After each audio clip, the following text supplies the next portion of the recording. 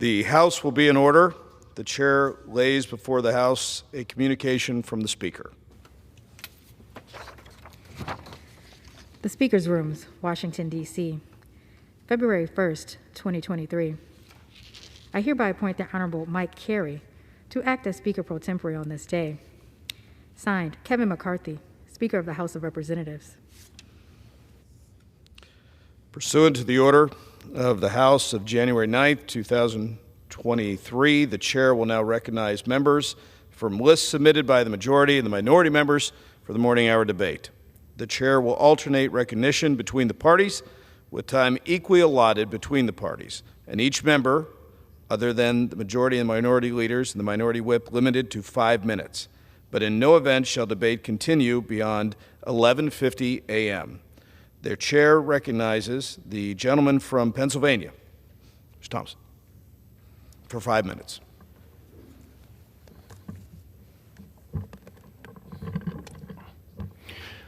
Well, thank you, Mr. Speaker.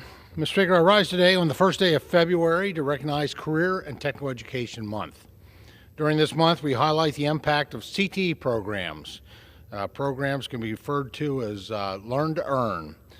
These programs are for learners at all levels, as well as the role of CTE in supporting industries seeking to fill positions in high demand, high skill, and high wage jobs and career fields. My appreciation for CTE came at a very early age.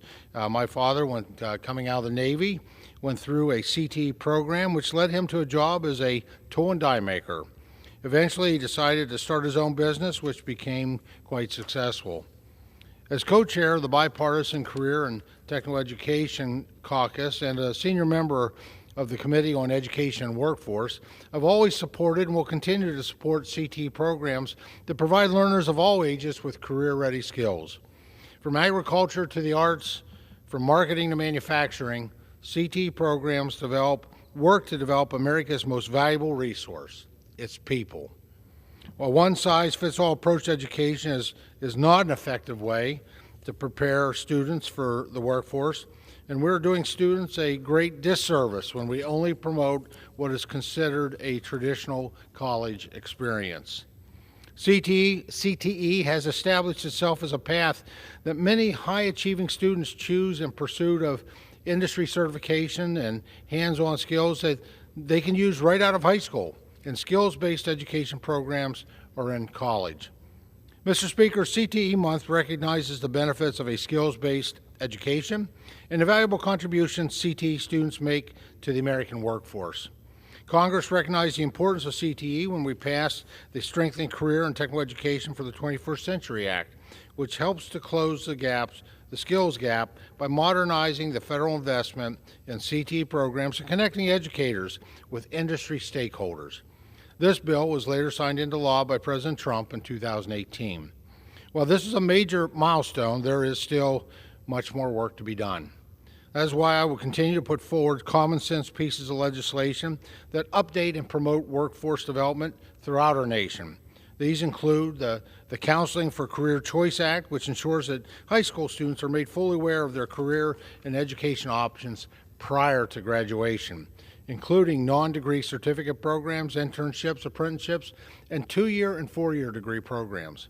There is also the Skills Investment Act, which enhances tax-advantaged savings accounts for educational expenses so American workers can use the accounts to pay for skills-based learning, career training, and workforce development.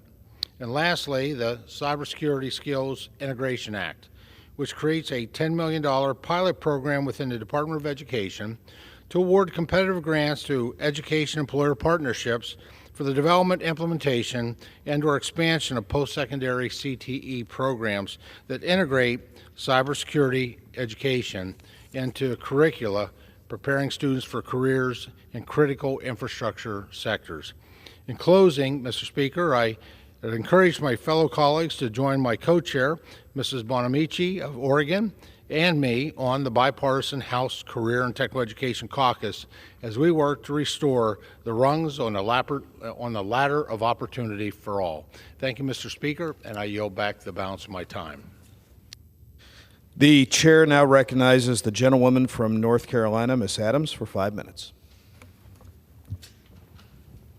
Mr. Speaker, today I rise to celebrate the first day of Black History Month and to honor the Greensboro Four for exemplifying this year's Black History Month theme, Black Resistance. Black history is American history, but it's important to remember that it is an ancient history. The Greensboro Four, also known as the A&T Four, sparked the sit-in movement in 1960, just 63 years ago today. Think about that. Only 6 decades ago, during my lifetime, Black Americans in the South were forced to use different water fountains, eat at separate lunch counters, go to different bathrooms, and most of all, suffer the indignity of second-class citizenship. And that is why on February 1, 1960, 4 courageous Black students from North Carolina Agricultural and Technical College, my alma mater, Ezell Blair Jr., David Richmond, Franklin McCain, and Joseph McNeil, sat down at a whites-only lunch counter and asked to be served. In doing so, the Greensboro Four changed the United States forever. The sit-in movement spread to cities across the South, where Black resistance against segregation, discrimination, the Jim Crow, eventually led to the Civil Rights Act of 1964, which outlaws segregation in public accommodations. And so it is with great pride today that I recognize the A&T Four and every American who joined the sit-in movement to protest the racism of the Jim Crow South and eventually change public policy. These protests against injustice led to civil rights and voting rights for Black Americans, as well as equal protection under the law. And whether it was at the Woolworths counter, or on a bus in Montgomery, or in a jail cell in Birmingham, or on a bridge in Selma, Alabama, or on the steps of the Lincoln Memorial, or a Baptist church in Atlanta, or in St. Louis, Missouri courthouse before the Civil War, or at a slave rebellion in Southampton County, Virginia, in the antebellum South, Black resistance has nourished and slowly worked to protect American democracy. So we as a nation have a responsibility to learn from our past and work diligently to carry on the legacy of these 4 men and all of our ancestors in the movement by ensuring equal rights for all people and by protecting the civil rights they fought so hard to win. Black history is more important than ever, and if it weren't so important, they wouldn't try to stop us from teaching it. Last month, Florida schools announced they would not teach an advanced placement course in African American history. The state of Florida's letter to the College Board claimed the course lacks educational value. I disagree. We can't afford to remove critical thinking from our curriculum. Our students won't understand American history without understanding African American history, and those who don't understand history, Mr. Speaker, are doomed to repeat it. And that's why this February, all Americans must recommit to teaching Black history in our homes, our schools, and our churches, on TV, on Twitter, and yes, even in the halls of Congress. We must be unified and unafraid to say Black and to teach our history and heritage. Because if we don't remember the Greensboro Four, Rosa Parks, Martin Luther, and Coretta Scott King, John Lewis, Hattie McDaniel, Frederick Douglass, Harriet and Dred Scott, Nat Turner, Harriet Tubman, and countless others, someday, somewhere, someone will have to endure what they endured to win yet again the rights and the respect they fought for. And that's why, for me, every month, Mr. Speaker, is Black History Month. Thank you, Mr. Speaker. I yield back. The chair recognizes the gentleman from Georgia, Mr. Carter, for 5 minutes.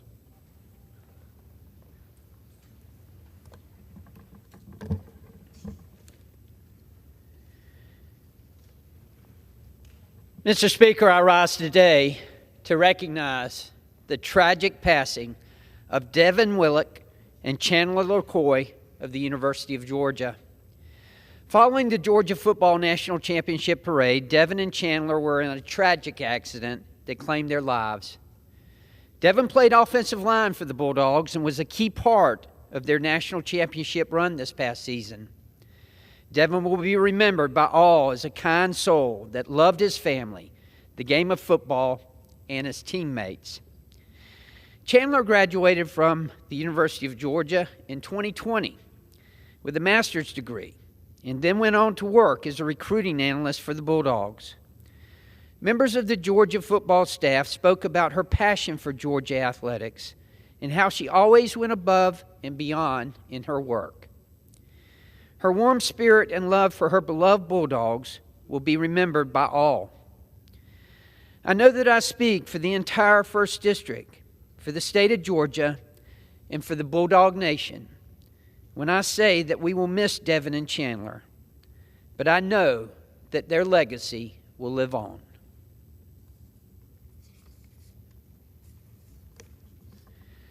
Mr. Speaker, I rise today to recognize Hinesville, Georgia, for being a great place to live, work, and raise a family.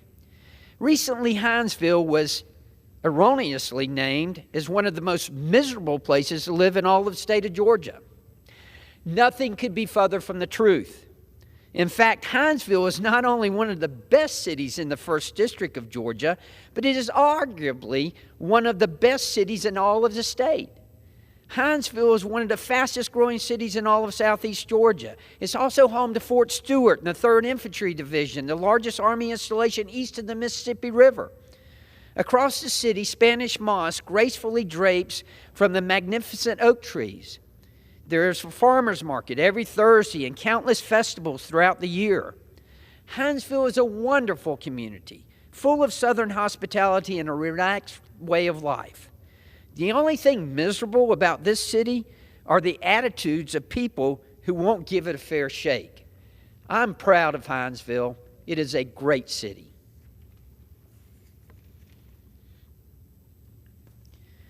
Mr. Speaker, I rise today to honor the legendary college football coach Paul Johnson for his induction into the College Football Hall of Fame. Utilizing his patent spread offense, Johnson compiled a career record of 189-99 in 22 seasons. In 11 seasons at Georgia Tech, he had a record of 82-60. His 82 wins are 4th most in Tech history. Johnson is responsible for 2 10-win seasons and 1 11-win season at Tech. He led the Jackets to 9 bowl appearances and 3 Atlantic Coast Conference Championship games. Johnson received ACC Coach of the Year honors 3 times in his career and National Coach of the Year honors twice. When he stepped down at Tech at the end of the 2018 season, his 189 career victories ranked 4th among NCAA Division I FBS head coaches. While I may be a Georgia Bulldog, I want to congratulate Coach Johnson for his legendary career and his induction into the College Football Hall of Fame.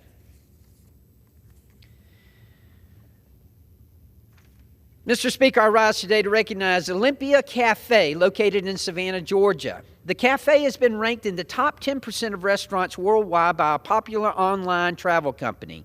Owner Nick Pappas started this restaurant in Savannah over 30 years ago. Before opening in the city, he had been told numerous times that Savannah was not the best place to open a cafe. However, those people were wrong. Pappas has found the perfect location. Olympia Cafe regularly hosts famous movie celebrities and worldwide travelers. He is proud of the restaurant's award because it relies on customer reviews, which reflects the cafe's hard work. I'd like to congratulate Pappas and everyone at the Olympia Cafe for winning this wonderful award. Thank you, Mr. Speaker, and I yield back. The chair recognizes the gentleman from New York, Mr. Ryan, for 5 minutes.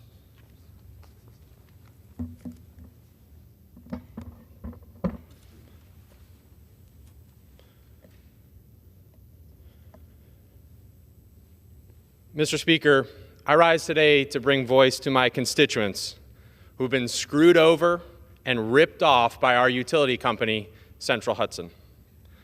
My colleagues here may never have heard of Central Hudson, but the people of the Hudson Valley know them all too well.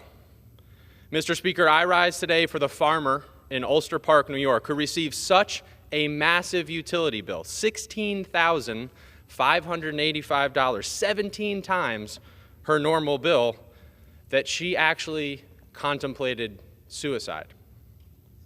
She described the debt, which put her at risk of losing her family farm, as a guillotine hanging over her head. I rise for the single mother in Kingston who told me she's afraid to cook for her 4 kids because turning on the stove means facing a gigantic gas bill. For the mayor of our city of Newburgh, who received a bill of $708,000 for a single month of electricity at his 3-bedroom family home. For senior citizens on a fixed income who had their entire checking accounts wiped out by an auto-pay withdrawal.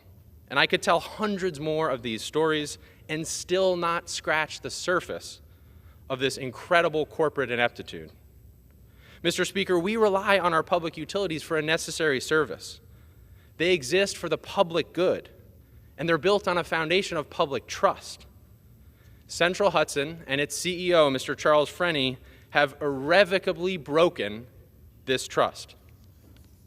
Since my calls for an investigation into Central Hudson's disastrous billing practices almost a year ago, we've received more than 11,000 formal complaints. A New York State Department of Public Service report revealed Central Hudson's billing system was riddled with hundreds of programming errors, leading to nearly 5,000 customers not receiving their bills, 8,000 customers overcharged, and more than 30,000 customers whose auto-pay was billed incorrectly, costing them over $16 million. And I want to be clear, I do not fault the hardworking employees of Central Hudson.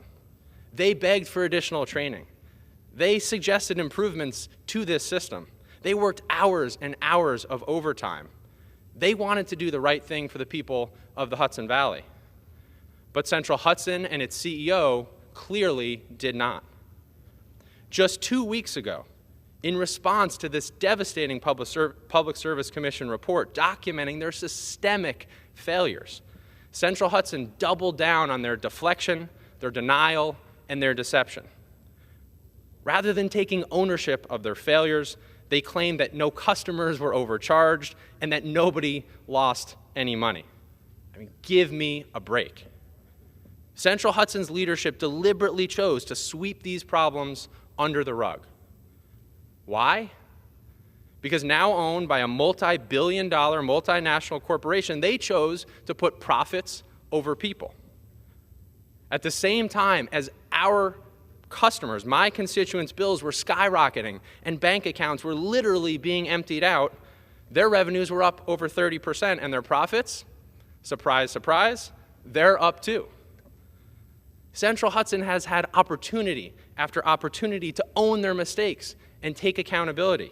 But time and again, they have failed to do so. Mr. Speaker, there is simply no excuse for this.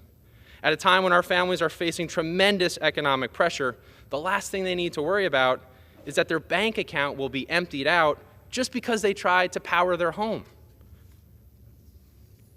Because of these failures, and because of Central Hudson's continued unwillingness to take accountability, today I'm calling on Central Hudson's CEO, Mr. Charles Freni, to do the right thing for our community and to resign.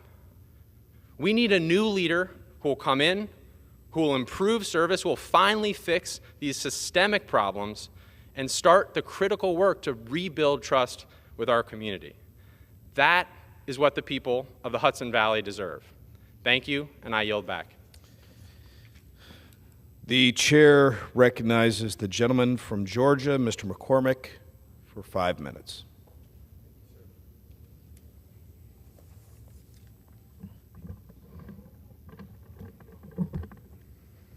Mr. Speaker, I want to address the Freedom for Healthcare Workers Act that's been submitted and we will soon vote on. As an ER physician who's treated thousands of patients, who's been exposed to COVID thousands of times, and watched nurses and mid-levels and healthcare workers of all kinds complain about government involvement in healthcare, I wanted to address this topic. I believe I'm the only congressman who's actually been an ER doctor in the pandemic. My last shift was December 28th. I intubated a patient, saw 3 critical patients. Several of them had COVID. Nobody was admitted for COVID, though. Back to the point, though, during this pandemic, we started off with no vaccination. Meanwhile, most of us were exposed, regardless of what PPE we had, and it was limited at times, to people who had fevers, who had symptoms even before we knew what COVID was. And a lot of us got sick and developed immunity naturally. And then the government stepped in. Although well-meaning, a lot of times government officials think they have the answer to everything, including things they really don't know about.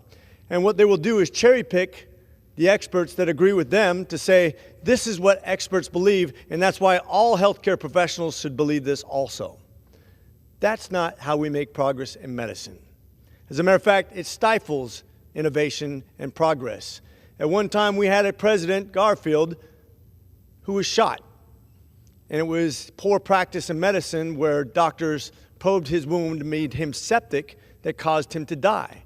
There was a dissenting opinion, Dr. Lister, you may have heard of Listerine, who believed in antiseptic, but he was scoffed at and belittled because he was the outlying person. Imagine where we would be if government stepped in and said, our experts said you don't need to wash your hands before you probe wounds. We'd still be in the dark ages of medicine. So I beg the government to stay out of the way of healthcare progress, to stay out of the debate of healthcare professionals. Because quite frankly, very few people in Congress understand medicine the way healthcare professionals do. They haven't been to medical school, and even those who haven't been in medicine for a long time. And quite frankly, the Doctors' Caucus is seldom relied on for healthcare policy, which is a shame. If you haven't been to medical school, if you haven't taken your boards, if you haven't been to residency, if you haven't seen tens of thousands of patients, you shouldn't be telling doctors who have a dissenting opinion what to do. There is no standard of care based on government. It's based on physicians having a good decision, trying different things, and finding out what works. That's how medicine has progressed in America, far beyond any limitations that we have in foreign countries. We are the leaders of innovation in healthcare. We should consider our healthcare professionals when we make decisions and not consider government first when it comes to standard of care. If you want to require healthcare professionals to have a vaccination, why do you think the government understands that requirement better than the very healthcare professional who not only treats this but was exposed to it, who has natural immunities, and who understands the side effects not only of the disease but also of the vaccination? Once again, I submit to you that it is time to let healthcare professionals make their own decisions, especially when it comes to their own lives. They are the ones that put their lives on the line during this pandemic. They are the ones that treated the sick patients, and they are the ones that know best whether a vaccination will benefit them or harm them, not a government. And I must also remind you that our Constitution is based on individual rights, not on a collective governance by politicians telling people what to do in things they don't know about. So with that, I hope we support the Freedom for Healthcare Workers Act, and I yield. The chair now recognizes the gentleman from California, Mr. Berra, for 5 minutes. Thank you, Mr. Speaker. Today, I rise to recognize the lifetime achievements of Angelo K. Tsakopoulos. Mr. Tsakopoulos' story is the story of the American dream. Angelo immigrated to the United States from Greece at the age of 15. He worked hard. He didn't have a whole lot, but went into the real estate business to help pay for his education at California State University, Sacramento. He built a real estate company. Angelo helped shape Sacramento over his life. The Sacramento Bee has identified Mr. Tsakopoulos potentially as the most influential Sacramentan since John Sutter. His contributions, not just to our community, but to philanthropy, to education, to the arts, are outstanding. Mr. Tsakopoulos also never forgot his roots in Greece. This Monday, he'll receive lifetime recognition for his service to Hellenism.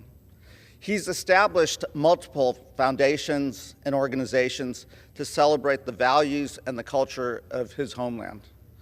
He also, through his family, continues to do public service through his daughter, Eleni, who's our lieutenant governor in California.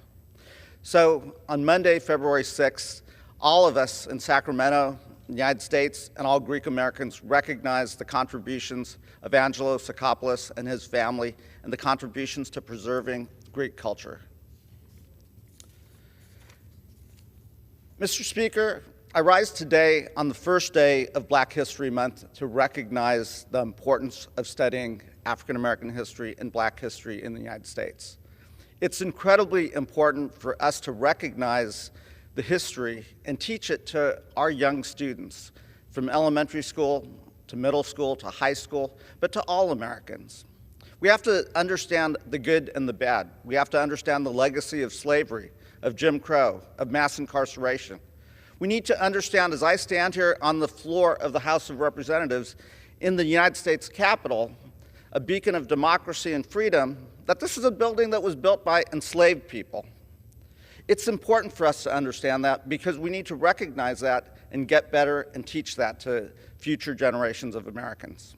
We also need to recognize the accomplishments of individuals, the moral character of our former colleague, John Lewis, who really was the moral backbone of this institution. The first president that I served under, Barack Obama, the accomplishments not just as president, but what a great human being, father, and husband. My close friend, the first female vice president, the first African-American vice president, the first Asian-American vice President Kamala Harris. She's a role model for my daughter and future women across the spectrum in the United States. And our good friend, the minority leader of the Democratic Party, Hakeem Jeffries, someone that we're all proud about. So let's understand African American history, let's teach it, let's not try to erase the parts that we don't want to teach, because if we don't teach history, we will be condemned to repeat some of those mistakes. We need to learn from the past, and we need to get better. Let's teach it to all of our students. Mr. Speaker, I rise today to honor Assemblymember Ken Cooley for his decades of service to Sacramento County and the state of California. Ken served in the California State Assembly for 10 years, representing the 8th Assembly District, which covered the eastern half of Sacramento County. Assemblyman Cooley started his public service career in Sacramento as the Chief of Staff to the State Assemblyman and later as Chief Counsel to the Assembly Finance and Insurance Committee. He was elected to Rancho Cordova's first City Council in 2002 and twice served as Mayor of Rancho Cordova. Ken was a constant presence and continues to be a constant presence throughout our community. I've had the privilege to go to many events with Ken, and he's a close friend. He's an Eagle Scout as well and really committed to the scouting, helping recognize youth achievement through the Boy Scouts of America. The city of Rancho Cordova and all of us in Sacramento County are better off thanks to his hard work and determination, and I wish him all the best in the next chapter of his life. Mr. Speaker, I yield back. The chair now recognizes the gentlewoman from Illinois, Mrs. Miller, for 5 minutes.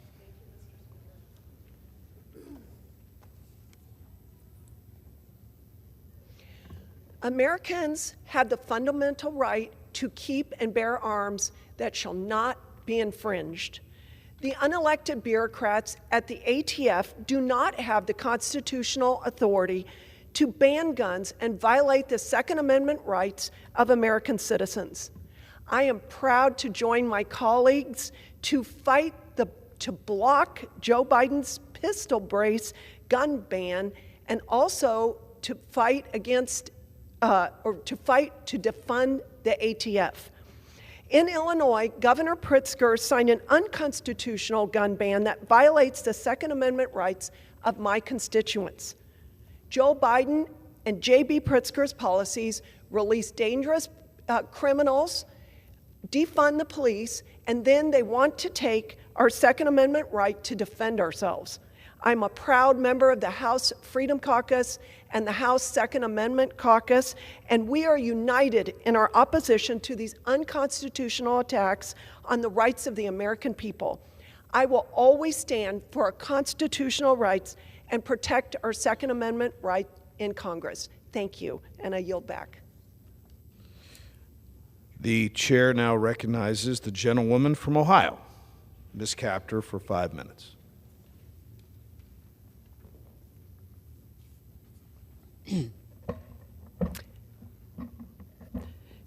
Mr. Speaker, Social Security coverage is an earned benefit.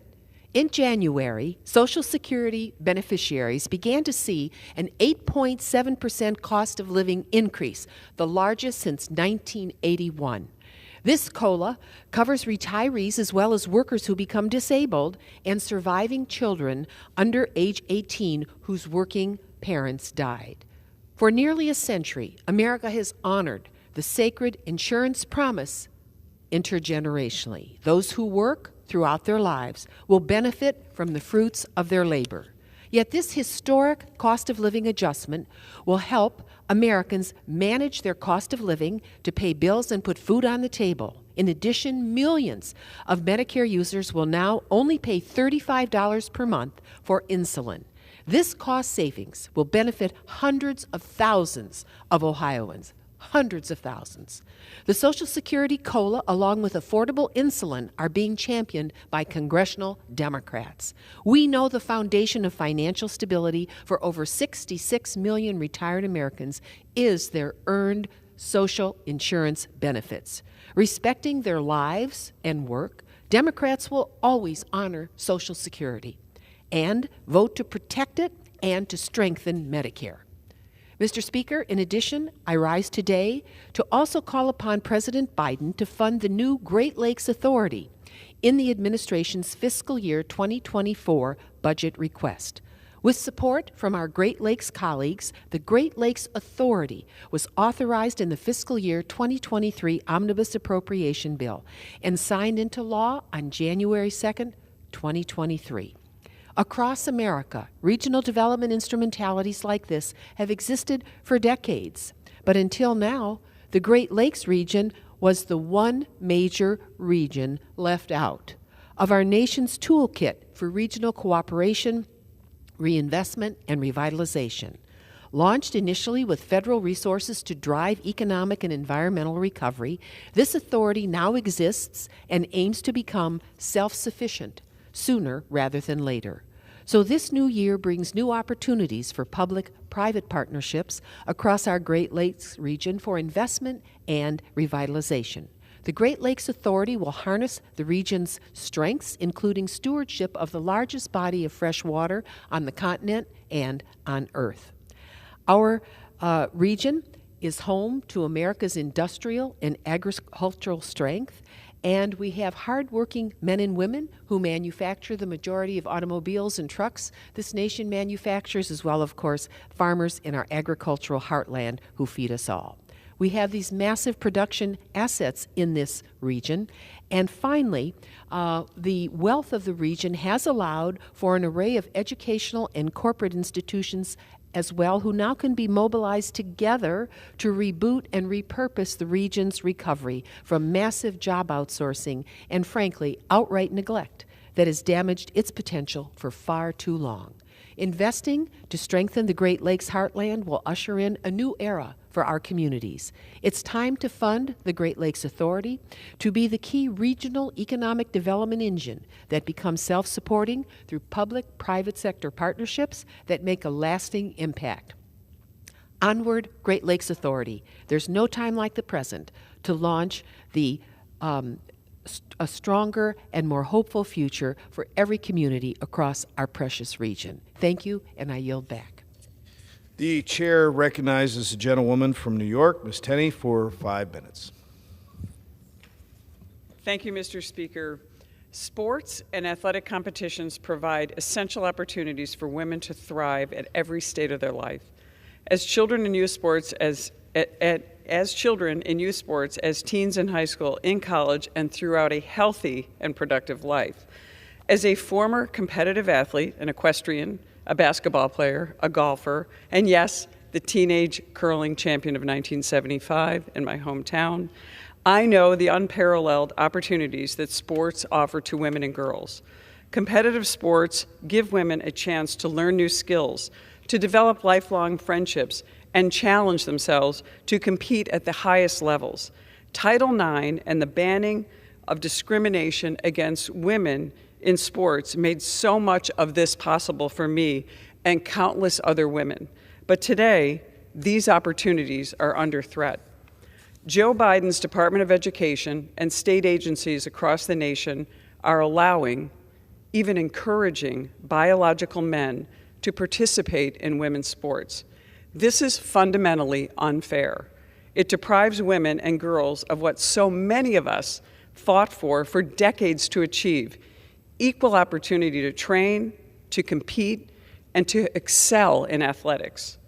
We witnessed this past year during the NCAA Women's Swimming Championship, a phenomenal female athlete was robbed of her title by a biological male. And this is not an isolated incident. The tragedy is playing out in countless other sports across athletic leagues across our nation. Today, we take a stand. We take a stand, and with compassion for all, in defense of women's sports and to stop this dangerous precedent. I'm honored to be joined today by an amazing group of outstanding women athletes, courageously standing up for women in all sports across our nation and all women athletes in our chamber today. This is why I'm so honored to co-sponsor Representative Greg Steube's Protection of Women and Girls in Sports Act and to announce its introduction today in honor of National Women and Girls in Sports.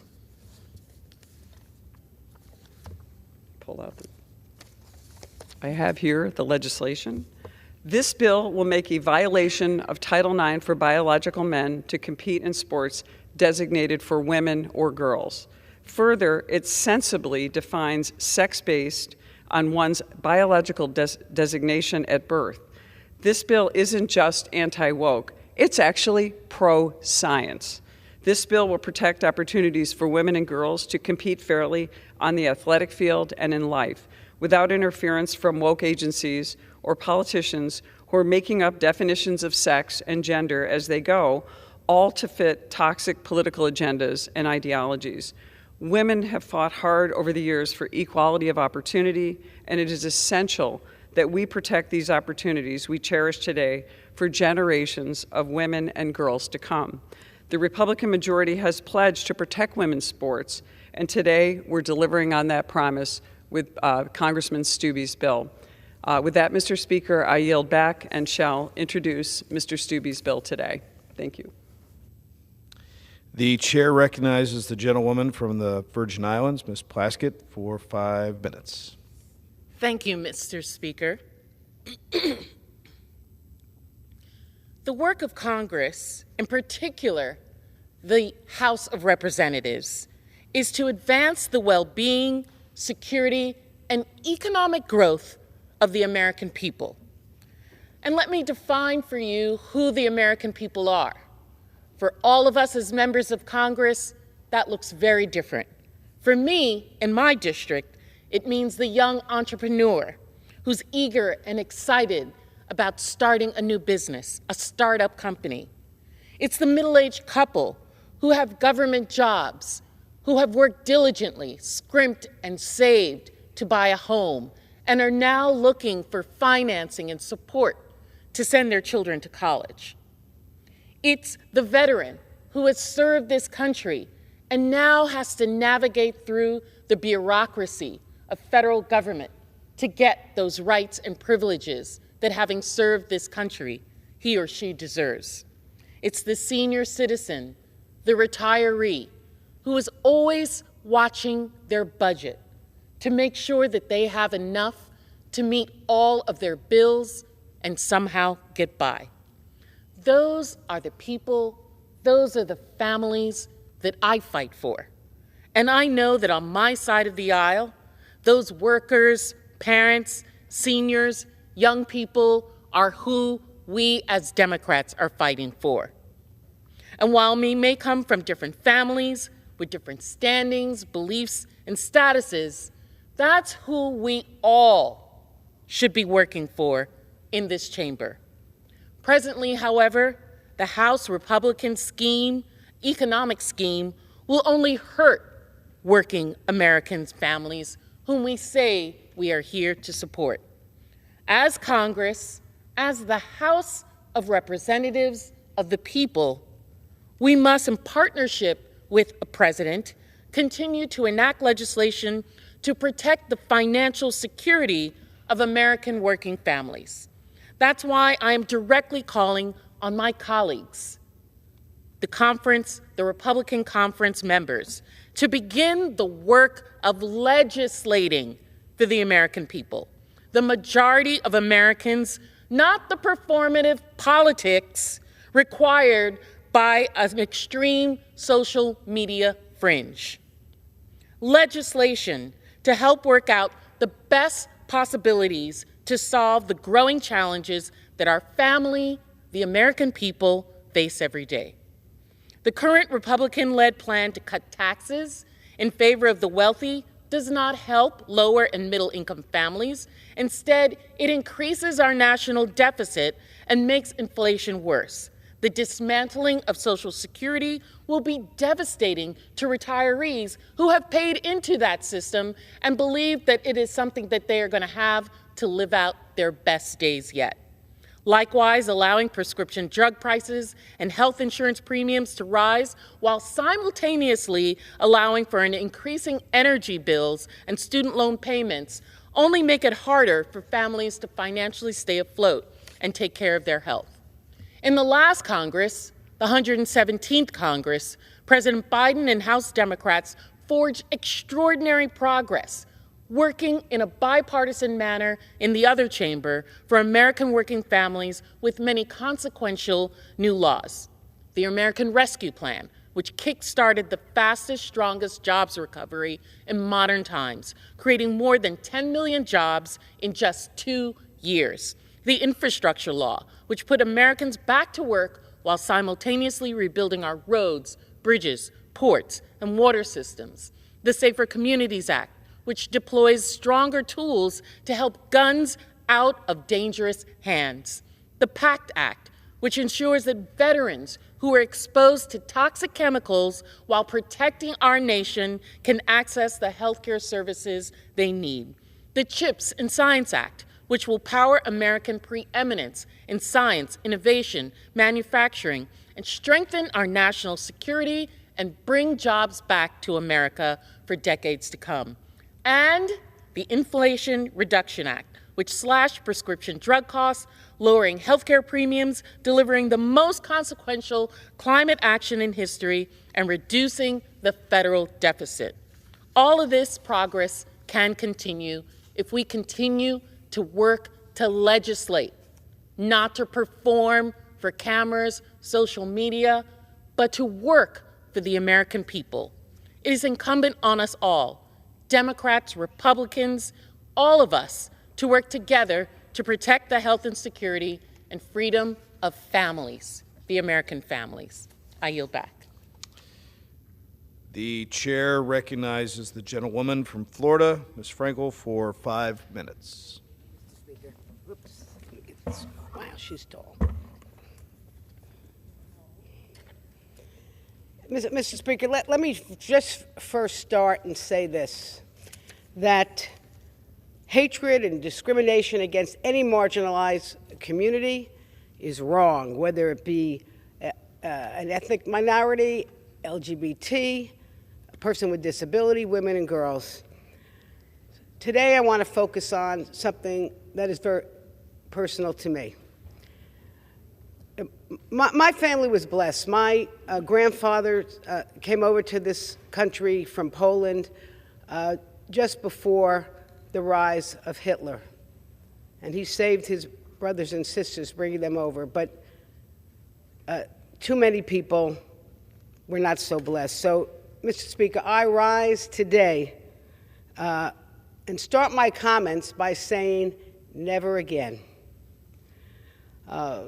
As I address the growing concern of anti-Semitism in my home state of Florida and across this country.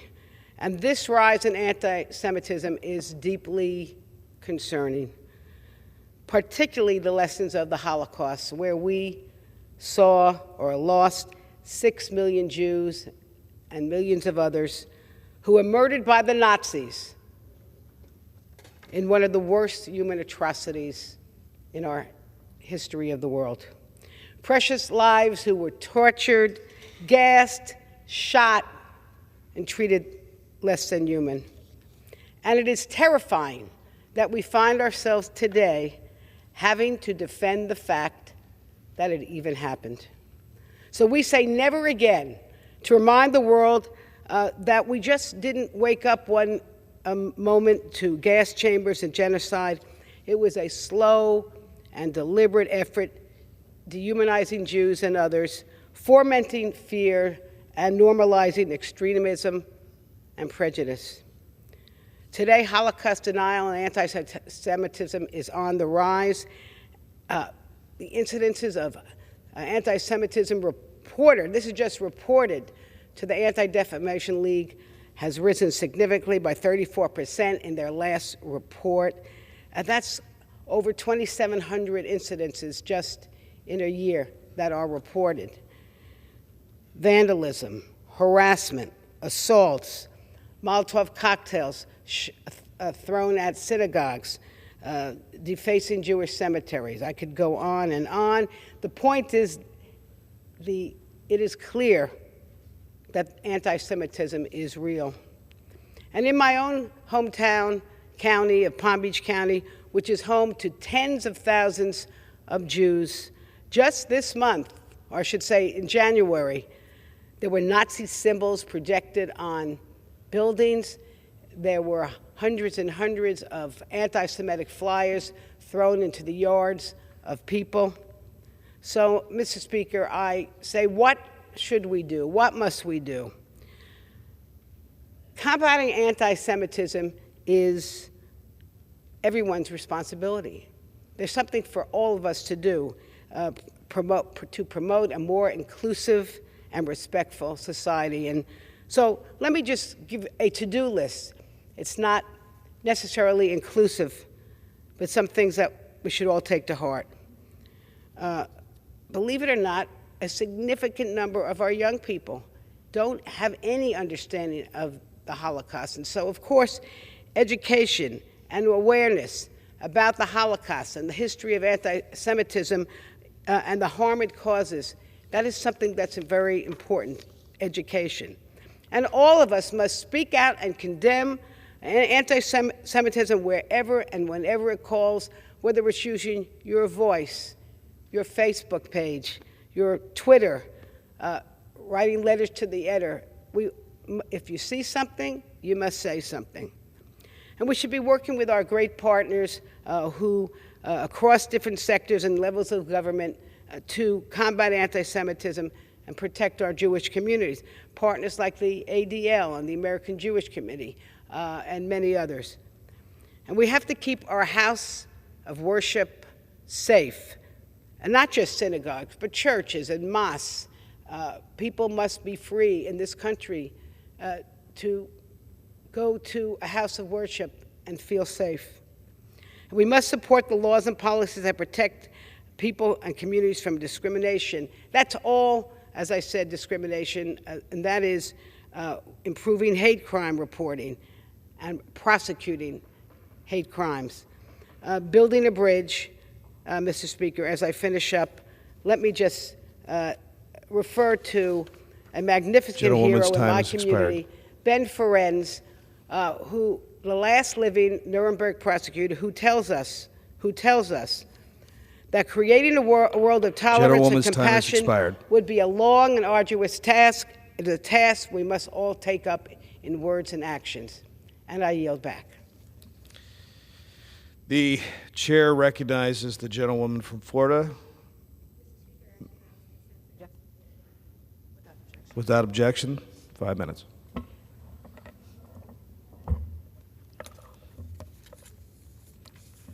I rise today to call on the Biden administration to close the disposable e-cigarette loophole. I commend this administration's work to curtail youth e-cigarette use. Youth usage of cigarettes and vaping is at a historic low, but the FDA's guidance issued by the previous administration on January 20th that prohibits flavored e-cigarettes does not apply to any of the disposable e-cigarette products currently on the market. It is important to note that non-disposable products with cartridge insertions are already banned by the FDA, but the loophole on disposable e-cigarettes has allowed a surge in youth usage, as according to the Center of Disease Control. The study shows that usage is up by 2,000% since 2019. It is a dangerous oversight that can easily be fixed by closing the Trump-era loophole. Disposable cigarettes are single use. They are not meant to be refilled or recharged. Right now, in smoke shops and corner stores and around the country, you might see dozens of disposable e-cigarette products in flavors like iced apple mango, strawberry, pineapple, and even lemonade. These products are sleek, affordable, pocket-sized, and highly accessible to our youth. The president can take immediate action by closing this Trump-era loophole. The future and safety of American youth depends on this.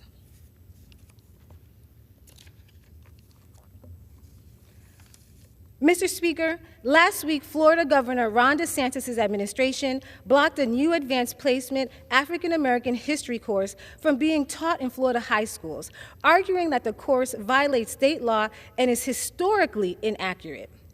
The DeSantis administration rejection of the AP course is unfathomable, unsound, and unacceptable. Instead of improving and expanding on the quality of education for Florida high school students, this administration's extreme agenda aims to roll back the clock by denying its students the right to explore the painful, complex, and rich history of African Americans in our country. The rejection of this course is an attempt to erase from our memory the truth about how hate, bigotry has destroyed our nation's moral fabric and ushered in one of the darkest moments of United States history. Governor Ron DeSantis claimed that he wants to protect students from the woke indoctrination, but what he really wants to do is to deny the truth by making bigoted relics and policies more digestible for future generations. It is only when we acknowledge and learn from our past that we can embrace the present and confidently shape our future. This blatant attack on the importance and value of African American history and culture fails to move our states and our country forward. It is these theatric schemes by the GOP that cripple our nation and growth and exemplify a poor reflection of who we are as a nation. America's diversity is, in fact, its greatest strength, and every culture has to be respected and celebrated. Mr. Speaker, I yield back.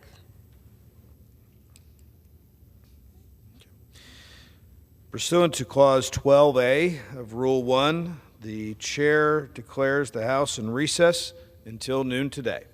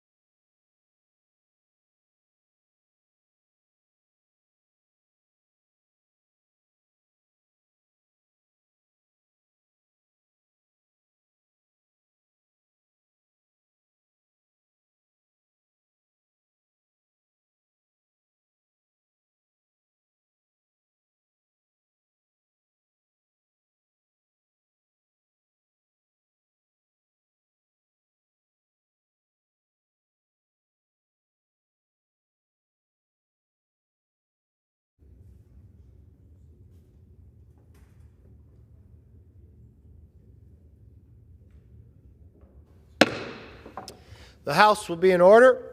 The prayer will be offered by Chaplain Kibben. Would you pray with me? Intercede in our lives, O Lord, even as we offer prayers of intercession for others. While we offer our petitions and thanksgiving for our leaders and all who are in authority, with our voices we also pray for those who have no voice, for those who have no hope, and for those who don't know how or what to pray in the moments they are now enduring. Hear our prayers for the individuals we know and name in our hearts who are grieving loss or suffering illness. For the many who are mute with pain and despair, may the prayers from our lips reach you on their behalf. Hear our prayers for our communities and our country who are fractured by the tragedies of violence in all its forms. For the many cities and neighborhoods disrupted with animosity and distrust, may the prayers we offer together in this place bring forth the comedy to be found only in you. Hear our prayers for the war-torn countries around the world and for their citizens who suffer from abuses of power, the deprivation of religious liberties, and the brutal oppression of human rights. For these who are prohibited from praying, may our prayers be louder and stronger than the adversary who seeks to silence them. You alone are sovereign, O God. May our faith be found righteous before you, that our prayers would be powerful and effective on behalf of your people. In the strength of your name we pray. Amen. The chair has examined the journal of the last day's proceedings and announces to the House the approval thereof. Pursuant to Clause 1 of Rule 1, the journal stands approved. The Pledge of Allegiance will be led by the gentleman from Texas, Mr. Williams. This country and the world. Pledge allegiance to the flag of the United States of America and to the republic for which it stands, one nation, under God, indivisible, with liberty and justice for all. The chair will entertain up to 15 requests for 1-minute speeches on each side of the aisle. For what purpose does the gentleman from Pennsylvania seek recognition? Mr. Speaker, request unanimous consent to address the House for 1 minute and to revise and extend my remarks. Without objection, the gentleman is recognized for 1 minute. Well, thank you, Mr. Speaker. Mr. Speaker, I rise today to congratulate Penn State University's World Campus on 25 years of online learning. In 1998, Penn State World Campus launched its first online courses. Since then, those initial courses have expanded to more than 175 degrees and certificate programs and almost 34,000 students who have graduated with a Penn State degree they earned online. Through the past 25 years, the leadership of World Campus has remained dedicated to helping students to reach their goals. The creation of World Campus allows students to find success in a flexible way. Students who wanted a Penn State degree but could not go to a campus have access to an extensive selection of associate's, bachelor's, and master's degree programs. In fact, Penn State World Campus is ranked number 5 on Military Times' Best for Vets list, named guard-friendly by the Pennsylvania National Guard Associations. Mr. Speaker, as a proud Penn State alumni, the World Campus gives students of all backgrounds and ages to be able to find success and join the extensive Penn State community. Congratulations, Penn State World Campus. We can't wait to see what the next 25 years have in store. We are. Thank you, Mr. Speaker, and I yield back the balance of my time. For what purpose does the gentleman from Illinois seek recognition? Speaker, I ask unanimous consent to address the House for 1 minute, revise and extend. Without objection, the gentleman is recognized for 1 minute. Thank you, Mr. Speaker. I rise today to talk about what has been and should always be a bipartisan issue, raising our nation's debt ceiling.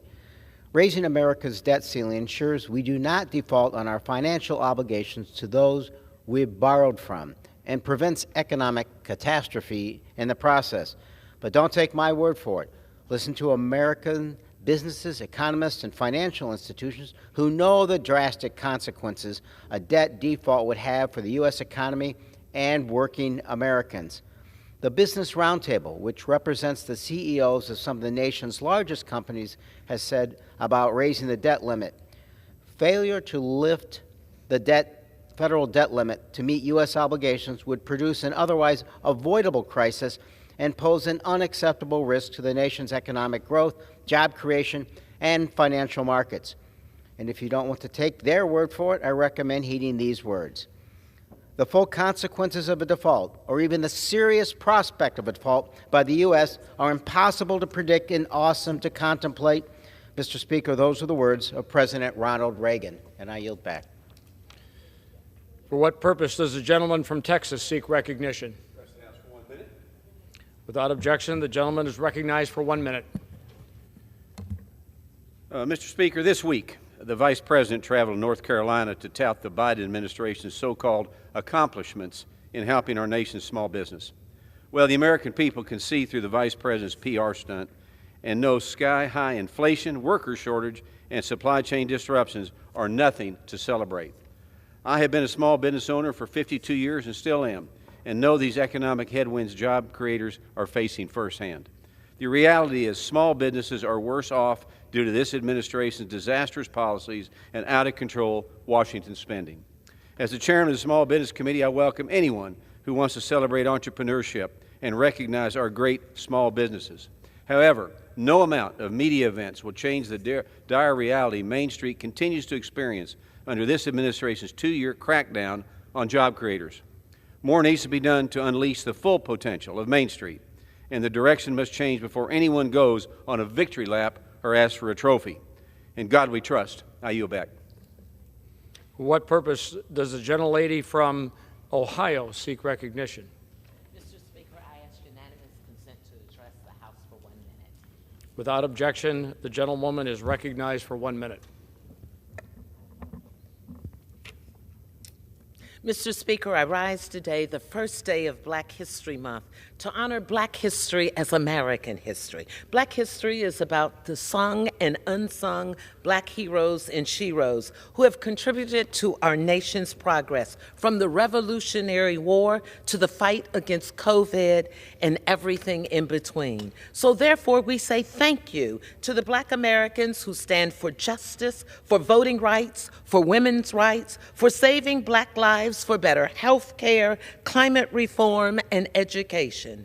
I believe whether it is teaching AP Black History courses or standing on this House floor, that when we acknowledge the unique struggle of Black Americans through history, we grow closer to our nation's highest ideals. I hope everyone will take time this month to learn and truly understand, Mr. Speaker, that Black history is American history. And I yield back. For what purpose does the gentlewoman from California seek recognition? Mr. Speaker, I rise to address the House for 1 minute and to revise and extend my remarks. Without objection, the gentlewoman is recognized for 1 minute. Thank you, Mr. Speaker. As we all know, deceptive drugs made of fentanyl are killing young people and destroying lives in Southern California and across our nation at an alarming rate. In California, fentanyl is responsible for 1 out of every 5 youth deaths. The top source of fentanyl is the U.S.-Mexico border, and last year, 60% of fentanyl found in 2022 was at Southern California ports of entry in San Diego and Imperial counties near my district. The Orange County Sheriff Department seized more than 400 pounds of suspected fentanyl and nearly 400,000 pills suspected to contain fentanyl during the first 10 months in 2022. I'll keep fighting for solutions to secure our border, prevent these drugs from entering our schools, streets, neighborhoods, and homes. Thank you, and I yield back. For what purpose does the gentleman from New Hampshire seek recognition? Without objection, the gentleman is recognized for 1 minute. Thank you, Mr. Speaker. I rise today to address the addiction crisis that continues to impact just about every community and every family across this country. Many of us have lost neighbors, friends, and loved ones. And despite significant efforts at all levels of government, recent statistics show the problem is worsening. My hometown of Manchester saw a 22% increase in opioid-related overdoses last year and a 41% increase in opioid-related deaths. We must do more to confront this crisis, to support those who are suffering from substance use disorder, and to stop the trafficking of fentanyl and its analogs.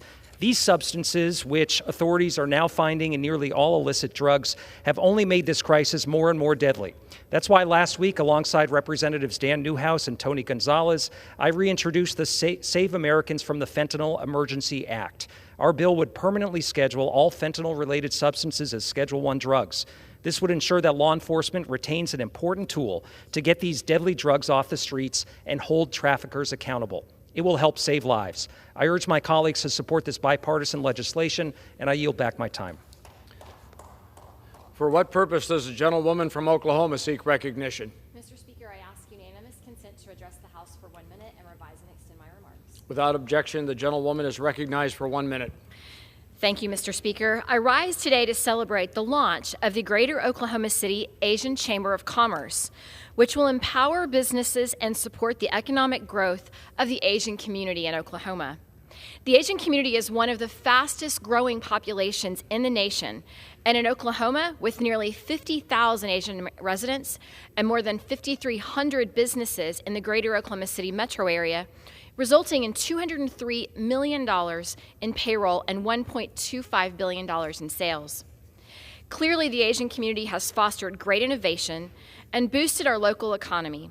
I am proud to serve such a vibrant community, and I'm grateful for their remarkable contributions to the district. Thank you to the incredible leaders and entrepreneurs who have created this new chamber that will benefit the community and beyond. I am particularly grateful for the leadership of Scarlett Lake Howe and her vision in starting the Greater Oklahoma City Asian Chamber of Commerce. Her leadership will be vital for years to come. Thank you, Mr. Speaker. I yield back the balance of my time. For what purpose does the gentleman from New York seek recognition? Without objection, the gentleman is recognized for 1 minute. Mr. Speaker, I rise to celebrate the incredible life and service of World War II veteran Paul Woods. Mr. Woods joined the United States Army in 1941. During the war, he bravely fought for America's freedoms abroad and racism at home. Mr. Woods is known to say, "A bullet knows no race, rank, or status. We are all brothers on the battlefield." On February 20th, Mr. Woods will celebrate his 100th birthday. It is my honor to celebrate this American hero and to thank him for the selfless service on behalf of a grateful nation. I yield back. What purpose does the gentleman from Mississippi seek recognition? I ask unanimous consent to address the House for 1 minute and to advise and extend my remarks. Without objection, the gentleman is recognized for 1 minute. Mr. Speaker, it is my privilege to rise today to honor an incredible woman, my Deputy Chief of Staff, Sharon Johnson. Today marks Sharon's 35th year of service to Mississippi's 3rd Congressional District. Sharon was born and raised in Louisville, Mississippi, and began her career in Washington, D.C. under the legendary G.V. Sonny Montgomery. Since that time, Sharon has served our district under all 3 members of Congress since: Congressman Chip Pickering, Congressman Greg Harper, and now I am blessed that she has been a member of my team since day one. Over the past 35 years, Sharon has proven to be a true asset to the people of Mississippi's 3rd Congressional District. Her unwavering commitment to service and community has earned her the respect and admiration of those who have had the privilege of working with her. Today, we honor Sharon and celebrate her service. I'm hopeful that Sharon's record of public service will inspire future generations of young women to consider this important work. On behalf of Mississippi's 3rd Congressional District, I would like to extend my sincerest thanks to Sharon Johnson for her 35 years of unwavering service. Thank you, Mr. Speaker, and I yield back. For what purpose does the gentlewoman from North Carolina seek recognition? I ask unanimous consent to address the House for 1 minute and to revise and extend my remarks. Without objection, the gentlewoman is recognized for 1 minute. Thank you, Mr. Speaker. On this day, 63 years ago, 4 courageous North Carolina A&T students Franklin McCain, Jabril Kazan, Joseph McNeil, and David Richmond staged a sit-in at the whites-only lunch counter of the Woolworth department store in Greensboro, North Carolina, after they were refused service. They came to be known as the Greensboro Four. In the days to come, their peaceful protests grew as they were joined by students from Bennett College and Dudley High School.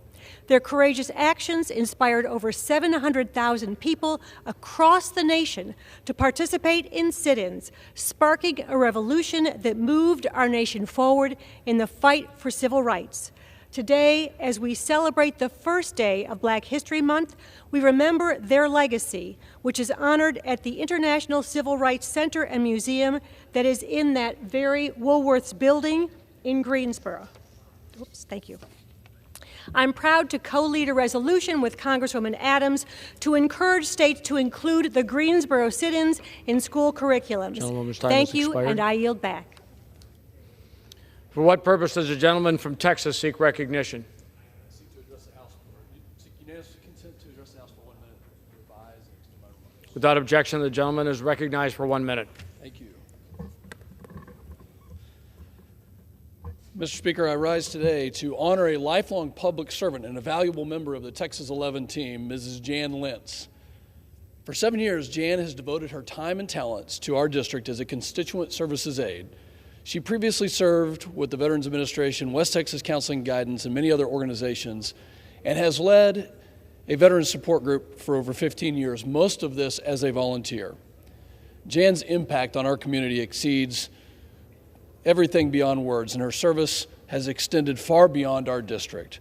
She has literally impacted thousands of lives, veteran lives, family member lives, and so many in need in our community. Over the years, Jan has secured countless benefits for veterans and has impacted thousands of veteran families. And last year alone, she returned over $100,000 in taxes back to constituents. Jan is someone who we all wish we could be. As she moves into the next phase of her life and into retirement, we want Jan to know that we're grateful for your service. We're grateful for what you have done for our community, for veterans, and for so many people in need. And Jan, I want to say thank you from the bottoms of our heart, from our team and our district and the state of Texas. We all wish you good luck in retirement. I yield back. For what purpose does the gentlewoman from Pennsylvania seek recognition? Mr. Speaker, I ask for unanimous consent to address the House for 1 minute and to revise and extend my remarks. Without objection, the gentlewoman is recognized for 1 minute.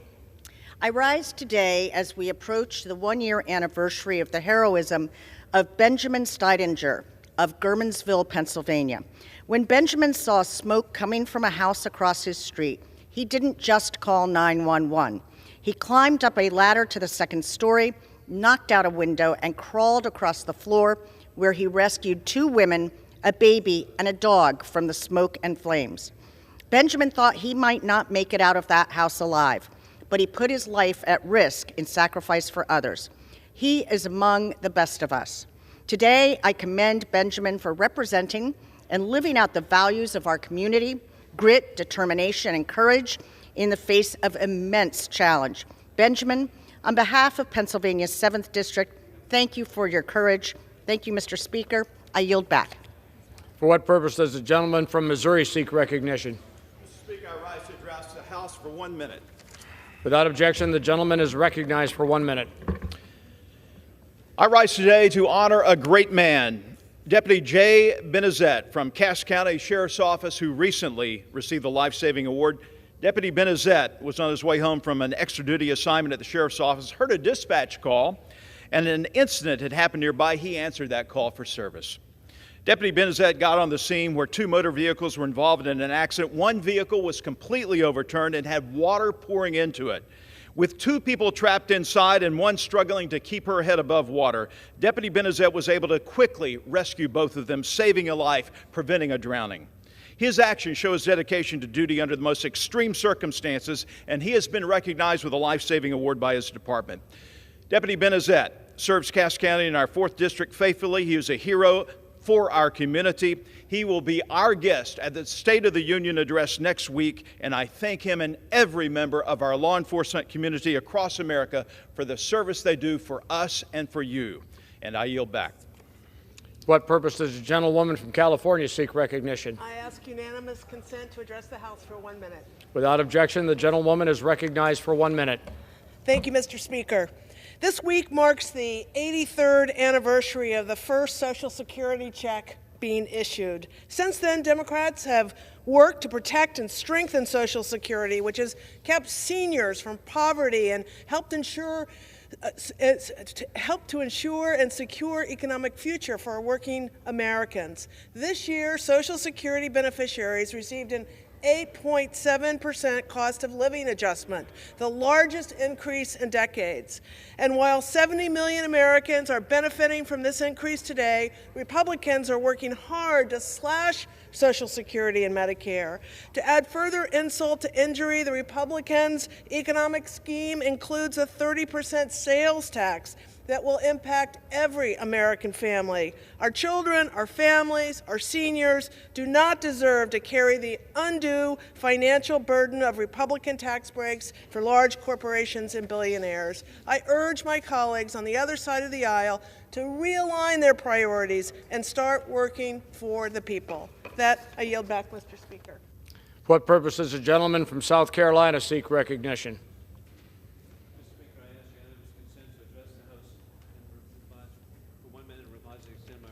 Without objection, the gentleman is recognized for 1 minute. Thank you, Mr. Speaker. As a result of the failing policies by Biden and the Democrat-led Congress, American families continue to feel the impact of a 40-year high of inflation in their pocketbooks. Last year, the cost of everyday products and services rose exponentially, destroying jobs. Since Biden took office, there's been a $10 trillion increase in spending above projections, $2.5 trillion increase in interest payments on growing federal debt, $1.9 trillion on the American Rescue Plan, $745 billion on the Inflation Expansion Act, $3.4 trillion on the Infrastructure Investment Act, $1 trillion in Biden executive actions. This irresponsible spending has hurt all Americans, and we must address it. The newly elected House Republican majority, ably led by Speaker Kevin McCarthy, is committed to creating jobs and a government that is accountable to the people. We must reestablish fiscal sanity. In conclusion, God bless our troops who successfully protected America for 20 years as the global war on terrorism continues moving from the Afghanistan safe haven to America. Just yesterday, another terrorist was caught crossing the southern border.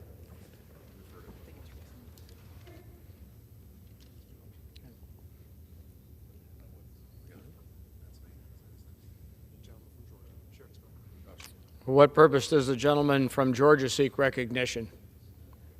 Mr. Speaker, I request for unanimous consent to address the House for 1 minute and to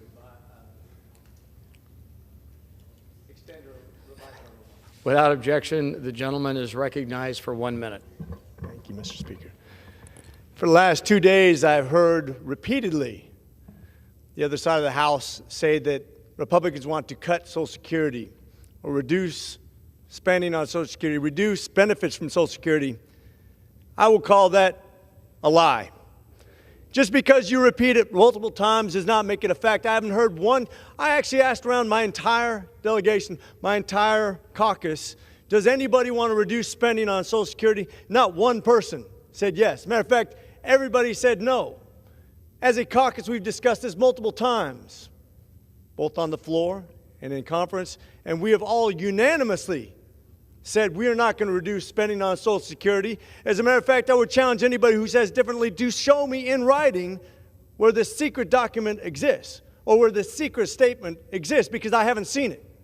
So I just want to take this opportunity to express that just because you say it doesn't make it fact. And the fact is, no Republican is talking about reducing spending on Social Security as a caucus. Thank you. And with that, I yield.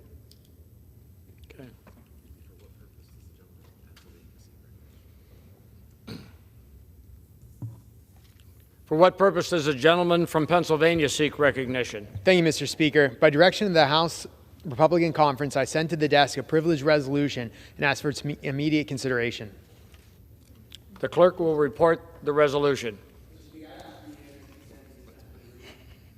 House Resolution 84, resolve. Clerk will suspend. Without objection. Without objection, the resolution is agreed to, and the motion to reconsider is laid on the table. Unanimous consent that notwithstanding Section 1A2A of the House Resolution 12, as amended by Section 1C of House Resolution 78, the Select Subcommittee on the Weaponization of the Federal Government be composed of the chair and ranking minority member of the Committee on the Judiciary, together with not more than 19 other members, delegates, or the resident commissioner appointed by the Speaker, of whom not more than 8 shall be appointed in consultation with the minority leader. Without objection, so ordered. Thank you, Mr. Speaker. By direction of the Committee on Rules, I call up House Resolution 83 and ask for its immediate consideration. The clerk will report the resolution. House Calendar Number 2, House Resolution 83. Resolved that upon adoption of this resolution, it shall be in order to consider in the House the concurrent resolution, House Concurrent Resolution 9, denouncing the horrors of socialism. All points of order against consideration of the concurrent resolution are waived. The concurrent resolution shall be considered as read. All points of order against provisions in the concurrent resolution are waived. The previous question shall be considered as ordered on the concurrent resolution and preamble to adoption without intervening motion except 1 hour of debate equally divided and controlled by the chair and ranking minority member of the Committee on Financial Services or their respective designees. Section 2. Upon adoption of this resolution, it shall be in order, without intervention of any point of order, to consider in the House the resolution, House Resolution 76, removing a certain member from a certain standing committee of the House. The resolution shall be considered as read. The previous question shall be considered as ordered on the resolution and preamble to adoption without intervening motion except 1 hour of debate, equally divided and controlled by the chair and ranking minority member of the Committee on Ethics or their respective designees. The gentleman from Pennsylvania is recognized for 1 hour. Thank you, Mr. Speaker. For the purpose of debate only, I yield the customary 30 minutes to the distinguished ranking member from Massachusetts, my good friend, Mr. McGovern, pending which I yield myself as much time as I may consume. During consideration of this resolution, all time yielded is for the purpose of debate only. Mr. Speaker, I ask unanimous consent that all other members have 5 legislative days to revise and extend their remarks. Without objection. Thank you, Mr. Speaker. House Resolution 83 provides for consideration of 2 resolutions under a closed rule. They are House Concurrent Resolution 9 and House Resolution 76. Mr. Speaker, I rise in support of this rule and in support of the underlying resolutions. HCON Res 9 is a simple resolution denouncing the horrors of socialism in all forms and opposes the implementation of socialist policy here in the United States. This resolution should not be controversial. Socialism is a harmful ideology that is opposed to everything the United States stands for. Karl Marx and Vladimir Lenin both described and demonstrated how socialism is a transition period between capitalism and communism. And we've seen this time and time again. Socialist ideology creates a concentration of power that leads to communist regimes, totalitarian rule, and brutal dictatorships that deprive their citizens of basic freedoms and human rights. We've seen the horrors of communism through the tens of millions killed by regimes in China, the Soviet Union, North Korea, Cambodia, and elsewhere. Horrors that some of my colleagues across the aisle refused to even condemn yesterday during the Rules Committee hearing on this. Even today, hundreds of thousands of Russians, Chinese, Cambodians, Koreans, Cubans, and Venezuelans have fled from murderous communist dictatorships and have legally resettled here in the United States. They are a living testament to the barbarity of these socialist regimes and the promise of the American dream. It's essential that Congress condemn the atrocities committed in the name of socialism and prevent any socialist policies from being implemented in the United States. Additionally, the rule before us provides for consideration of HRES 76, a resolution that would remove Representative Ilhan Omar from her seat on the Committee on Foreign Affairs. Representative Omar has a repeated history of making deplorable and despicable anti-Semitic remarks and does not deserve to sit on the committee directly overseeing U.S. international policy, partnerships, and national security. In fact, former chairman of the Foreign Affairs Committee, a Democrat, Representative Eliot Engel, claimed that such comments made by Representative Omar have, and I quote, "no place in the Foreign Affairs Committee or the House of Representatives," end quote. Compared to the actions taken by my Democratic colleagues last Congress, I think that we Republicans are being incredibly generous in only removing Representative Ilhan Omar from the Foreign Affairs Committee instead of from all her committee assignments, which we are clearly in our right to do. I urge my colleagues to support this rule, and I reserve the balance of my time. The gentleman reserves. The gentleman from Massachusetts is recognized. Mr. Speaker, I want to thank the gentleman from Pennsylvania, my good friend Mr. Rushenthaler, for yielding me the customary 30 minutes, and I yield myself such time as I may consume. I'm confused, Mr. Speaker, because after months of hearing from Republicans that they want to address bread and butter issues, that they want to do something about the issues facing everyday people in this country, the issues that we hear about when we go home, we are here instead wasting the time of this body with two useless, stupid political stunts which are about dividing people, distracting people. Make no mistake, these are Fox News talking points, Tucker Carlson sound bites, press releases. That's what they are. And the reason why is clear. When Democrats were in charge, we had one of the most productive Congresses in history.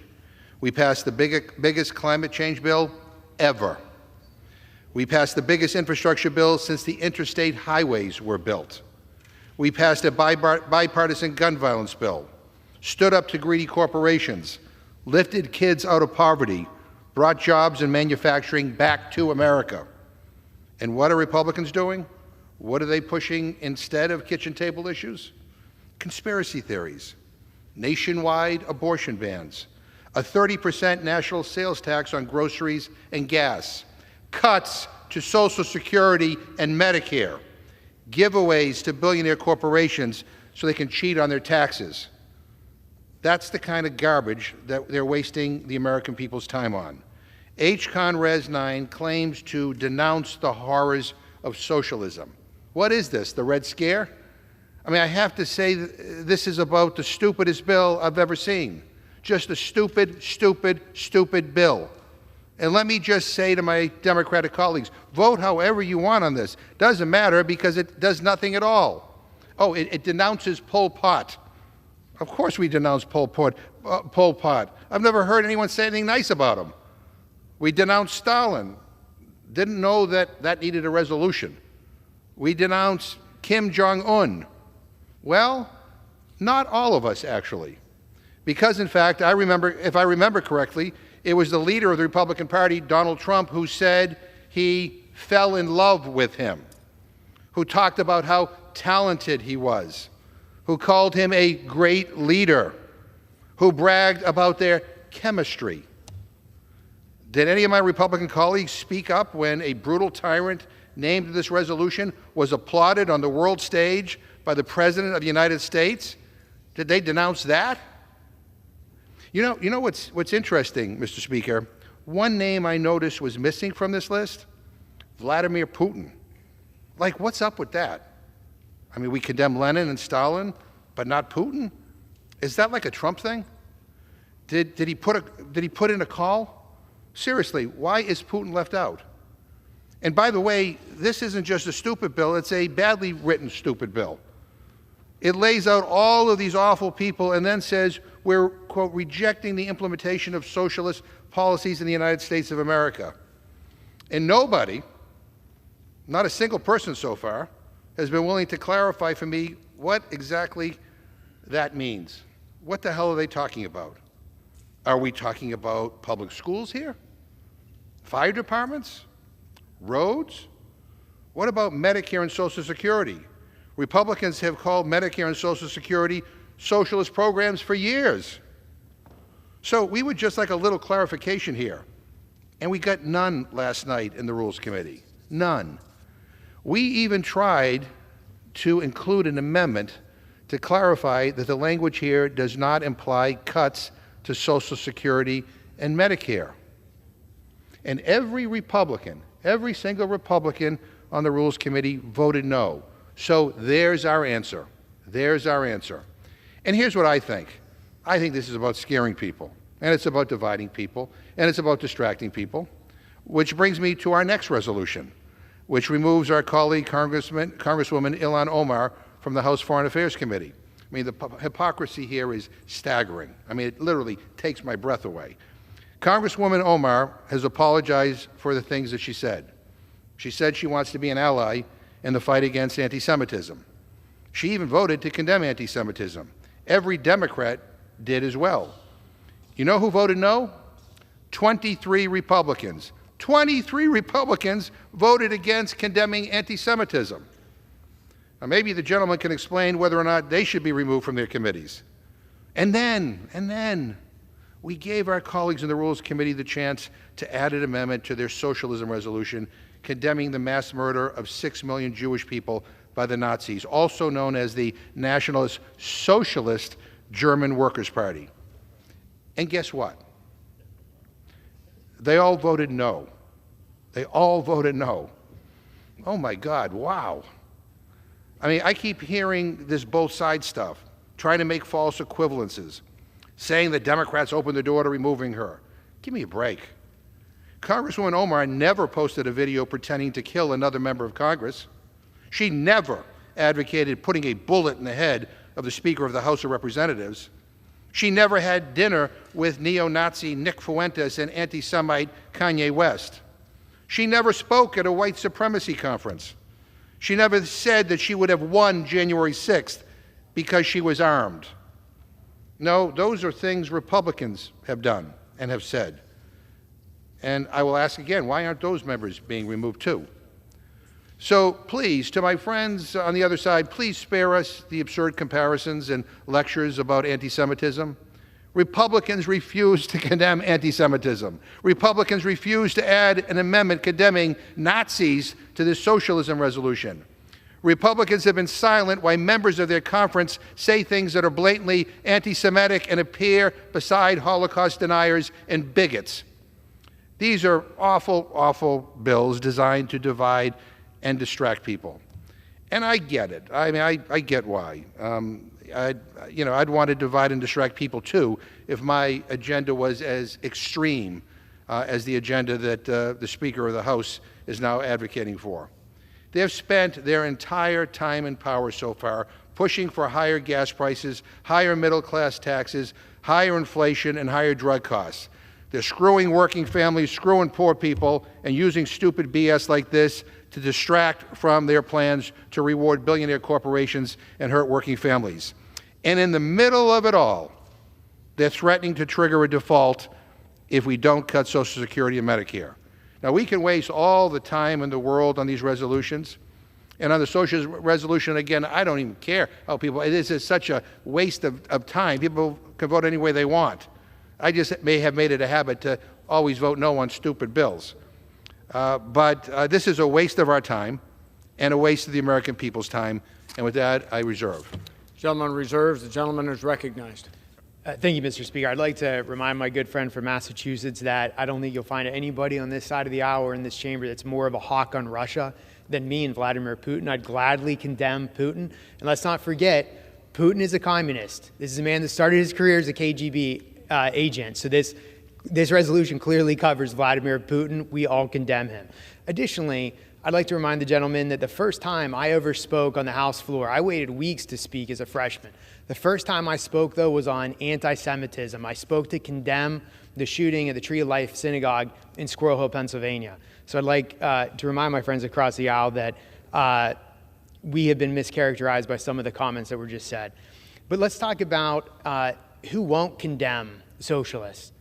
We had a ranking member, a Democratic ranking member in the Rules Committee hearing yesterday, who was given the chance to condemn Xi, would not do it. Chance to condemn Putin, would not do it. Chance to condemn Pol Pot, wouldn't do it. And a litany of other socialists and communists. So I would just like to remind my friend from across the aisle that members on his side refuse to condemn socialists and communist dictators. But I find it rich that there's a question over the definition of socialism. Remember, for the last 2 years, my friends across the aisle couldn't even define the term woman. We had that rigmarole where they couldn't define woman and refused to acknowledge science, that there were different sexes. But now they can split hairs between the difference between socialism and communism. It's absolutely laughable.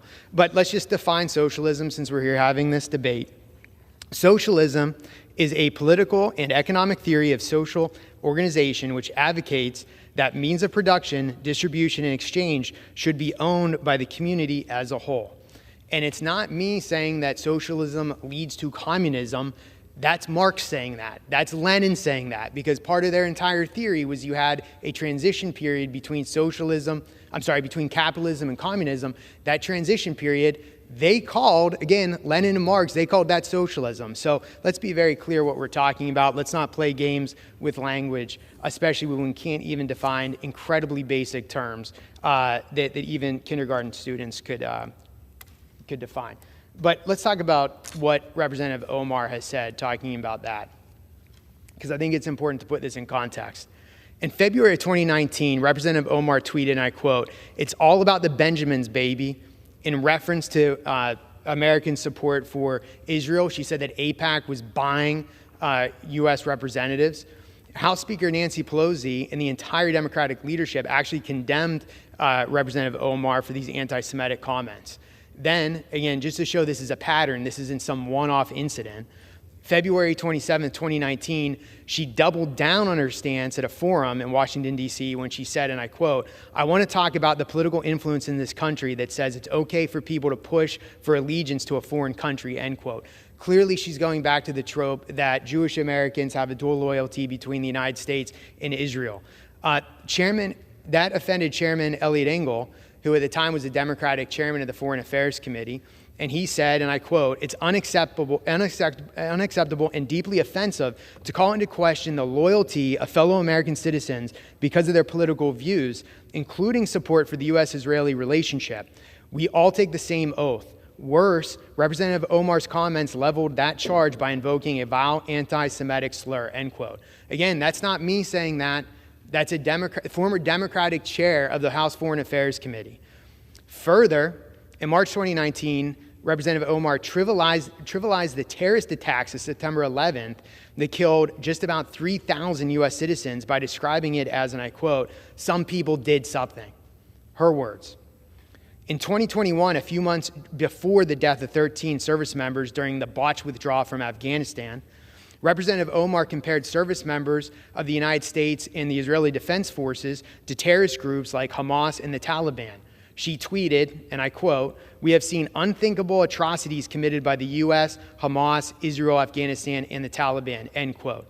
To think that a representative here in this body would equate the Israeli Defense Force and the American service members to Hamas and the Taliban speaks volumes. It's unacceptable. That person should not be on the Foreign Affairs Committee.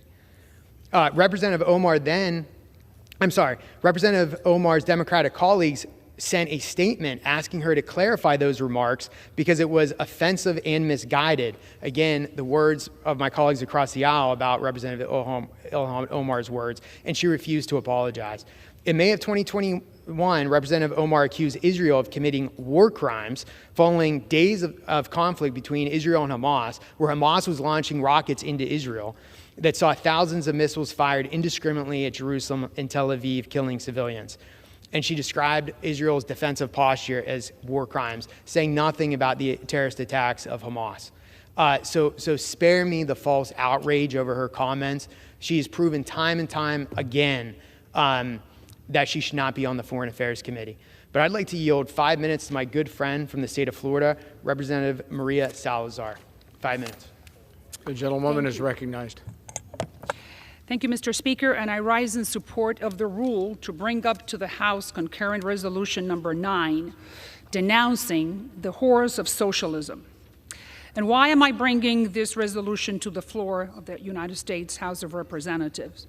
Because young people in America are being brainwashed by the news media and academia into believing that socialism is an economic model for the greater good of all Americans.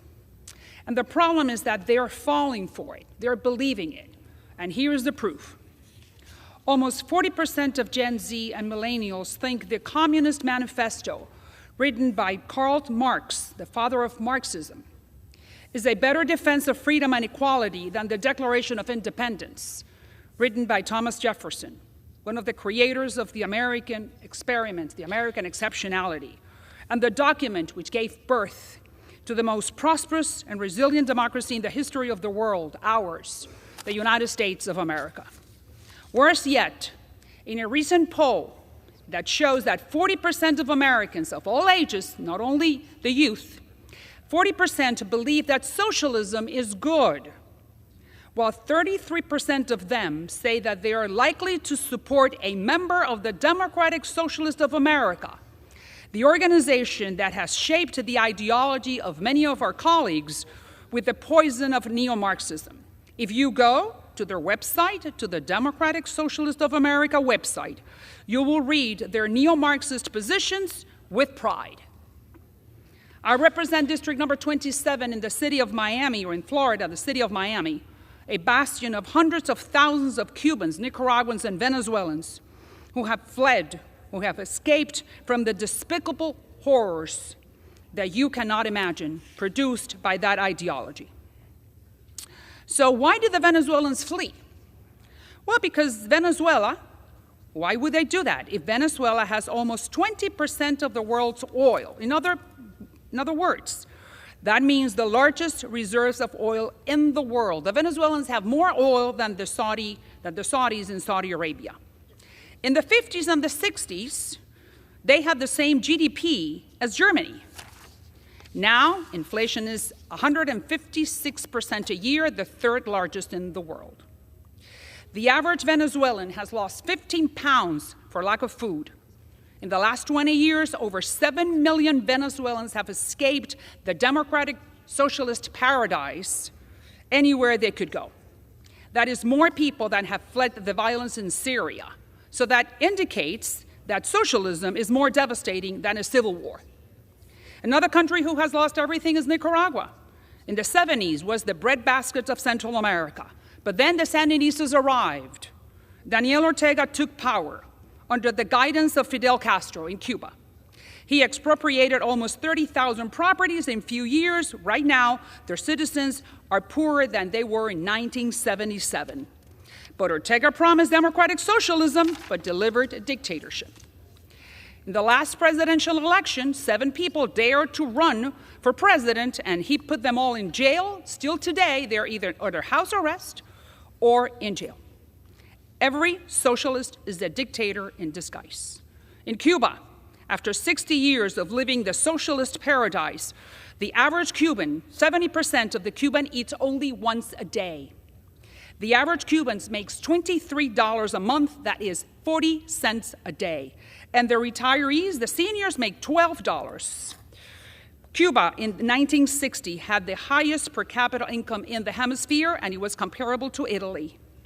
And we know that because there is hunger is a very powerful motivator. So today, Cubans by the thousands throw themselves to the sharks in the Straits of Florida looking for freedom and hoping to get to the district that I represent on this floor. And that's just in this hemisphere. In China, 55 million died. In Cambodia, 1 million. In the USSR, 10 million froze to death in the gulags. Socialists are in the business of power, and it only takes one generation to believe their false promises and lose our freedom. It is a lie that socialism will solve your problems, economic or social. And if it's democratic socialism is socialism, and socialism is always socialism. We cannot let this evil ideology take hold in this country. We are in the United States, the stronghold of freedom. That is why we must pass this resolution. I yield back the balance of my time. Thank you. Gentleman reserves. The gentleman is recognized. So, Mr. Speaker, I listened to this debate and I get more and more confused. The gentleman from Pennsylvania said that Vladimir Putin was not put on this list because he's a communist, yet the gentleman mentioned communism several times. The gentlelady just talked about the Communist Manifesto, and I'm looking at the list of people that are mentioned. Among them is Pol Pot, who was, I think everybody believes, was viewed as a communist. So again, I'm just trying to figure out, like, why wasn't Putin included on this list? Did somebody get a call from the Mar-a-Lago prison line that you couldn't put Putin on this list? I mean, what was? I don't quite get it. And again, I'm also just stunned that last night, we offered the Gottheimer Amendment, and this language basically says that fascism led to the murder of 6 million Jewish people by the Nazi regime. Everybody on the Republican side voted no. And this is like, and again, we asked for some clarification on really what the guts of the bill was, which is the resolve clause. What are you talking about? What policies are you against here in the United States? And we asked to make the Takano Amendment in order, which would basically say that that Social Security and that Medicare would be exempt from any cuts, that this was not what the intention was. And every one of the Republicans, every one of them voted no. There was a gentleman who just came down on the floor saying, I don't know why everybody's saying Republicans want to cut Social Security and Medicare. You know why? Because of what happened last night in the Rules Committee. Mr. Speaker, last night, as I mentioned, the Rules Committee, the Democrats offered an amendment that would clarify that any opposition to socialist policy implementation in the United States does not include existing federal programs such as Medicare, Social Security, TRICARE, VA health care, and VA home loan program, VA burial benefits, and VA homelessness programs. My Republican colleagues voted against it. Well, we want to give them a second chance to get this right. So if we defeat the previous question, I will offer an amendment to this rule to include this important amendment and give every member on the floor the opportunity to clarify that existing federal programs like Social Security and Medicare are not under attack by this new Congress. And, forgive us if we are concerned, but rhetoric from many members on the other side of the aisle, past and present, give us pause. Republicans have called Social Security a socialist program. I remember when Newt Gingrich wanted Medicare to wither on the vine. So, Mr. Speaker, I ask unanimous consent to insert the text of my amendment into the record along with any extraneous materials immediately prior to the vote on the previous question. Without objection. Mr. Speaker, Social Security is the bedrock of our nation's social safety net. Since its inception, it has lifted millions of our seniors out of poverty, protecting the benefits, the benefits and other programs should be a priority for this Congress. As my Republican colleagues demand reckless cuts in exchange for paying for our nation's bills, we on the Democratic side are going to remain unified in doing everything we can to protect these important programs. To discuss our proposal, I yield 3 minutes to the amendment sponsor, the gentleman from California, Mr. Takano. Thank you, Ranking Member McGovern. Mr. Speaker, I had hoped to rise today to offer an amendment which was a clarifying amendment, which would have clarified what the resolution before us today meant by the word socialist or socialism. We don't, none of us have any objection to, in fact, embrace the whereas clauses. We condemn egregious examples of totalitarian authoritarianism and the excesses thereof. But we're very concerned about what the resolve clause means and the way socialism is defined. There are many ways to look at socialism.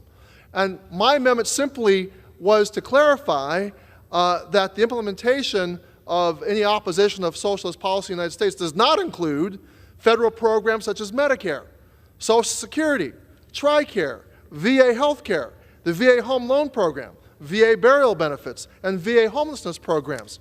But you know what? Unfortunately, the Rules Committee last night blocked my amendment. And the rejection of my amendment sends a clear message to the American people under this Republican majority. Social Security and Medicare and veterans benefits are not safe because they construe those to be socialist programs.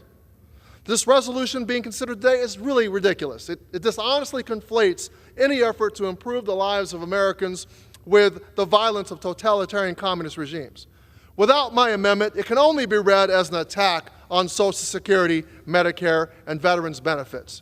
The programs my amendment specifies helps veterans receive health care, aid struggling families who have fallen on hard times, and support millions of Americans by ensuring they receive the benefits they have spent their life working and paying for.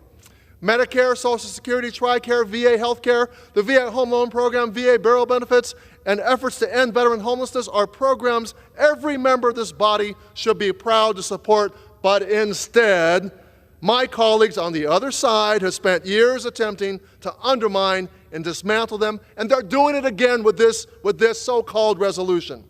This so-called anti-socialism resolution is simply the latest volley in an assault that goes back decades.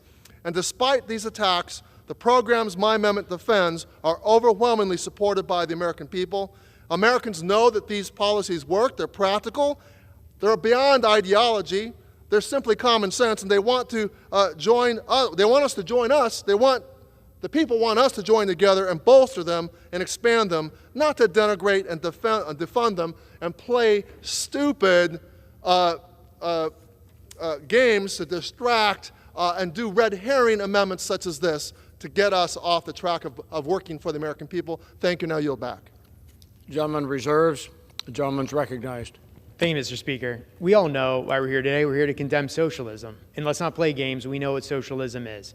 And despite knowing what socialism and communism is, you're going to see Democrat after Democrat come down here on the floor and refuse to vote to condemn socialism and communism. And let's talk about what that means. Mao Zedong, in his socialist revolution in China, you had 55 million people starve to death in the wake of famine and devastation caused by the so-called great leap forward in China. And you're going to have Democrats come to the floor and refuse to condemn that. Let's talk about Joseph Stalin. And by the way, history lesson, FDR, a Democrat, would refer to Joseph Stalin as Uncle Joe when he was trying to make this ruthless thug more palatable to the American people. Again, a Democrat praising Joseph Stalin, but I digress. Under Stalin, tens of millions died in the Bolshevik Revolution. At least 10 million people were sent to gulags in the USSR, and more than and millions starved to death in Ukraine due to forced famine. Pol Pot eliminated 1/4 of the population in Cambodia, 1/4. And again, you're going to have Democrats come to the floor and refuse to condemn that. Due to socialist and totalitarian policies, over 75% of Venezuelans currently live in poverty.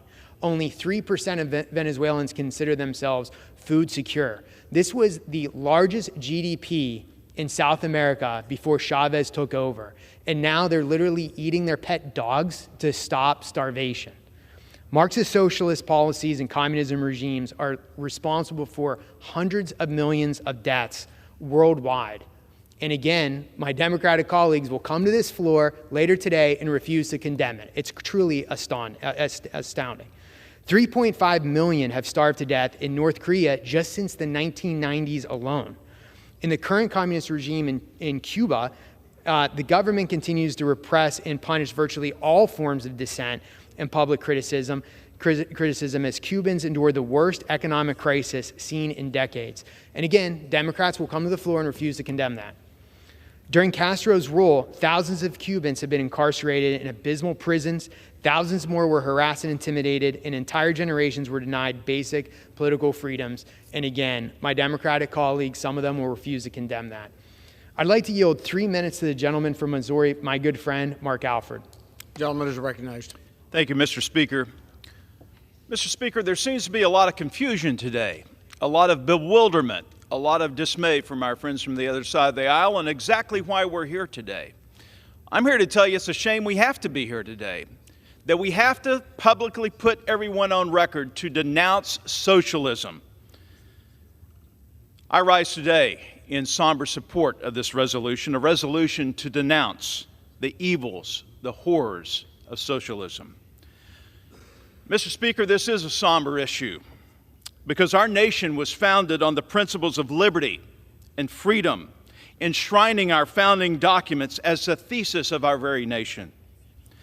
However, my colleagues on the other side of the aisle here have made light of the horrors of socialism and at times have advocated for this radical ideology, to the point that the youth of our nation have been deceived. They begin falling away from the true ideals of the freedoms on which our nation were founded, that being liberty, democracy. So let me clear up some of this confusion for our good friends. This cannot happen. We can never let it happen again. Socialism has created famine, mass murders, the killing of over 100 million humans around the world. Many of the worst crimes in history were committed by socialist ideologies: Stalin, Mao Zedong, Castro, Kim Jong-un, Maduro. And yes, I'm here today to tell you that we also condemn uncategorically any forms of socialism, including Vladimir Putin. This history cannot be forgotten. As socialist regimes have indefinitely led to the destruction of personal liberties and are still a constant threat, future generations must be taught, they must understand the horrors of socialism. So we stand here today. It's a shame we have to be here to do this, to teach this lesson, to denounce the horrors of socialism, to protect the freedoms of our great nation, and take a stand for personal liberty. Our young people have been led astray. Our nation has been blinded to some degree, and it's time to lift the scales off those blind eyes. It's time that every American take a stand. It is time to tell the truth. The truth is the only thing that matters. And the truth is, ladies and gentlemen, that socialism is evil. I yield back the balance of my time. Gentleman reserves. Gentleman is recognized. Yeah. This is a strange debate, Mr. Speaker. I'm glad the gentleman said that he personally condemns Vladimir Putin, but it still doesn't explain why he's not on this list. I mean, if everybody condemns Vladimir Putin, then why isn't he on this list? There are other communists on this list. And if we're going to condemn communism, fine. But communism isn't mentioned in this resolution.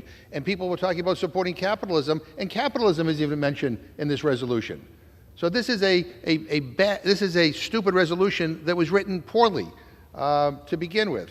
And again, I would say to my colleagues that we gave you an opportunity to expand the list to include the National Socialist German Workers' Party, which are the Nazis,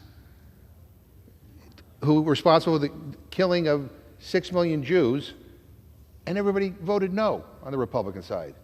I just can't get my head around why that was such a controversial addition.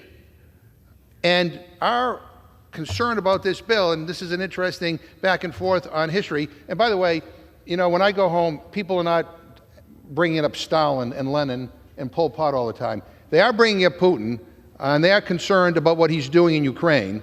And maybe the reason why Putin is not on this list is because the other side of the aisle is divided in their support to help protect the sovereignty of the Ukrainian people. And maybe that's what we're going to see coming down the road in terms of budget cuts.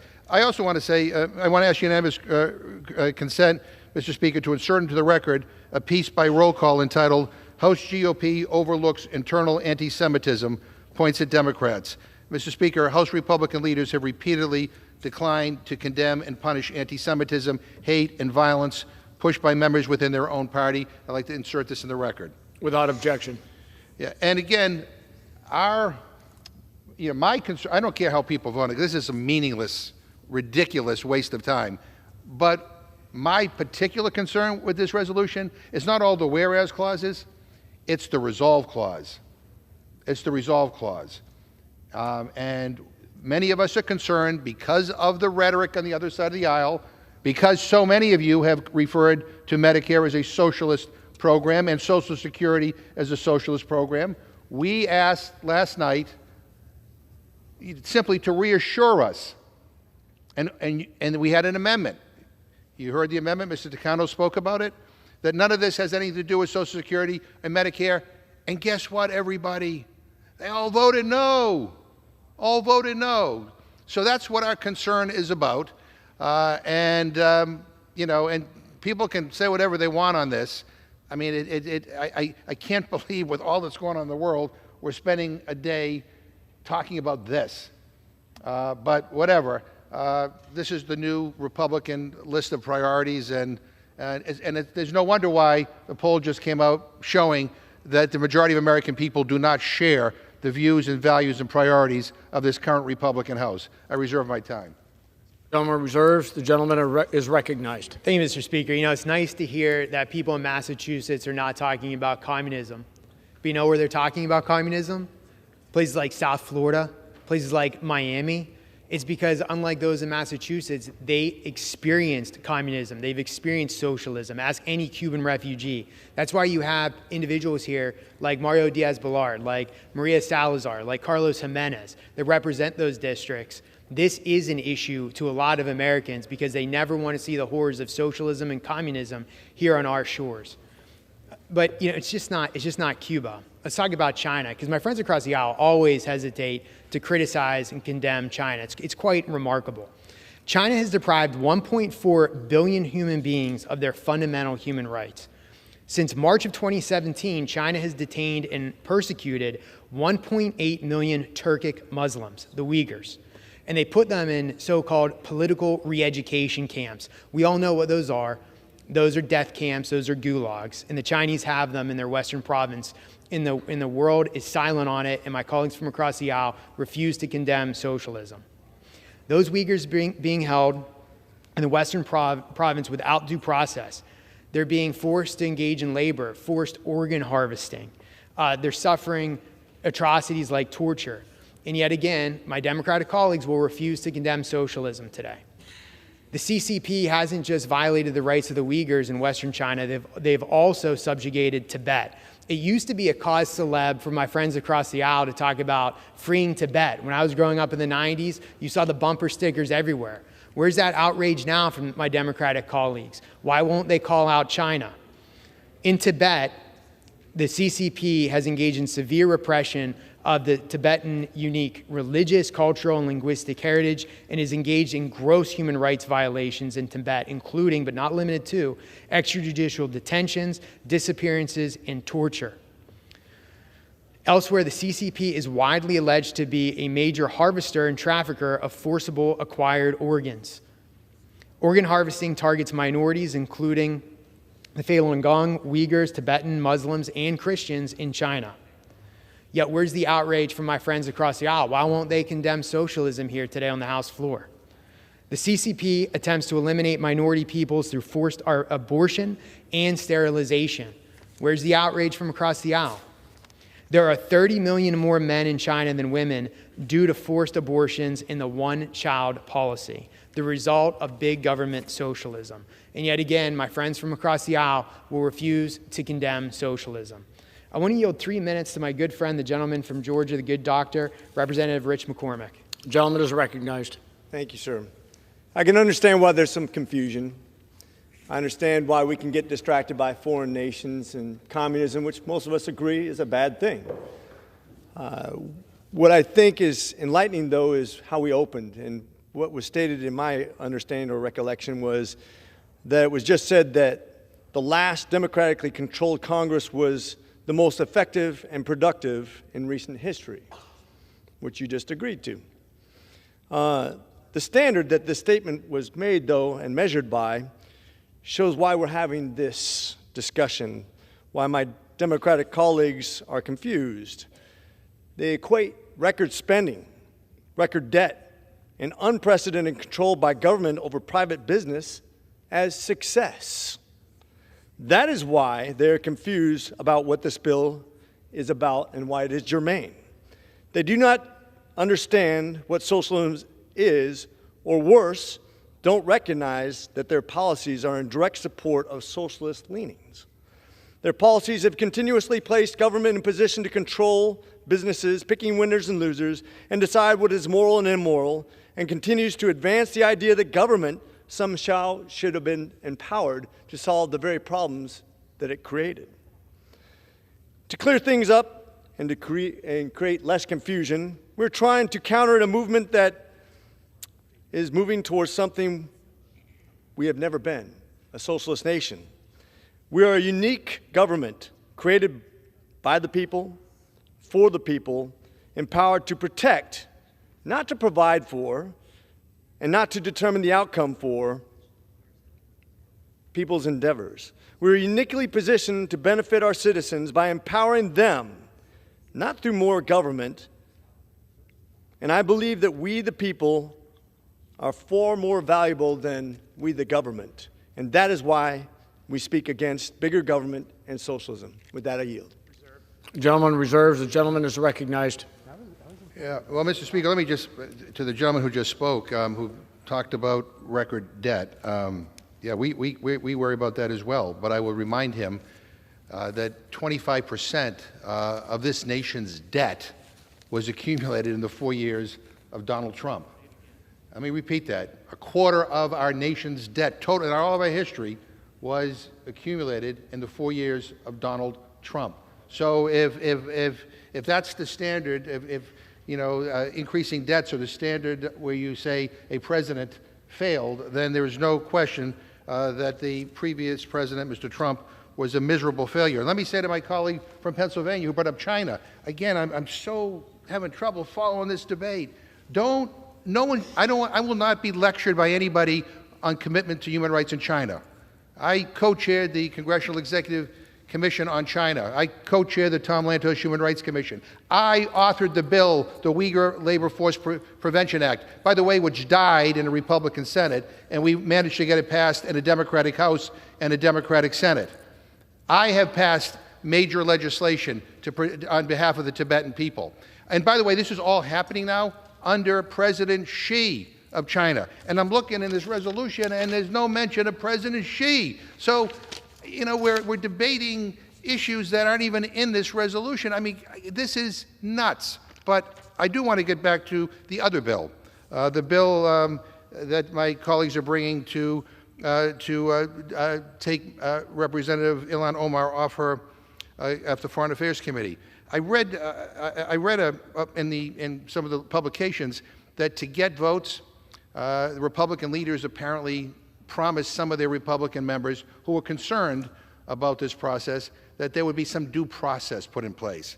And I want to ask unanimous consent to insert into the record the statement released yesterday by Representative Spartz about what supposedly is in this resolution. Objection. Without objection. The statement touts due process language that was supposedly added to the resolution. And I have to admit, you know, I'm completely lost here. There is nothing, let me repeat that, nothing, one more time, nothing in this resolution that provides due process. And, you know, don't take my word for it. In Politico today, and I have a nice quote here for people to follow along with me, it says, there's a quote, "The whereas clause added merely references an existing process and in no way begins an appeal procedure or guarantees her committee seat will be reconsidered. It is non-binding and non-actionable." And that is according to a senior GOP aide in a comment that they made to Politico. To whoever that senior GOP aide is, let me just say thank you for your candor. I think it's appreciated. And to people like the gentlewoman from Indiana and others who somehow think that they negotiated some sort of due process here, you didn't get anything. And if you think you did, then you're a cheap date. So with that, I reserve my time. Gentleman reserves. The gentleman is recognized. Thank you, Mr. Speaker. I have no more. I have no further speakers at this time. I'm prepared to close, and I'd reserve. Gentleman reserves. The gentleman is recognized.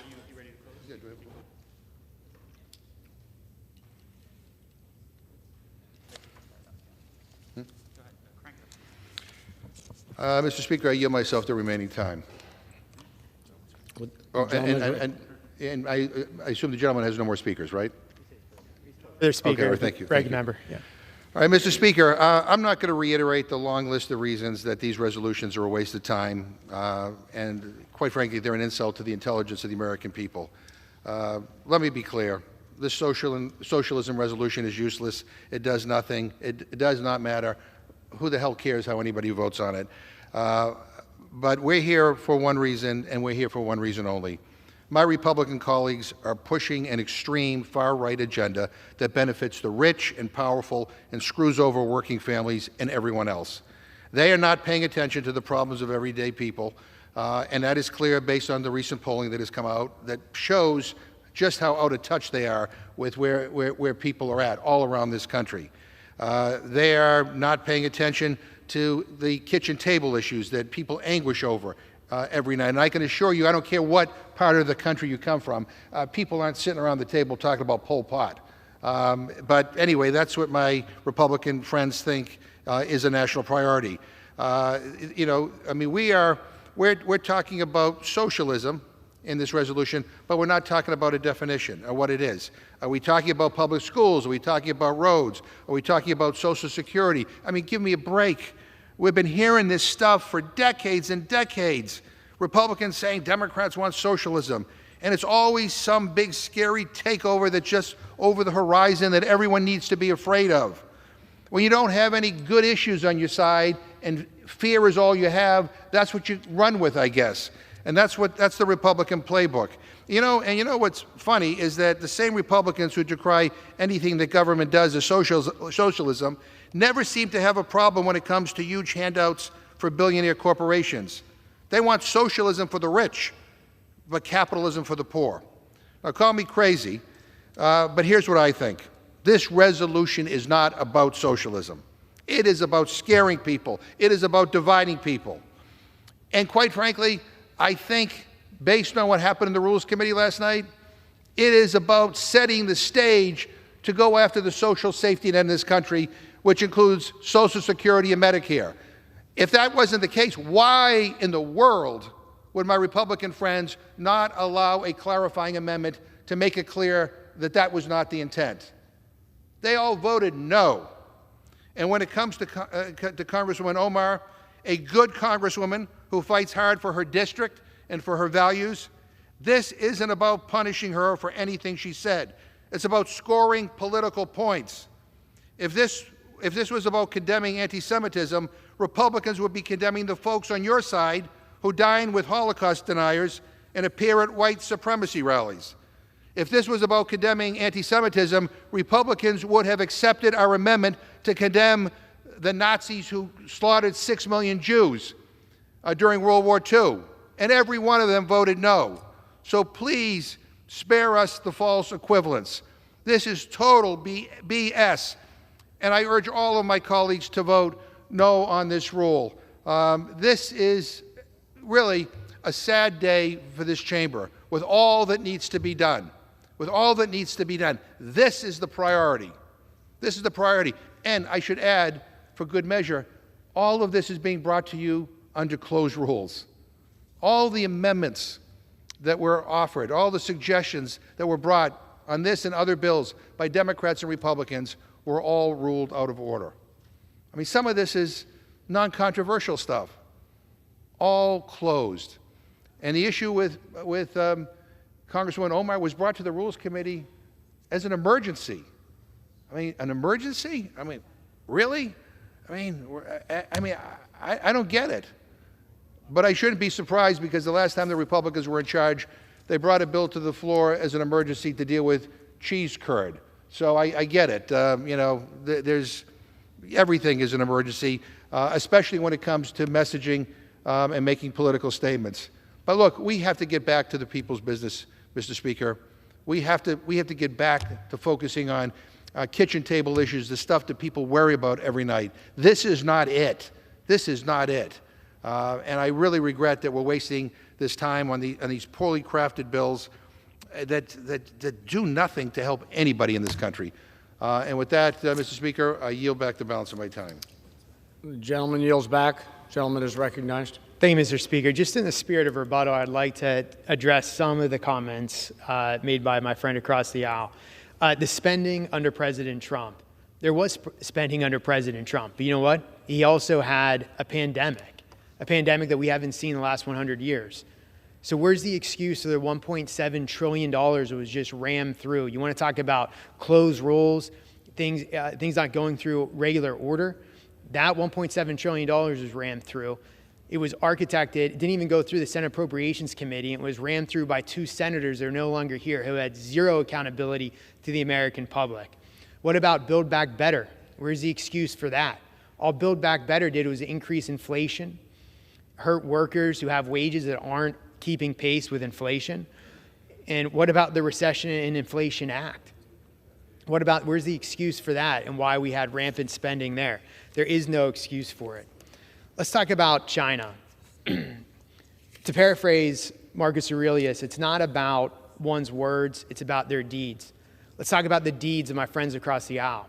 3 years ago or so, my good friend, the Speaker of the House, put together he wanted to put together a select committee on China. And he was strung along by my friends across the aisle.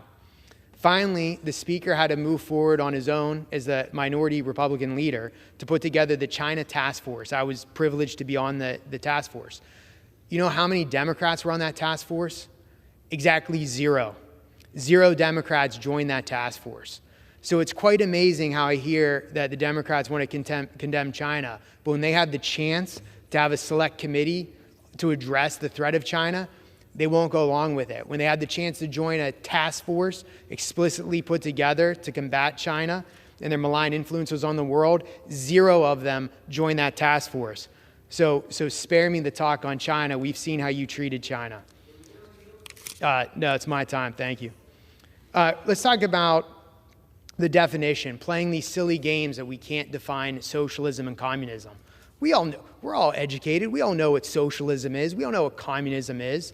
So spare me the fact that socialism isn't defined in this bill. This is especially rich from the party, my friends across the aisle, who for the last 2 years couldn't even define basic terms like what is a woman. And that's not just me saying that. Let's talk about Justice Brown Jackson. She was asked during confirmation to define a woman. And you know what her response was? I quote, "No, I can't." So the party that can't define a woman now wants to sit here and say that we can't define socialism and communism? We all know what this is. And let's talk about, lastly, Representative Ilhan Omar and due process. I know there was a display put up regarding due process.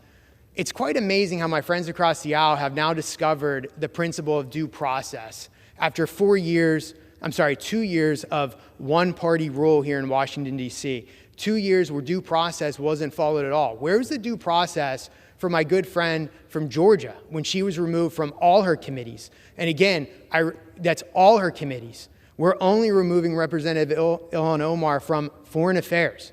Where was the due process for my good friend Dr. Gosar when he was removed, again, from all his committees? There wasn't one Democrat who stood up and talked about due process. But miraculously, now we found due process when the Republicans are moving somebody from one committee for anti-Semitic remarks and a pattern of anti-Semitic remarks for that.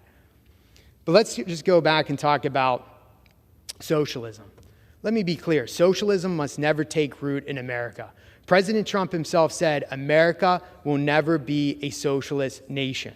These are words we should all rally around. We should all support that. But for too long, Democrats have fought this far-left authoritarian agenda, regardless of the regimes across the globe that commit acts of violence and oppression against their own people in its name. Experiments with socialism have led to painful human tragedy. We're talking about starvation, imprisonment without due process, I might add, and mass murder. Capitalism has lifted more people out of poverty than any other system. It's capitalism that's the way out of poverty, not socialism, not communism. 200 years ago, at the birth of capitalism, there were only about 600 million people in the world who were not living in extreme poverty. Today, due to the advance of capitalism, there are more than 6.5 billion people who are not living in extreme poverty. It was free market capitalism that led the way here, not government-controlled socialism. Since 1970, the percentage of the world's population living on the equivalent of less than $1 a day has fallen by more than 80%. Instead of millions starving to death due to socialism and communism, capitalism has pulled hundreds of millions of people out of despair. Socialism and anti-Semitism have absolutely no place in America. For those reasons, I urge my colleagues to vote yes on the previous question and yes on the rule, and I yield back the balance of my time, and I move the previous question on the resolution. The question is on ordering the previous question on the resolution. Those in favor say aye. Those opposed, no. In the opinion of the chair, the ayes have it. I ask for the yeas and nays. The yeas and nays are requested. Those favoring a vote by the yeas and nays will rise. A sufficient number having risen, the yeas and nays are ordered. Pursuant to Clause 8 of Rule 20, further proceedings on this question will be postponed. Pursuant to Clause 12A of Rule 1, the Chair declares the House in recess for a period of less than 15 minutes.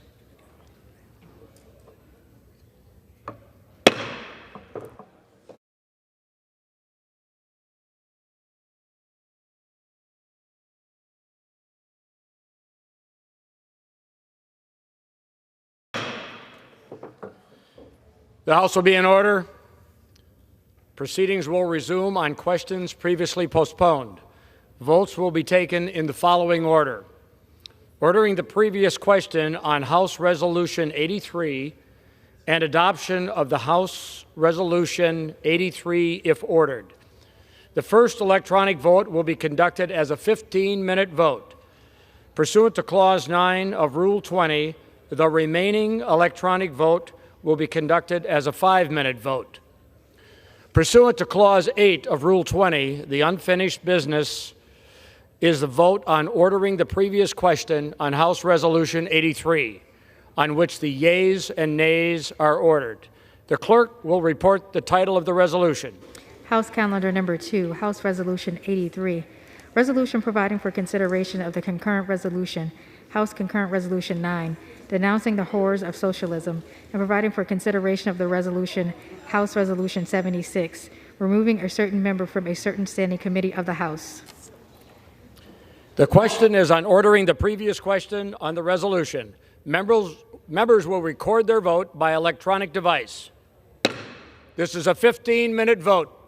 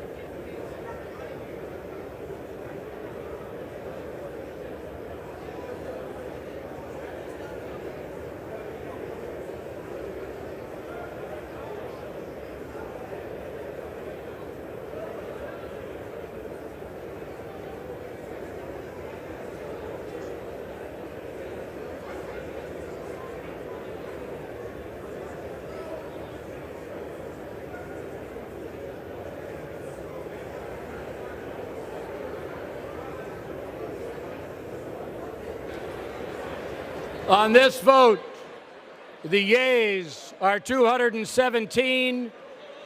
The nays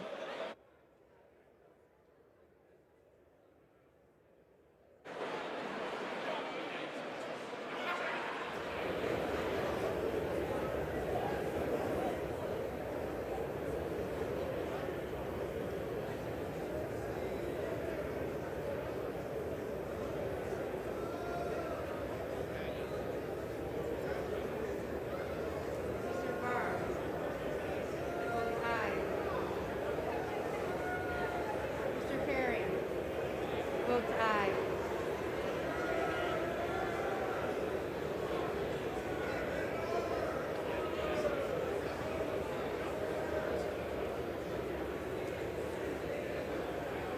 On this vote, the yeas are 219, the nays are 207. The previous question is ordered. The question is on the adoption of the resolution. Those in favor say aye. Those opposed say no. In the opinion of the chair, the ayes have it. For what purpose does the gentleman from Massachusetts? A recorded vote, please. A recorded vote is requested. Those favoring a recorded vote will rise. A sufficient number having risen, a recorded vote is ordered. Members will record their votes by electronic device. This is a 5-minute vote.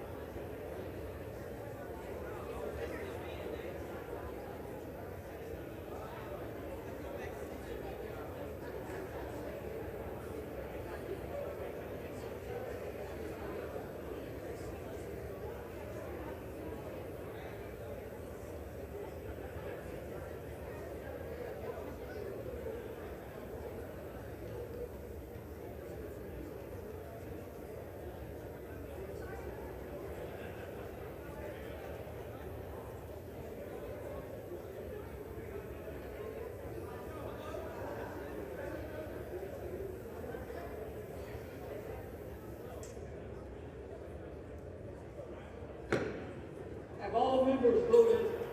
Does any member wish to change their vote?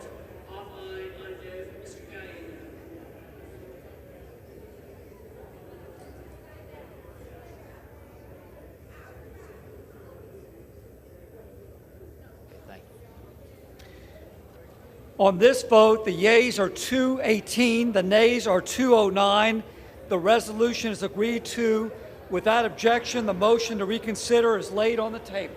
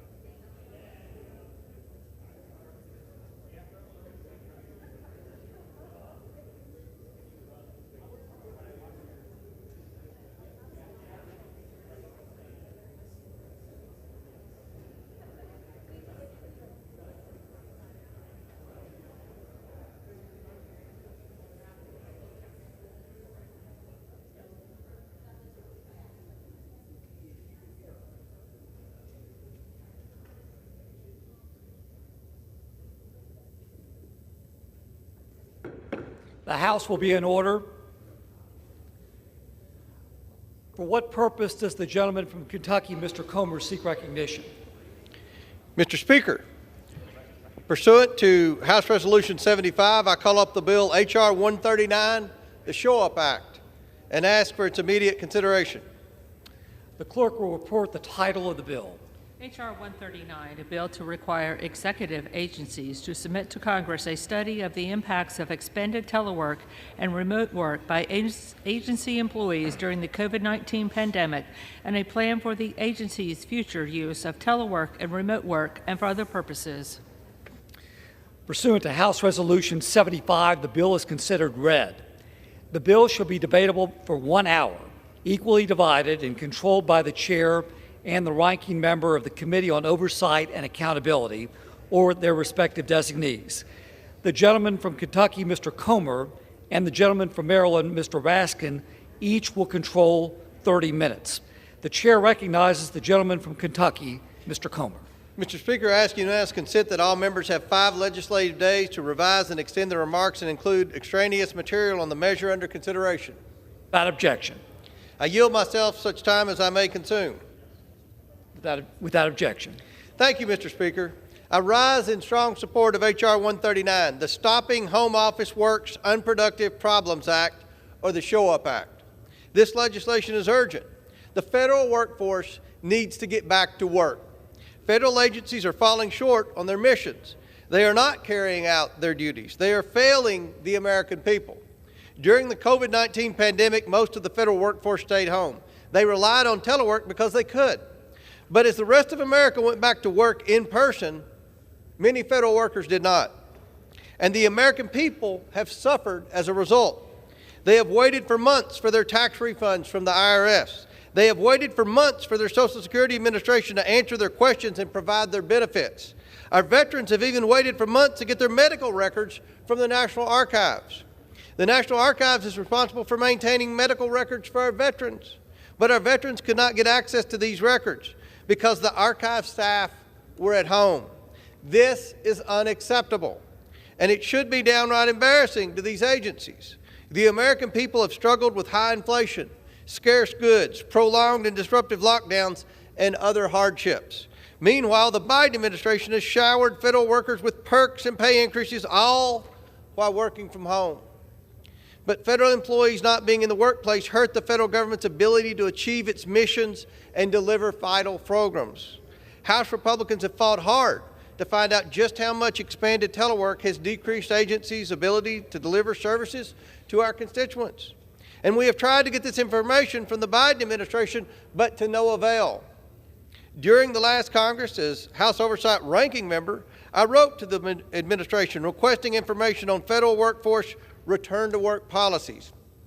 But the Biden administration failed to provide adequate responses to our inquiries.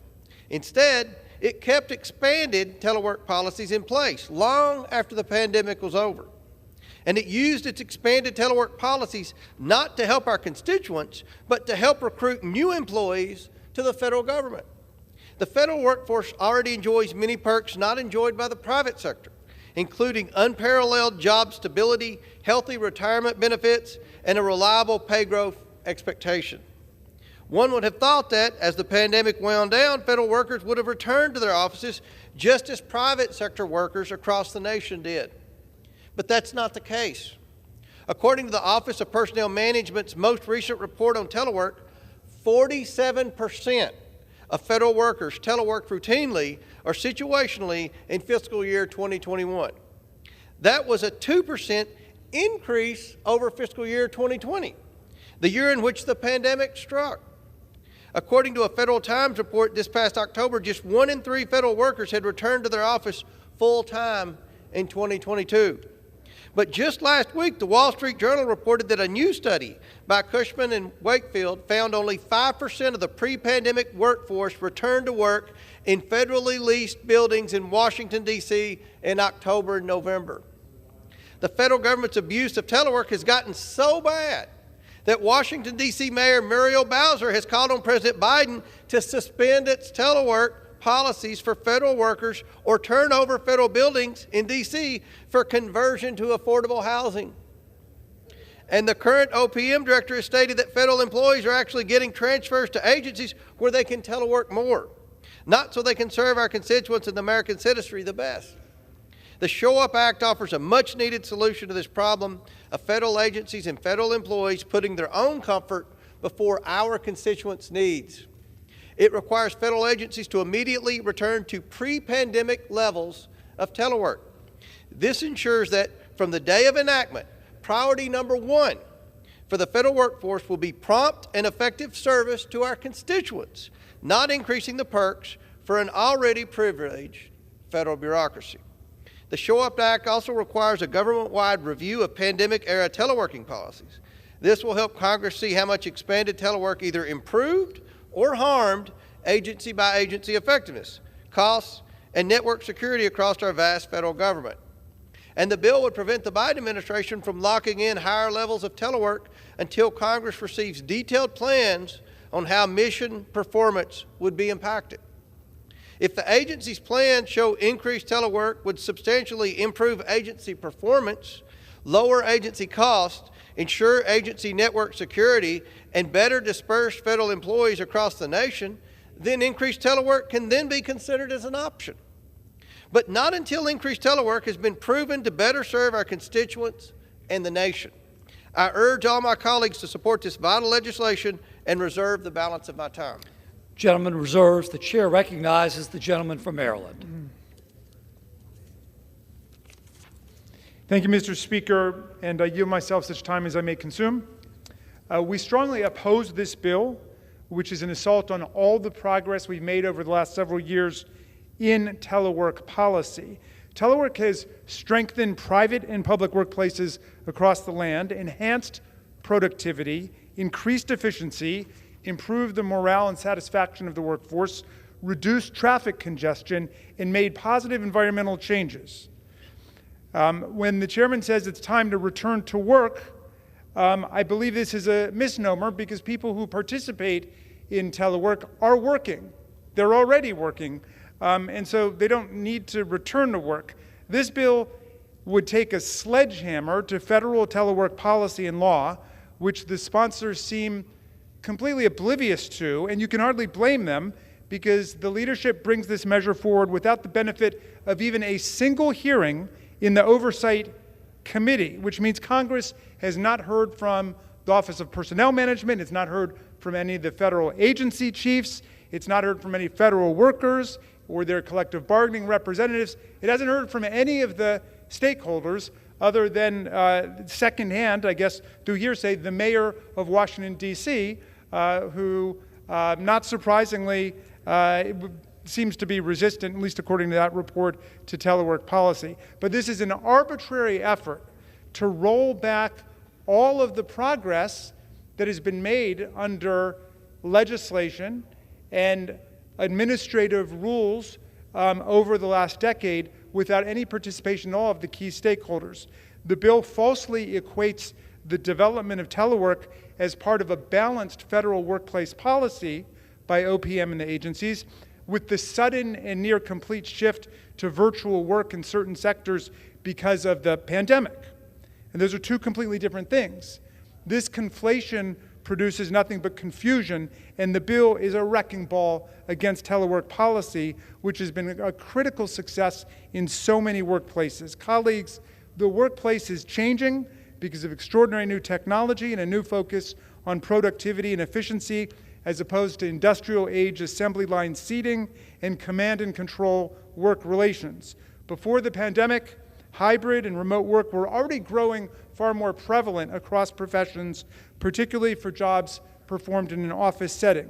The pandemic accelerated these dynamics, not only in the federal workplace, but even more dramatically in the private sector.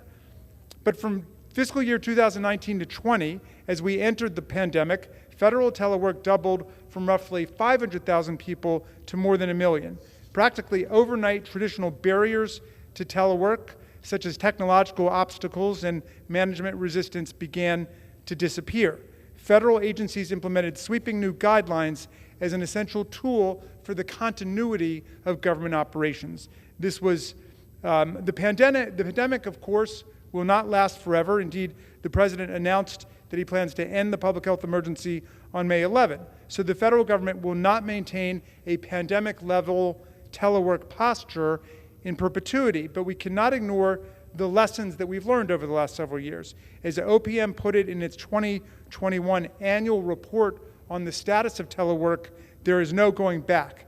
Enhanced demand in the national workforce and among federal employees will continue as workers and supervisors report greatly enhanced productivity and focus from flexible work practices that reduce time wasted in endless in-person meetings, water cooler gossip sessions, and the proverbial BS sessions that overcome so many people's offices.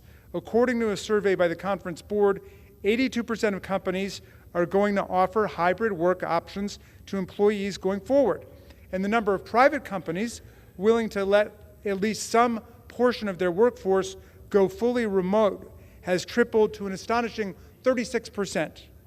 In another survey, 63% of employees rated the value of 2 to 3 days being able to work from home as equivalent to a pay raise. To remain competitive with the private sector with which we compete, the federal government must offer reasonable telework options. OPM says it well, observing that we must appreciate the sea change in the American labor market. Telework saves money, it helps the government recruit top talent, it reduces traffic gridlock, it makes environmental sense, and it ensures a continuity of operations at agencies that Americans rely on every single day. It is a lifeline for people who have disabilities or are immunocompromised, and it offers dramatically expanded opportunities for people living in more rural areas to enter and sustain a career in the federal service. So we cannot enter a time machine and simply wish away the utility of telework in recruiting and retaining new generations of federal workers. We should embrace telework as part of a balanced workplace policy to promote employee satisfaction and overall mission outcome. OPM Director Kiran Ahuja offers a clear-eyed vision for the future in her annual report, saying federal agencies must continue to embrace workplace flexibility, such as telework, to remain competitive for top talent. Decisions about telework, however, must be driven by delivery of mission. We all work for the American public, and how we best serve them needs to be the paramount consideration. So that means telework does not make sense for every worker in every office or every activity. If you're guarding the Capitol, obviously you need to be present. If you are researching groups that were involved in the insurrection against the Capitol, you might be able to work part of that time virtually. Processing paper tax returns at the IRS may indeed require in-person work, but I will note that although people are blaming the problems with IRS responsiveness on telework, that does not make sense to me. Telephone work is something that can be done from the office, home office, or somewhere else, which is why we have been, on our side of the aisle, invested in increasing staff at the IRS, because our constituents are so frustrated with being left on the phone and not getting answers returned about when they will be getting their IRS refund. So in the Inflation Reduction Act, we added 5,000 new positions for people on the phones to respond to our constituents. I know that some of our colleagues across the aisle have opposed additional funding for IRS positions, and that is surely a far more likely culprit than whatever telework policies are in place over at the IRS. So the Biden administration's telework guidance seeks to strike a balance between getting people who need to be in person back in the office safely and helping agencies design their post-pandemic telework plans to build off the prior successes of this policy. And I will reserve the remainder of my time. Gentleman reserves. The chair recognizes the gentleman from Kentucky. Mr. Speaker, I yield 2 minutes to the gentlewoman from North Carolina, Ms. Fox. Recognized. Thank you, Mr. Chairman, for yielding. Mr. Speaker, let me state a simple fact that has evidently been forgotten in Washington. The federal workforce's primary imperative should always be to promptly serve the American people. Unfortunately, what the American people have experienced over the past 2 years is the exact opposite of what they deserve. Thanks to the federal government's pandemic-era telework policies, which were instituted by bureaucrats in Washington, delay and disarray might as well have become hallmarks of federal agencies and departments. According to a Federal Times report from October of last year, just 1 in 3 federal workers has returned to his or her office in a full-time capacity. It's abundantly clear that something must change, and House Republicans have the solution. Mr. Speaker, I'm particularly pleased to serve as a co-sponsor of H.R. 139, the Show Up Act. That's sponsored by Oversight and Accountability Chairman James Comer.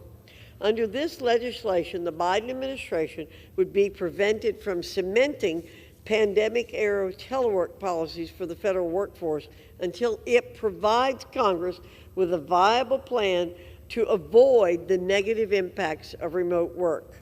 Yet again, House Republicans are acting on our commitment to the American people to ensure a government that's accountable. Mr. Speaker, it's time that the entire federal workforce returns to its in-person capacity and fulfills its responsibilities to the American people. I urge my colleagues to support H.R. 139, and I yield back. Gentleman reserves. The chair recognizes the gentleman from Maryland. Mr. Speaker, thank you. I want to tell you a story about a couple that both work for the federal government. Earlier this month, the spouse of an Army service member seeking approval to go work overseas for the State Department contacted the Oversight Committee because she was being forced to decide between quitting her very successful federal career for the State Department or returning to Washington, D.C. to continue her federal service without her husband and without her 2 children. Her agency was fighting desperately to maintain her expertise and was perfectly fine with her performing her duties from overseas with her husband, who was in the Army, who was being relocated over there. Luckily, we were able to help make sure that her overseas telework request was approved. Now, is that someone who's not really working? Do we want to tell her to get back to work?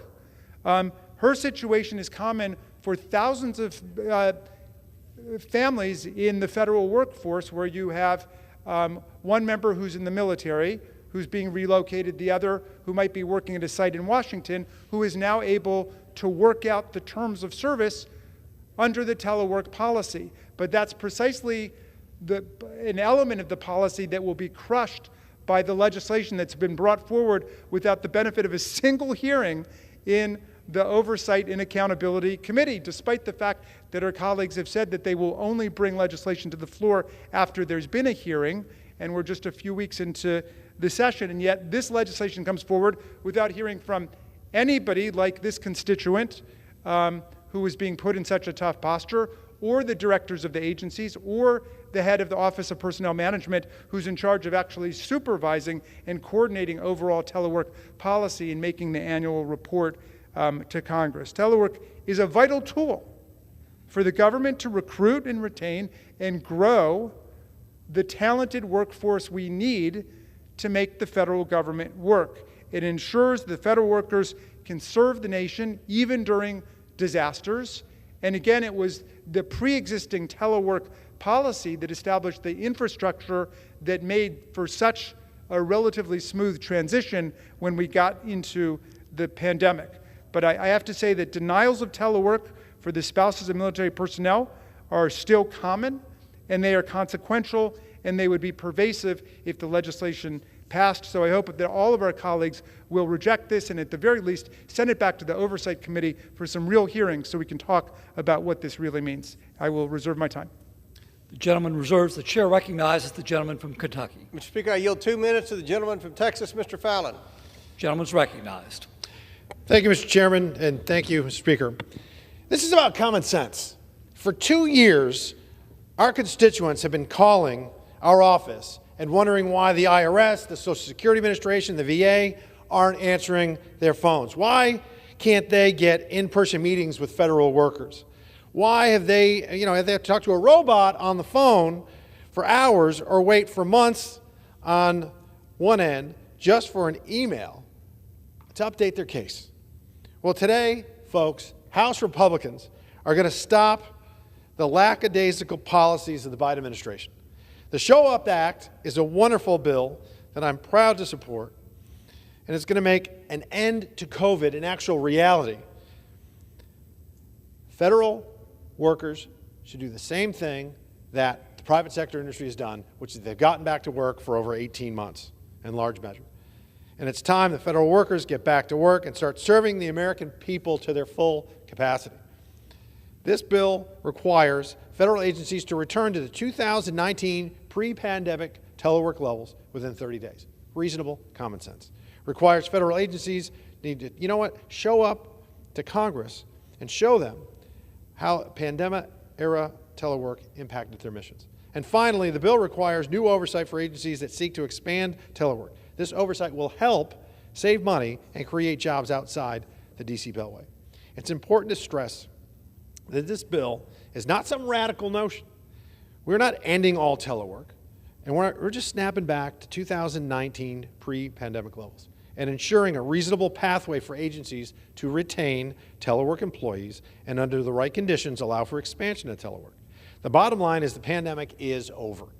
The American people need federal government to function. In order to do that, we need our workers back. The IRS has failed to get Americans the refunds in a timely manner for 3 years running, and as late as last year still had 12.4 million returns to process. The Veterans Affairs Administration has hundreds of thousands of backlog claims. 30 more seconds. Yeah, yield 30 seconds. Gentleman's recognized. Thank you, Mr. Chair. Thank you, Mr. Speaker. The Veterans Affairs Administration has hundreds of thousands of backlog claims. As for the Social Security Administration, the Washington Post states more than 1 million disabled Americans, many of them poor and elderly, are waiting months or years to hear whether they will receive benefits. Processing times have doubled in some states, almost tripled in others. So long as the American people are not getting the services this government is mandated to provide, we are not operating a government for, by, and of the people. So thank you very much, Mr. Chairman. I yield back. Gentleman reserves. The chair recognizes the gentleman from Maryland. Thank you kindly, Mr. Speaker. I want to address 2 points. One is, let's grab the bull by the horns with this IRS point. The president's budget included $80 billion to increase staffing and to update technology at the IRS so our constituents can get their calls returned. If you're waiting for your IRS tax refund, that's something that you've planned on, that's part of your family budget, and if it's stuck somehow, it's extremely frustrating for people not to be able to get through. Now, they, bizarrely to my mind, blame telework for this, and they oppose the $80 billion. I think they say that will create 75 or 100,000 new IRS agents who will be chasing working class people around the country. On the contrary, we've got a report showing the $80 billion will produce $200 billion in new revenue, and it's rich people who are the ones who are being protected by the refusal of my colleagues to invest in the IRS. Telework is a complete distraction. It is an absolute red herring. It's got nothing to do with whether or not you want to invest in the IRS or not. And with that, I want to yield 3 minutes to my colleague, Mr. Mfume from Maryland. Gentleman's recognized. Thank you very much, Mr. Speaker. I want to also thank the ranking member on oversight, Mr. Raskin, for yielding this time. A couple of quick things. H.R. 139 is an overly broad proposal that stretches across the entirety of the federal government workplace to say that each and every telework policy, practice, and procedure implemented in response to the global health crisis must end immediately in 30 days because the majority of the House of Representatives says so. Well, let's remember that in the word telework, the last 4 letters are W-O-R-K. People who telework are working. They are working day in and day out, and they have been working through the crisis, working to get us back to where we need to build. The bill says that the rest of America must then take time to study the majority of our edict today to see if it made sense in the first place. Now, if that is not a classic case of putting the cart before the horse or the tail wagging the dog, I don't know. I do know that this is not how a deliberative body, particularly this chamber, should operate. We should at least have a hearing on this, bring in the proper agencies, review this in a real sort of way, and then figure out what we do. But to act this way creates a real problem. The solution, I think, is looking for a problem, and this is not the place that ought to be. We've not talked with OPM. We've not talked with federal agencies. We've really not talked with the IRS. We've just condemned them. And you got to remember the 5,000 IRS agents we were trying to put in place on this side of the aisle were to augment what was doing. The IRS has been slow in terms of responding. This was an effort to speed that up. And I appreciate the distinguished gentleman from Kentucky's 1st District, Mr. Comer. He and I think, want to get to one thing, and that's the idea of greater productivity. But I would ask that we think about another way to try to do this. I've got a Department of Defense Inspector General report, Mr. Speaker, from March of last year, which I would like to ask unanimous consent be entered into the record. Without objection. Based on 56,000 respondents to its survey, 88% of the Department of Defense respondents found telework accommodations increase their overall productivity. This is not my imagination. This is how thousands and thousands of them responded.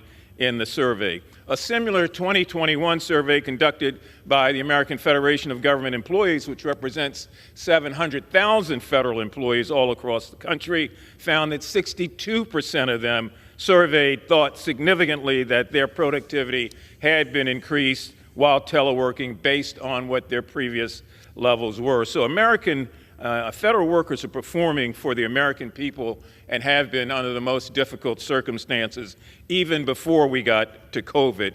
And I know that because I have, like many of you, a chance to speak to so many of them. And as the chair of the subcommittee on government ops, this particular issue is welcome before the subcommittee. I will convene hearings next week so that we can figure out where we are in a bipartisan way and move forward.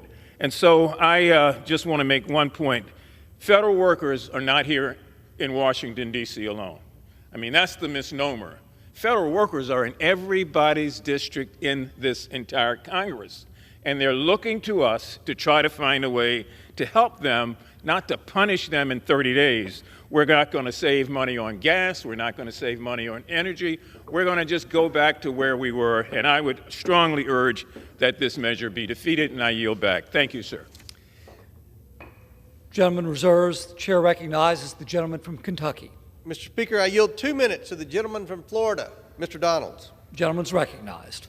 I want to thank the chairman for yielding time. Mr. Speaker, in short, the pandemic is over. It's time for federal employees to go back to the office. You know, I find it interesting in this debate, one of the things that's occurring right now is that the president's budget is due next week. We're in the middle of this calamity around debt ceiling that the president, by the way, has led us to. His budget's due next week, and he's telling everybody he needs another month. I wonder if this is because some of his own budget staff aren't in the office. This is something that should have been done long ago. And if the president was doing his job, being the leader of the executive branch, those employees would have been back.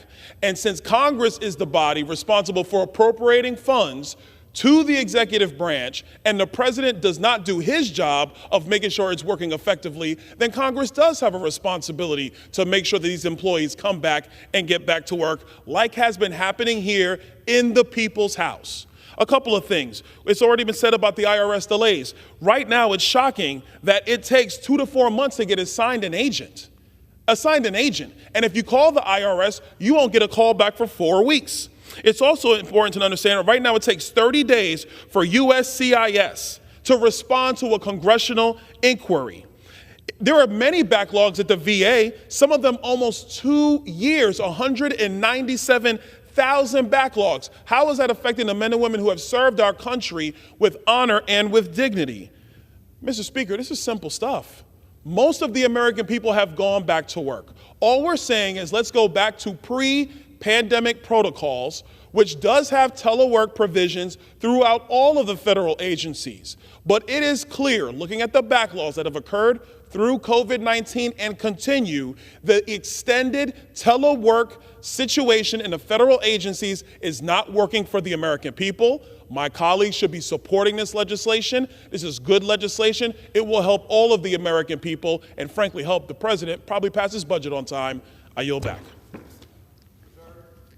Gentleman reserves. The chair recognizes the gentleman from Maryland. Thank you, Mr. Speaker.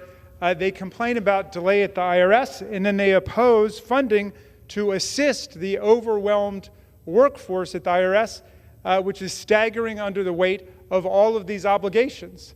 This is the first time I've heard that telework was the source of the problem, but apparently that's what it is this week. Of course, we haven't had a real hearing, so we've had no witnesses on it. So somebody has apparently just dreamed that up. It's just been linked to the debt ceiling. Interesting that my colleagues on the other side of the aisle voted to lift the debt ceiling 3 different times under Donald Trump, who increased the debt of the United States by single-handedly by more than 20%. All of the debt of the United States under one president, more than 20%.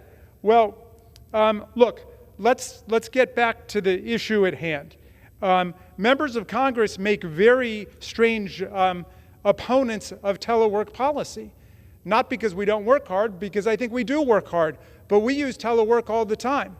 Members of Congress might be in their district office working. They might be at a town hall meeting working. They might be here on the floor. They might be in a committee meeting, a subcommittee meeting. They might be meeting with constituents somewhere else. And I dare say the vast majority, if not all of us, engage in telework. And we wouldn't say to them, get back to work and stop teleworking. We understand that that's part of an overall telework policy. If people have employees who they think are abusing telework, well, they've got a problem with that employee or they got a problem with their supervisor. But it's, to my experience and knowledge, as someone who I admit may have been a little curmudgeonly in the way we're hearing some of the members are today, when the COVID-19 crisis started, the employees who are super productive at work will be super productive at home. In my case, that's almost all of them. In fact, I think it's all of them. If you've got an employee who blows off their assignments at work and doesn't turn it in, they will do the same thing if they're working from home. That's a question of supervision. So the real issue is why all of a sudden they want to turn against a decade of progress on telework policy and start affixing to it all of these other problems. And for that, I don't understand, other than people seem to want to blame the federal workers for everything. Those workers belong to all of our districts. They're all across the country. 80% of federal workers are not in Washington, Maryland, or Virginia. They are all over the country, working everywhere from military bases to Indian reservations to public health service corps, to you name it. These are our people, these are American citizens, and they deserve something a lot more than the implied contempt of suggesting that if they use telework, they're not really working. I'm happy to reserve my time, Mr. Speaker. The gentleman reserves. The chair recognizes the gentleman from Kentucky. Mr. Speaker, yield 2 minutes to the gentleman from Wisconsin, Mr. Grofman. Well, thank you very much. I've been waiting for Gentleman's this day for recognized. quite a while. Whenever I go back to my district, I talk to my staff back there, and again, we hear stories. They want something done with the VA. They want something done with the IRS. It can't get done. They're behind. I'll tell you, a lot of mentioned today that it's time for people to get back to work. When I think of my district, I think the vast majority of people, their work schedule never changed, even the teeth of the epidemic. You know, obviously, Wisconsin had a lot of cheese factories in my district. Man, I'd go home every night, and there'd be people there at 11 o'clock at night, 12 o'clock at night, 2 in the morning. All of a sudden, we hear how horrible it is for federal employees to have to go in. I'll tell you, the current situation, what it tells you is, and this is true of many other programs as well, the government works for the benefit of the government, not the benefit of the people. And that's why people on that side of the aisle are trying so hard, so desperately hard today, not to have people come in. I talked to a lot of employers all over my district. You know, there were times where they let a given number of their employees work from home, but they know it's not the same thing.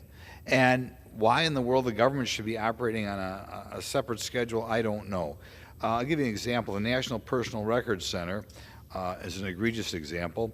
The NPRC is a large warehouse containing paper records of military members from before World War I to the 90s. Veterans need access to these records in order to receive VA health care, disability pay, and home loans. Despite these records existing in paper form only, the NPRC still decided to have its employees work remotely. A perfect example of the employees' interest put ahead of the public's interest, and this time the public is veterans. You can't copy paper records from a warehouse if no one is there to pull the records to make copies to satisfy the request. These employees were paid, but since they were not at the NPRC and they were unable to fulfill their duties, and veterans were forced to wait to receive their benefits. The Show Up Act will require these federal agencies to return to pre-COVID levels of telework. Yield the gentleman an extra 30 seconds. So that we can put the public first. And by the way, I don't bring this up back home. We're talking about it today. But I think it's such an insult to all the people back home, many of which, whole factories they never took any time off, to be told that they got to wait for the federal government because their people are, I mean, my goodness, still at home almost 3 years after this thing. Do you know any private businesses that are still having their people stay home? Well, thank you very much for my friend from Kentucky. Gentleman reserves. The chair recognizes the gentleman from Maryland. Thank you. I yield to the distinguished gentleman from Virginia, Mr. Conley, for 3 minutes. Gentleman's recognized. I thank my friend. I thank the Speaker. I rise in opposition to this bill. We often hear Republicans want to roll back the clock on abortion rights to 1973 before Roe v. Wade. Roll back the clock on teaching the history of American slavery. I don't know when, 1860, 1619? But this bill actually rolls back the clock. It's right there in the text. The bill mandates, quote, each agency shall reinstate and apply the telework policies, practices, and levels of the agency as in effect on December 31, 2019. Which begs the question, what was the state of federal telework in 2019? President Trump's administration had across-the-board limitations in telework then at major federal agencies that had made progress before, like the Department of Education and the Department of Agriculture.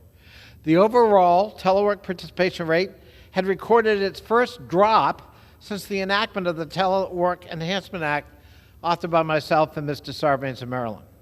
And we had not yet experienced the onset of the global pandemic, which forced us overnight to move the federal government to a posture of substantially enhanced hybrid work. We deployed telework as the critical continuity of operations tool it should be. We procured IT and IT security we needed. Supervisors figured out how to manage hybrid work. And at the height of the pandemic, 75% of the federal workforce was, in fact, working remotely. But not everybody's going to continue to telework full-time, nor should they.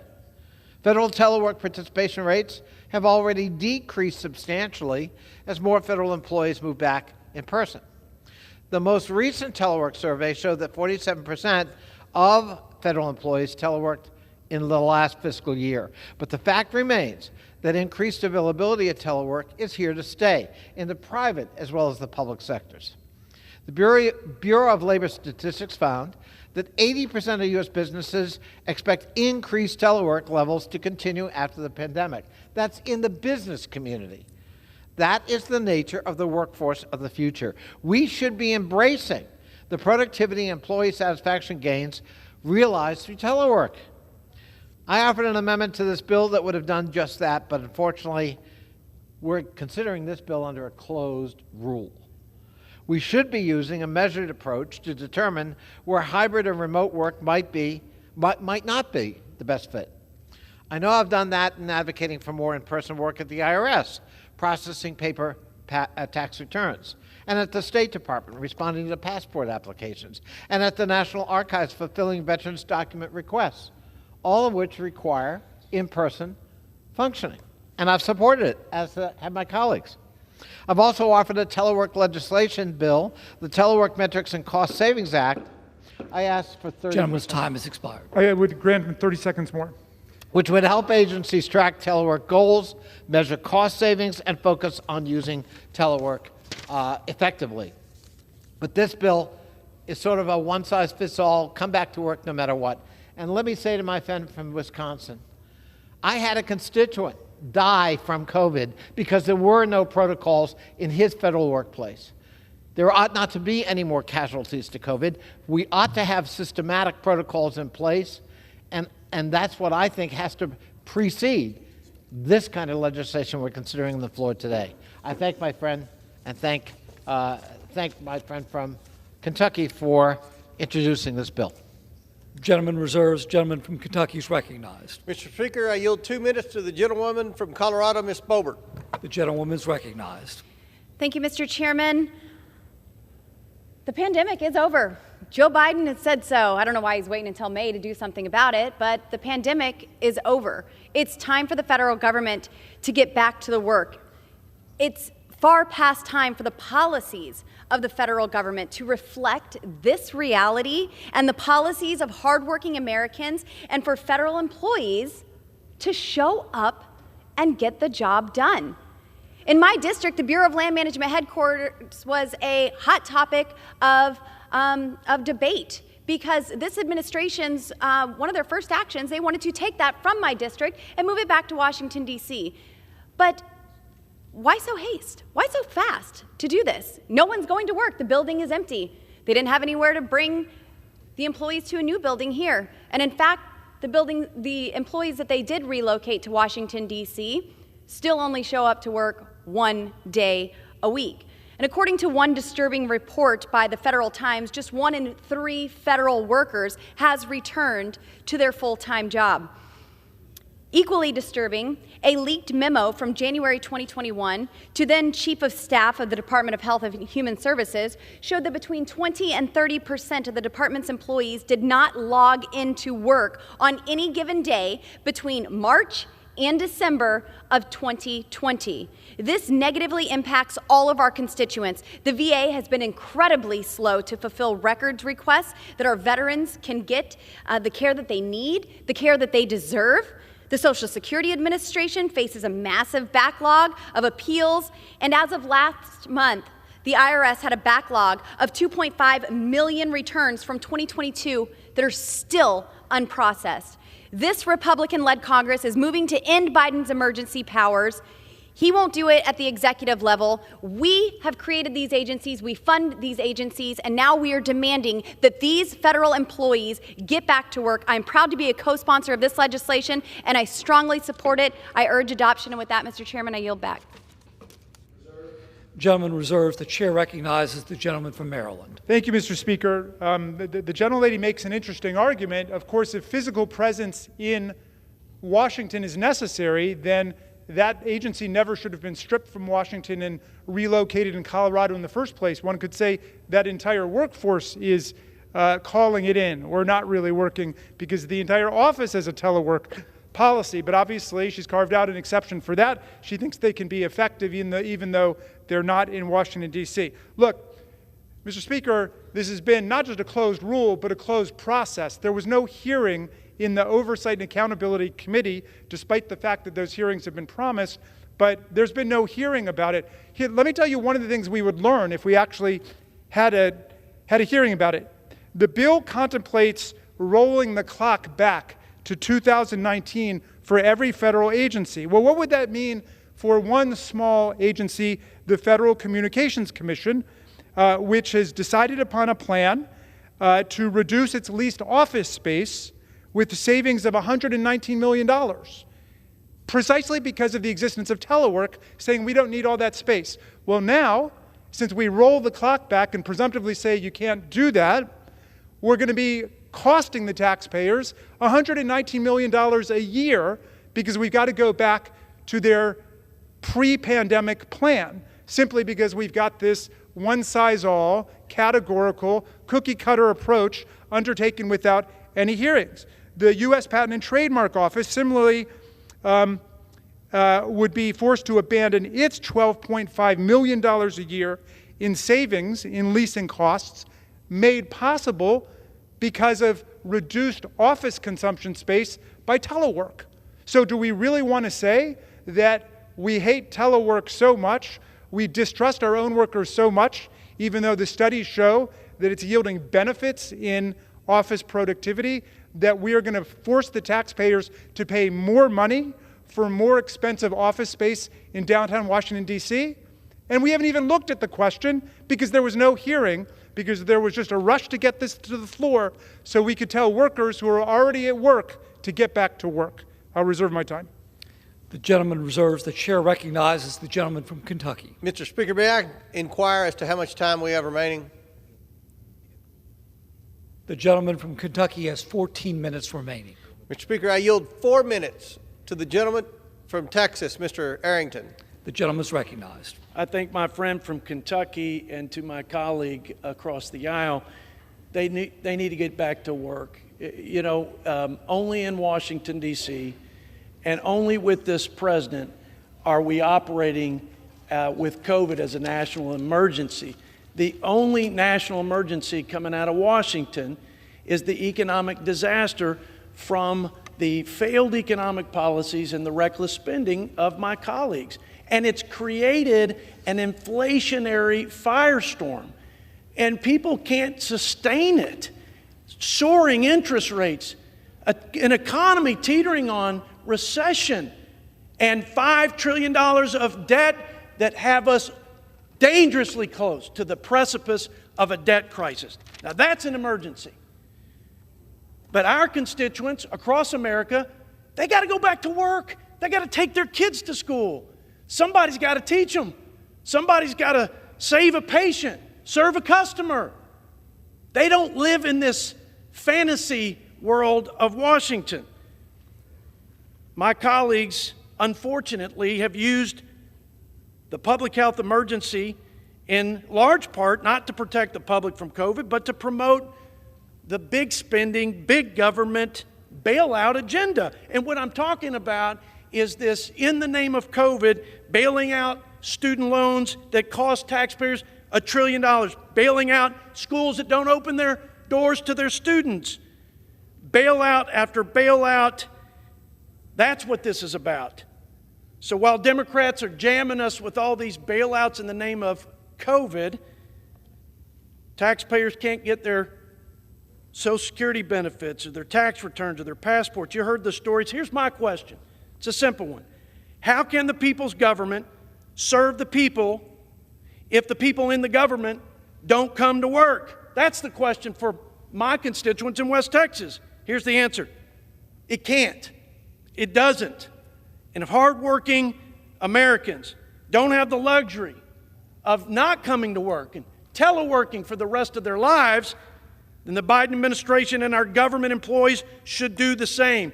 Get back to work, do your job, serve the customer, because that's what you signed up to do. And we're here to hold them accountable with all due respect. And I yield back the balance of my time, Mr. Speaker. Gentleman yields. Gentleman reserves.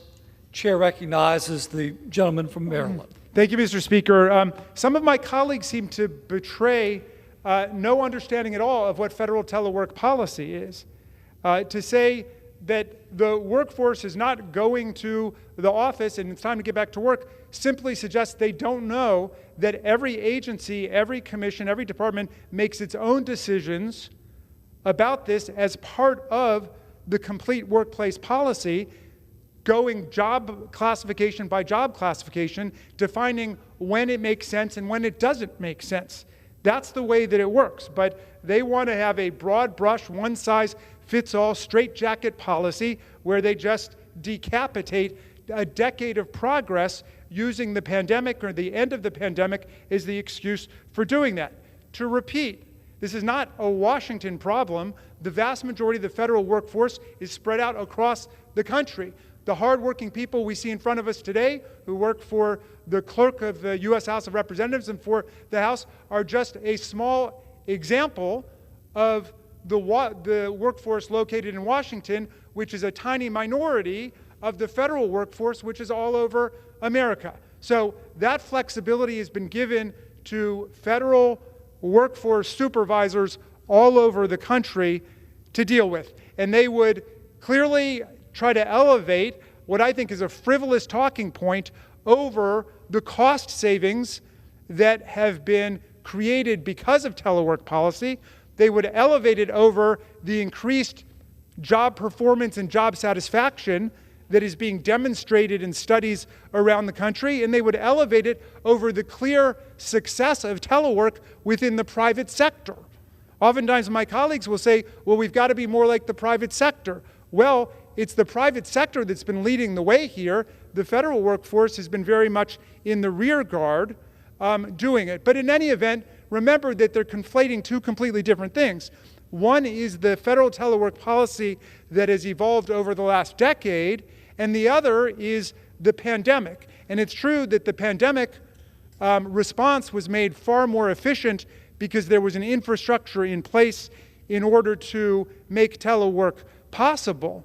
But those pandemic policies can be reversed without destroying all of the policies that have developed over the last decade. And there are an incredible number of unintended consequences that are exacerbated by the fact we have not had a single hearing on this question, which is of fundamental importance to hundreds of thousands and millions of people across the country. I'll reserve my time. The gentleman reserves. The chair recognizes the gentleman from Kentucky. Mr. Speaker, I have no further members to debate. I'm prepared to close whenever the gentleman is prepared. Gentleman from Maryland is recognized. Thank you, Mr. Speaker. We also have no further speakers, and I'm prepared to close whenever the chairman gives the word. Gentleman from Maryland.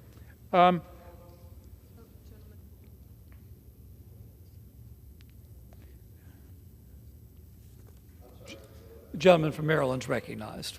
Thank you. The title of this bill, the Show Up Act, consists of the Stop Home Office Work Unproductive Problem Act. And I understand that in Washington, this really is a Washington problem. There is always a search for the perfect acronym over the actual meaning of the language. This title does some real violence to the English language. I don't know what an unproductive problem is. I certainly don't know what a productive problem is. I wonder whether the person who wrote that was working on telework or they wrote it at the office. To me, it makes no difference. Somebody should have said, well, that doesn't really make any sense for a title for federal legislation. But in any event, the point is that members of Congress, of everyone, should know that we're able to be very effective, often being two places at the same time. You might be at your district office, you might be at a meeting, a town hall meeting in your district, but you call into a meeting with your chief of staff and your legislative staff, or you call in to have a meeting with subcommittee staff, or what have you. I don't understand the sudden effort to demonize technology and all of the advances that we've made. I don't take this to be serious legislation. There was no hearing on it. There seems to be no effort to convince anyone that it's serious, and I hope we can do better in the days ahead, and I will yield back my time to you, Mr. Speaker. Thank you. Gentleman from Kentucky is recognized.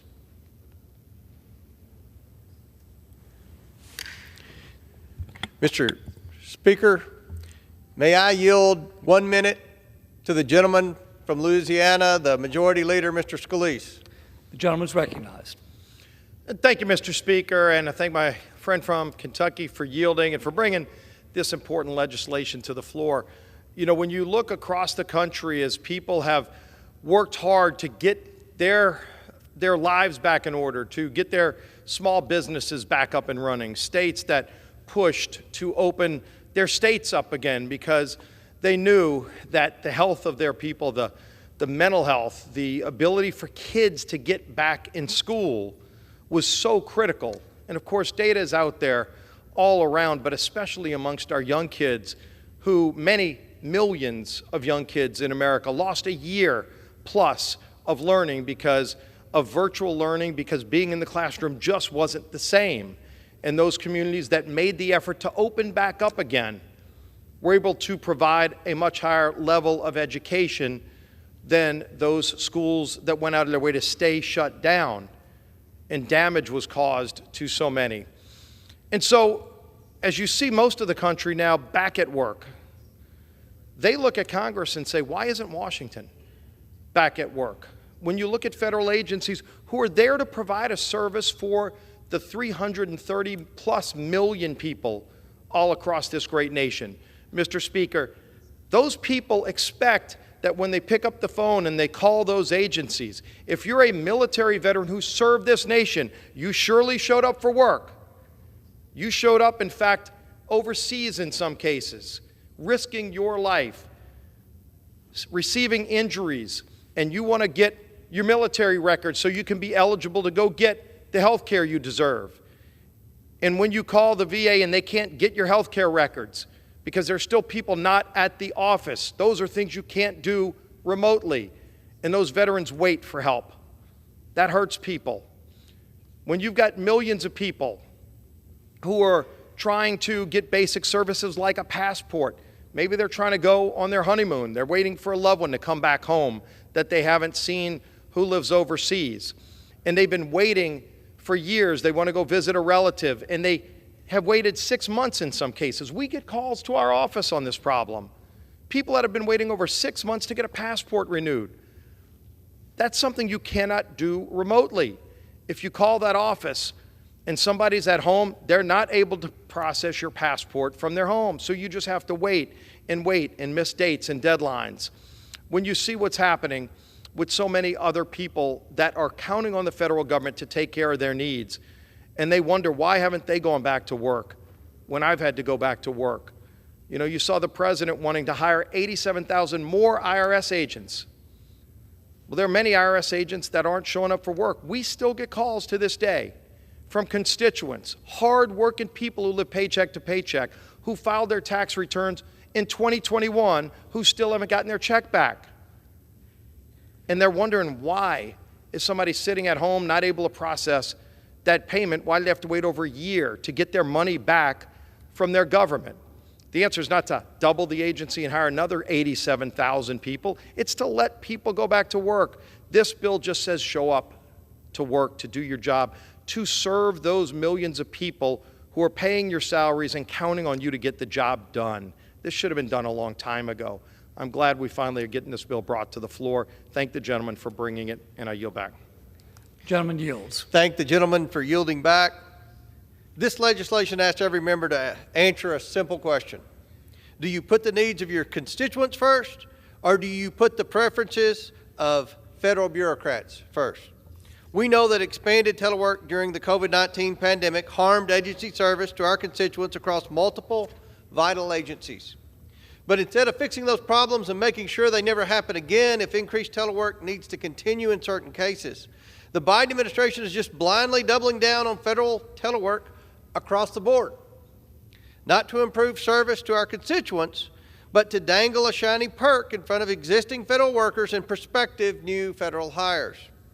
My bill ensures that a new expectation is set for our federal government's workforce, that you need to return to your agencies and get the job done for the American people.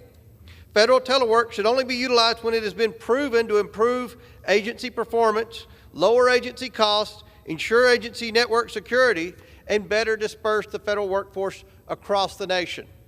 In the meantime, it requires federal agencies to re-implement pre-pandemic policies, which were working just fine. Under this bill, we will know that whether we have increased federal telework or not, it will only be to ensure that federal agencies and their employees provide the best quality of service to our constituents and our nation. I urge my colleagues to support this much-needed bill, and I yield back the balance of my time. The gentleman yields. Pursuant to House Resolution 75, the previous question is ordered on the bill. The question is on engrossment and third reading of the bill. Those in favor say aye. Those opposed, no. The ayes have it, third reading. A bill to require executive agencies to submit to Congress a study of the impacts of expanded telework and remote work by agency employees during the COVID-19 pandemic and a plan for the agency's future use of telework and remote work and for other purposes. The question is on passage of the bill. Those in favor say aye. Those opposed say no. The ayes have it. The bill is passed. For what purpose does the gentleman wish to be recognized? Does the gentleman request the yeas and nays? Ask for the yeas and nays. The yeas and nays are requested. Those favoring a vote by the yeas and nays will rise. A sufficient number having risen, the yeas and nays are ordered. Pursuant to Clause 8 of Rule 20, further proceedings on this question will be postponed.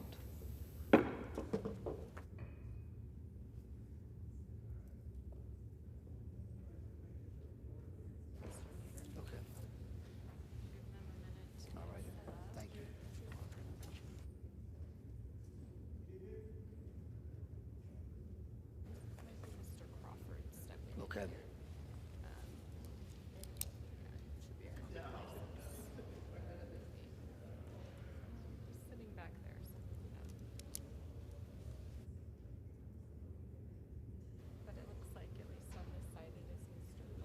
Okay.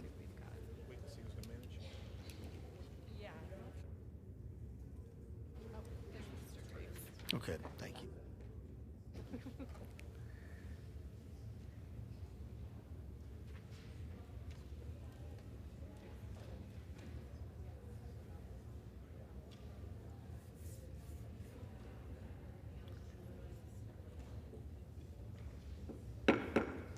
For what purpose does the gentleman from Missouri, Mr. Graves, seek recognition?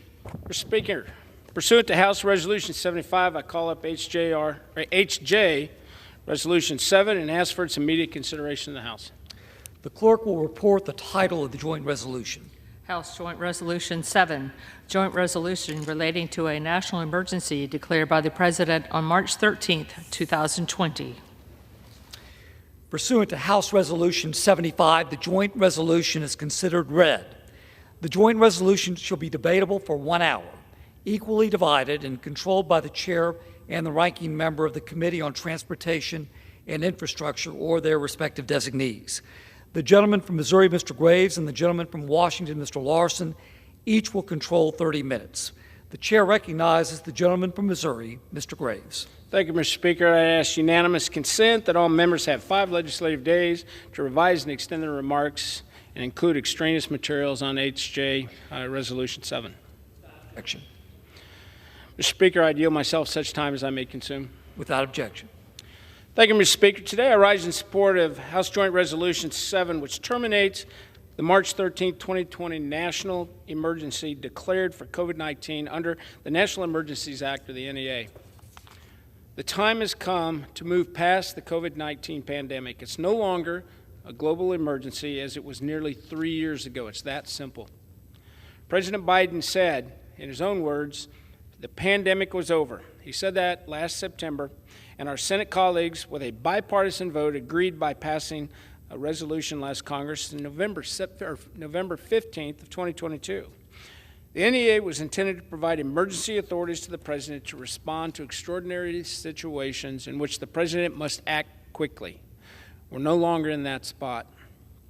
The national emergency was declared by President Trump at the beginning of the pandemic nearly 3 years ago in March of 2020.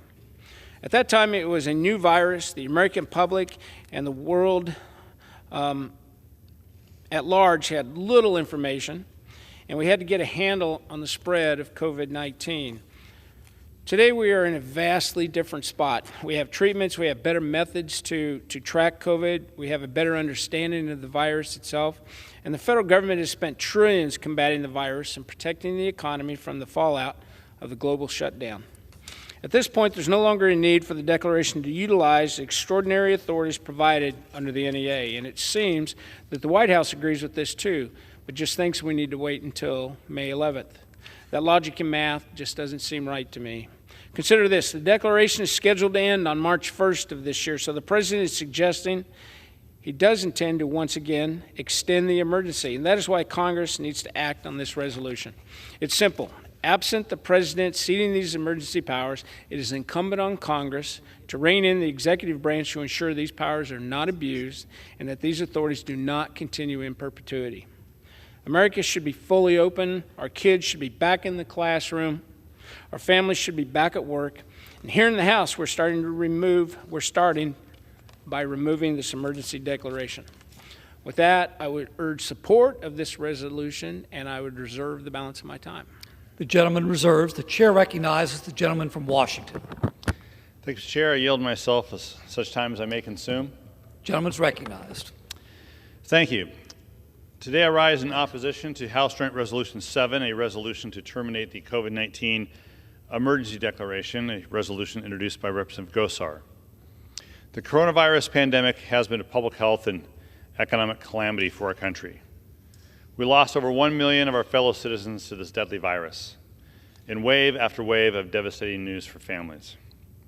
Entire industries have been forced to shut down and then restart from standstill. Others have had to entirely reimagine the way they do business, costing billions of dollars in the process. The impact of the pandemic was inequitable in the extreme. The digital divide grew even wider as those with internet access could work from home or go to school from home, while others were left behind. Transportation workers, healthcare workers, law enforcement, grocery store workers were all unable to work from home, leaving them at an elevated risk during a very dangerous time. But thanks to actions by this Congress, or the previous Congress, including the American Rescue Plan, the CHIPS and Science Act, the Inflation Reduction Act, and the Bipartisan Infrastructure Law, we are well on our way to a robust recovery from this dark chapter of our nation's history. However, our work is not done. New variants continue to emerge, taking a toll on our workforce and exacerbating the labor shortage facing many businesses. Healthcare workers are still on the front lines of this pandemic. Last week, they saw nearly 4,000 Americans die from COVID. Terminating the emergency declaration now sends the wrong message and could have consequences for public health and safety. In my state alone, we had over 4,000 cases in the last week. The uncertain impact of long COVID, particularly on those with pre-existing health conditions, adds a layer of complexity to our path to normalcy. With these complex issues still facing business, local leaders, and the American people, it would be harmful and irresponsible to force a premature end to the flexibility offered by the Presidential Emergency Declaration from March of 2020. Now, President Biden has no intention of using these emergency powers forever. We know that because he announced his intention to end the COVID-19 national emergency on May 11th. This May deadline provides time to develop a strategic and a thoughtful plan regarding the termination of these authorities.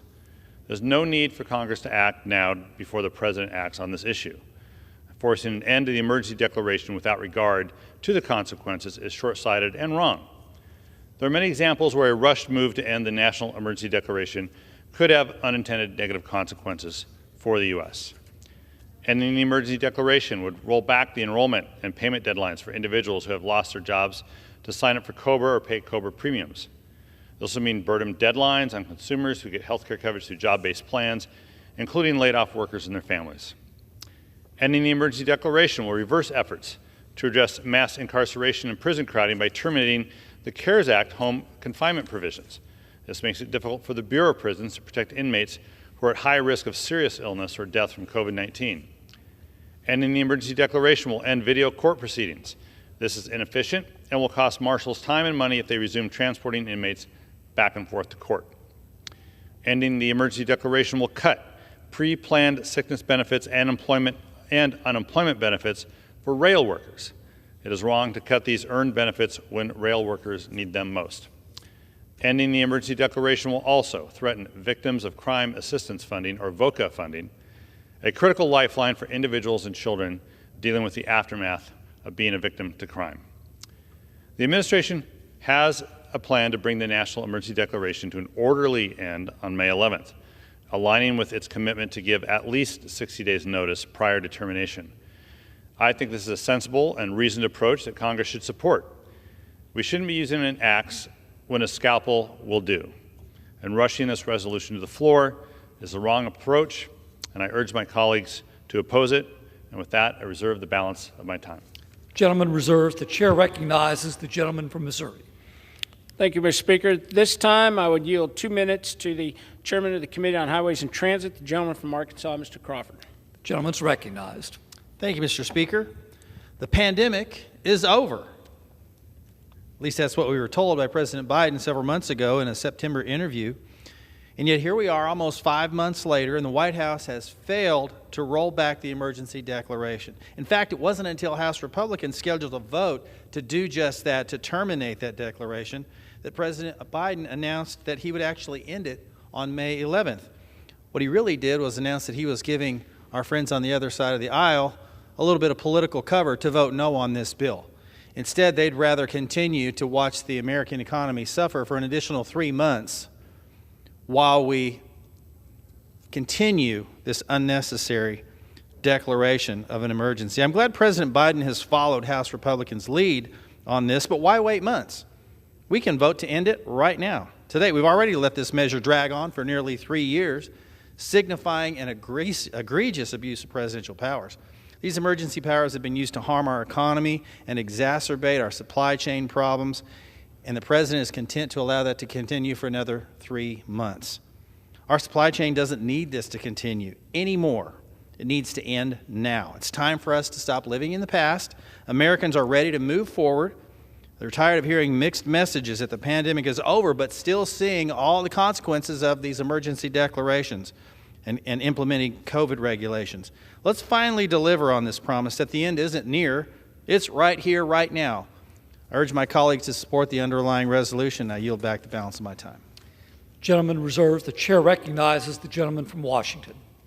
Thank you, Mr. Chair. I would just note that there's no record that the national emergency exacerbated supply chain problems in the U.S. It's every record and evidence that COVID exacerbated supply chain problems in the U.S., bringing our economy to a standstill.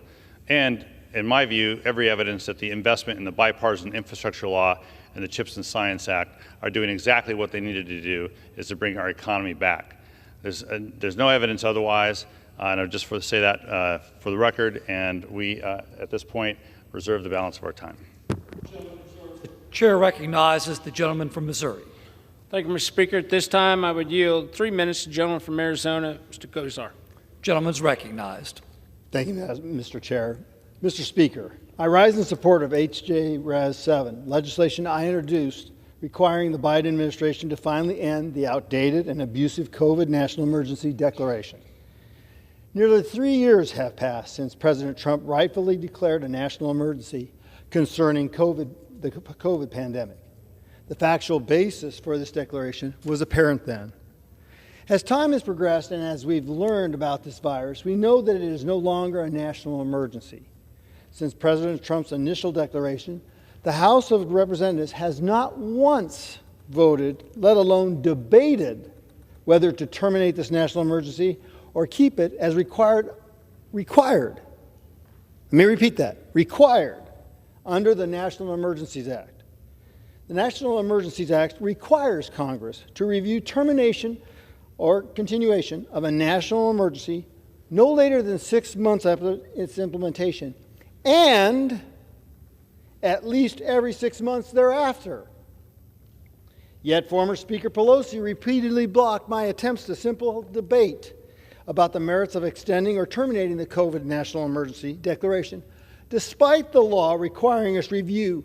That would make it almost 4 to 6 times we should have had this debate during that time. What type of representative body cannot even discuss a national emergency?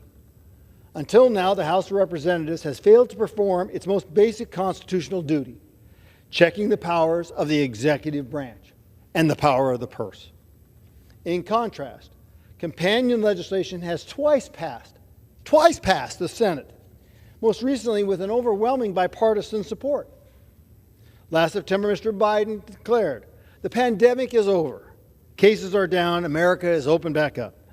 This hardly sounds like a country under a national COVID emergency. Yet Joe Biden continued to extend the COVID national emergency simply to force Americans to live under extreme measures that deprive us of our freedoms. Just this week, Mr. Biden issued a statement of administrative policy opposing H.J. Res. 7, implying to veto the legislation. This action stands in stark contrast to the recent promises that Biden would end the COVID national emergency in May. Let's not forget that Mr. Biden once promised the American people there would be no federal COVID vaccine mandates. Yet, he soon lied and mandated COVID vaccines for millions of Americans. We simply cannot trust what Biden, if and when Biden will keep his word. The evidence is to the contrary. It is time to end this emergency declaration now. If passed through the House today, the National Emergencies Act requires the Senate to expeditiously vote on my resolution within 18 calendar days. I urge all my colleagues to support this legislation and send it to the Senate. Do your due diligence. Do what the law requires. I yield back. Gentleman yields. Gentleman reserves. Members are reminded to refrain from engaging in personalities towards the President. The gentleman from Washington is recognized. Thank you, Mr. Chair, and thank you for that announcement. We currently reserve the balance of our time.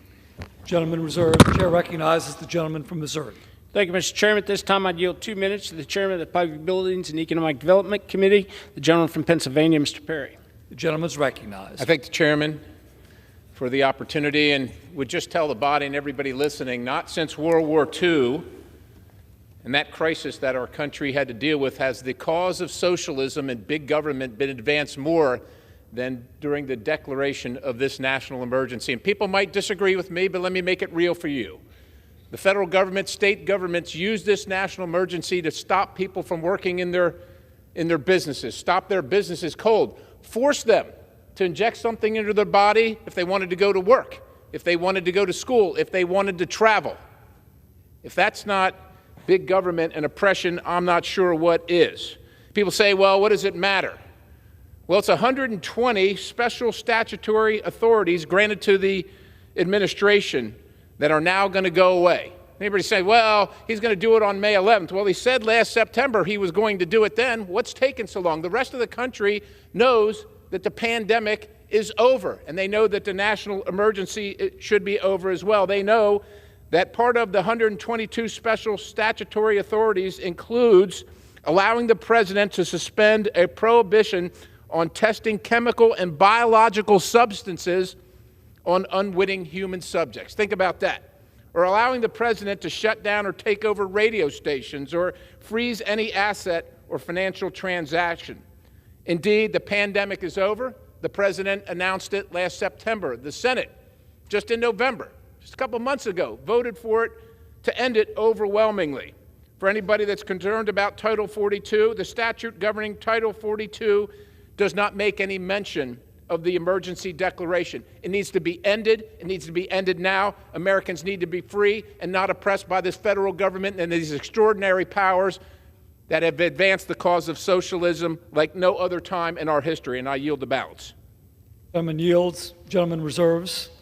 Chair recognizes the gentleman from Washington. Thank you, Mr. Chair. I would just note that everyone is looking forward to the day when COVID-19 is a distant memory, but we have to work towards that day cautiously and steadily, and the emergency declaration should not be terminated until there is time to conduct a careful review on science, and it should not be terminated on the whim of any one member of Congress. The administration has a plan to bring the National Emergency Declaration to an orderly end on May 11th, aligning with their commitment to give at least 60 days notice prior to the termination, and I think it's a sensible and reasoned approach that Congress should support. With that, I reserve the balance of my time. The gentleman reserves. The chair recognizes the gentleman from Missouri. Thank you, Mr. Speaker. At this time, I'd yield 2 minutes to the gentleman from California, Mr. LaMoffa. The gentleman's recognized. Appreciate it. So, the National Emergency Declaration was on March 13 of 2020, nearly 3 years ago. This legislation we're talking about today passed the Senate twice with nearly 2/3 of votes of the senators. But the former Speaker repeatedly blocked the resolution from coming to the floor in the House. The President has granted more than 120 special statutory powers, statutory, which usually means passing a law, through the National Emergency Declaration, all of which he continues to wield as long as this emergency is in place. The President has extended the emergency twice, which would otherwise have automatically terminated on the anniversary of the first time of the declaration. These powers are meant for the time of actual emergency. President Biden himself has said the pandemic is over in a 60 Minutes interview in September of 2022. This administration has continually abused these powers and used the national emergency to enact liberal policies without the approval of Congress. These are things that probably wouldn't pass muster in Congress because I don't think a lot of my colleagues would want to vote for them on the record. Since the emergency was first declared, the federal government has spent over $6 trillion in response to COVID-19. Students have lost invaluable time learning in school facilities. Countless businesses closed down that aren't coming back, and families separated from loved ones during holidays at hospitals to see dying loved ones or not even able to have a funeral for them. Heartless. Nurses and docs, at one point called heroes, become goats because they don't necessarily want to take an experimental vaccine. We have Jekyll and Hyde ideas coming out of the administration now, thinking like, well, we're going to sue to make people wear masks again on planes and trains. At the same time, he's saying we're going to end it all in May. It's crazy. We're going in the wrong direction. So why don't we pass this legislation if the president won't do himself and put the power back into the hands of the people here that are elected by the people, not bureaucracy. I yield back. Thank you. Gentleman yields. The gentleman reserves. The chair recognizes the gentleman from Washington.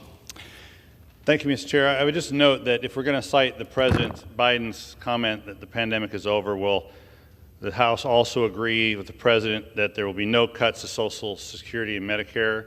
And will the House also agree that President Biden has said that the economy has turned around, creating 11 million jobs, and the economy is robust? we're going to pick and choose what the President says to make any one argument, then let's look at the totality of the President's record in fairness to the President. With that, though, I want to yield 2 minutes to the gentleman, Representative Payne from New Jersey. The gentleman's recognized. Mr. Speaker, I'd like to thank Mr. Larson for allowing me this time to speak. Mr. Chairman, I rise today in opposition to the bill before us, H.J. Res. 7. I am pleased that President Biden announced this week that he will end the COVID-19 national emergency declaration on May 11th.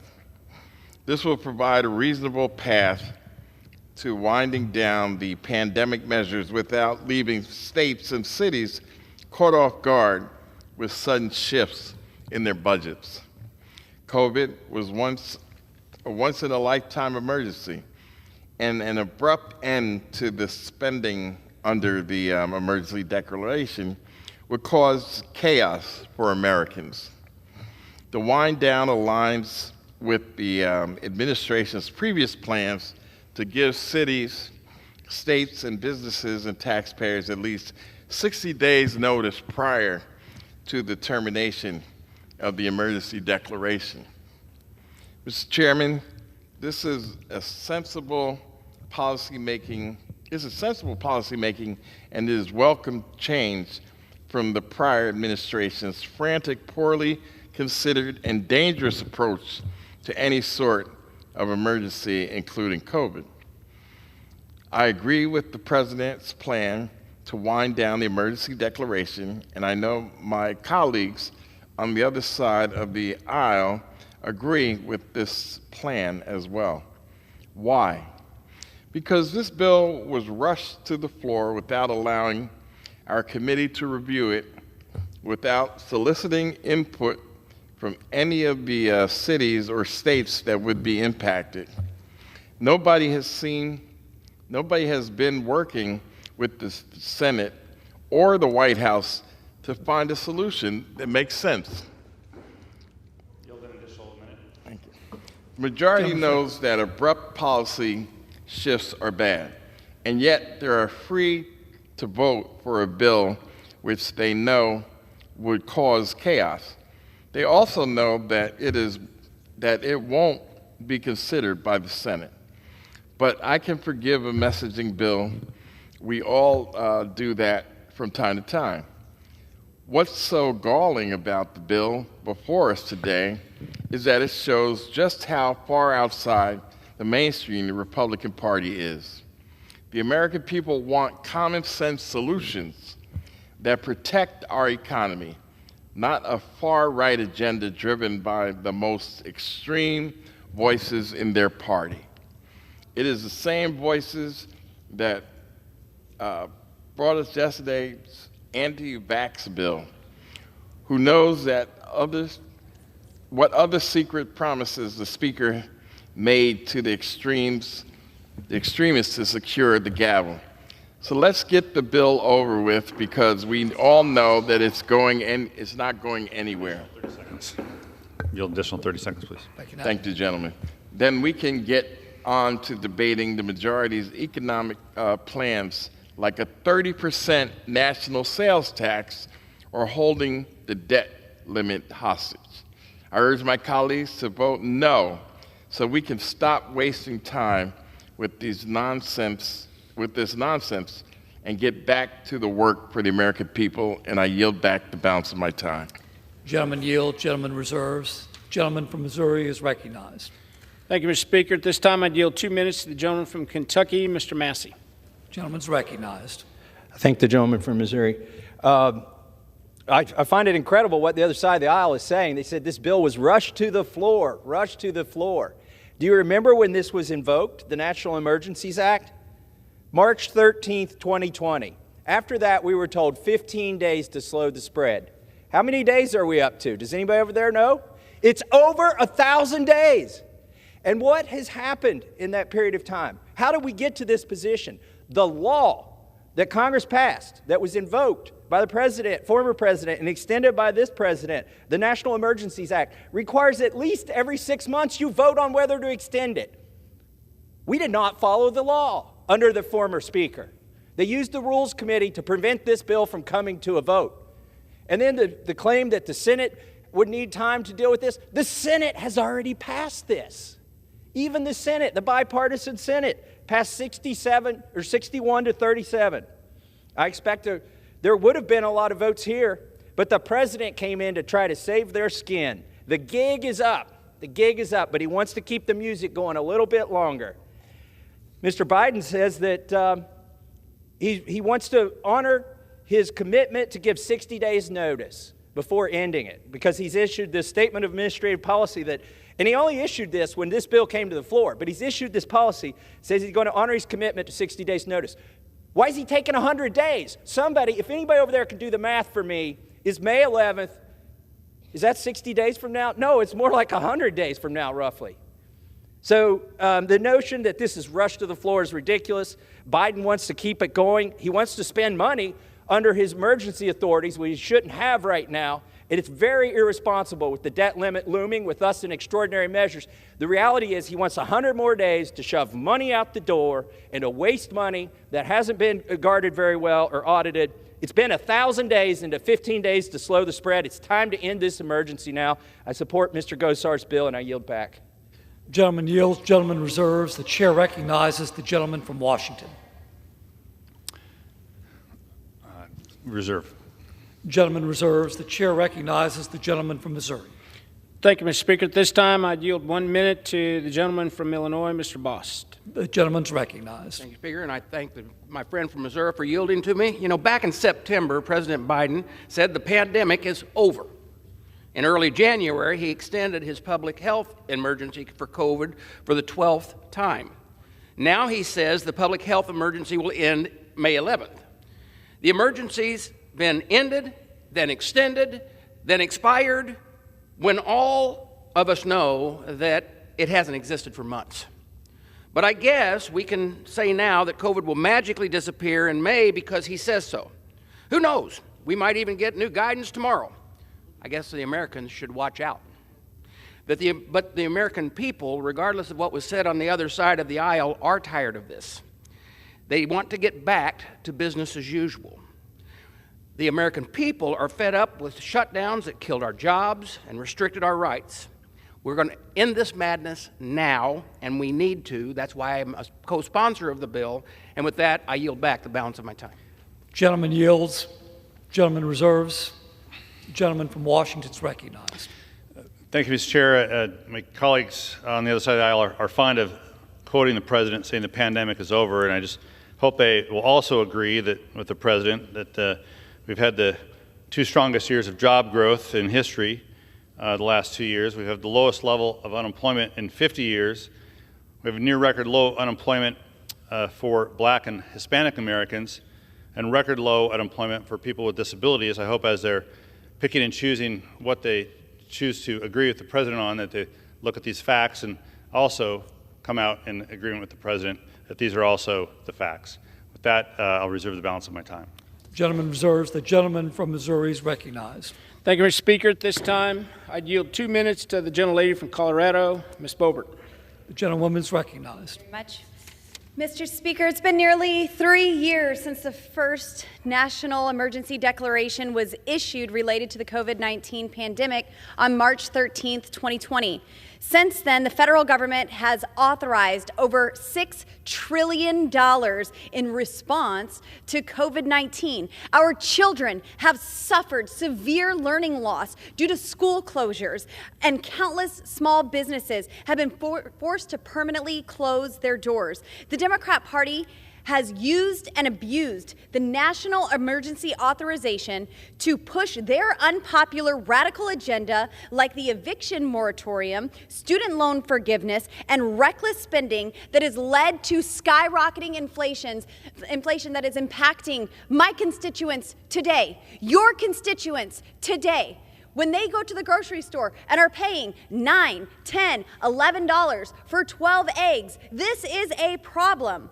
They also put unconstitutional vaccine mandates in place to put healthcare workers and our military service members serving in all branches of our military out of work. COVID is over, yet nearly 3 years later, more than 35 National Emergency Acts are still in effect, and the current administration is continuing to abuse more than 120 special statutory powers only meant for times of emergency. Even Joe Biden said the pandemic is over. We agreed with that long before he said it, and we're happy he's finally saying it. It is far past time to put an end to this abuse.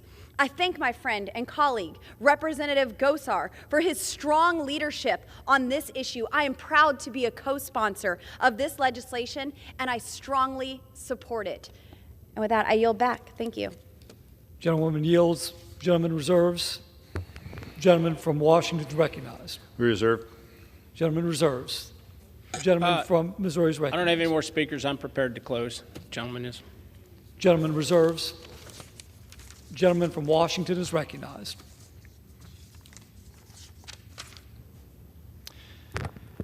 Mr. Chair, the administration has a plan to bring the National Emergency Declaration to an orderly end on May 11th, aligning with its commitment to at least 60 days' notice prior to termination.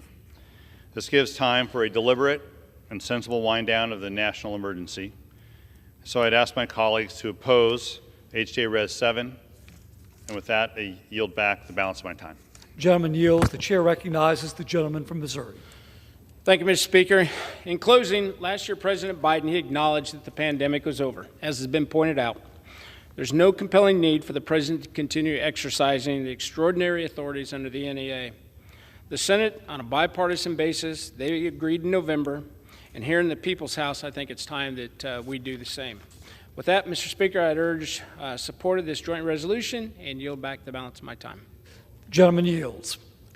Pursuant to House Resolution 75, the previous question is ordered on the joint resolution. The question is on the third reading of the joint resolution. Those in favor say aye. Those opposed, no. The ayes have it, third reading. To a national emergency declared by the President on March 13, 2020. The question is on passage of the joint resolution. Those in favor say aye. Those opposed say no. The ayes have it. The joint resolution. Mr. Speaker. For what purpose does the Speaker from Missouri seek recognition? I demand the yeas and nays. The yeas and nays are requested. Those favoring a vote by the yeas and nays will rise. A sufficient number having risen, the yeas and nays are ordered.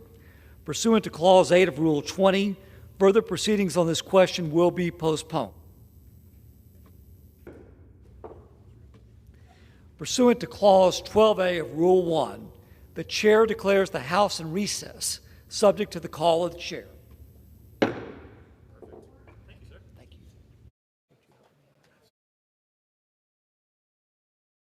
The House will be in order. Proceedings will resume on questions previously postponed. Votes will be taken in the following order: passage of H.R. 139 and passage of H.J. Res. 7. The first electronic vote will be conducted as a 15-minute vote. Pursuant to Clause 9 of Rule 20, remaining electronic votes will be conducted as 5-minute votes. Pursuant to Clause 8 of Rule 20, the unfinished business is the vote on passage of H.R. 139, on which the yeas and nays are ordered. The clerk will report the title of the bill. H.R. 139, a bill to require executive agencies to submit to Congress a study of the impacts of expanded telework and remote work by agency employees during the COVID-19 pandemic and a plan for the agency's future use of telework and remote work and for other purposes. The question is on passage of the bill. The members will record their votes by electronic voice. This is a 15-minute vote.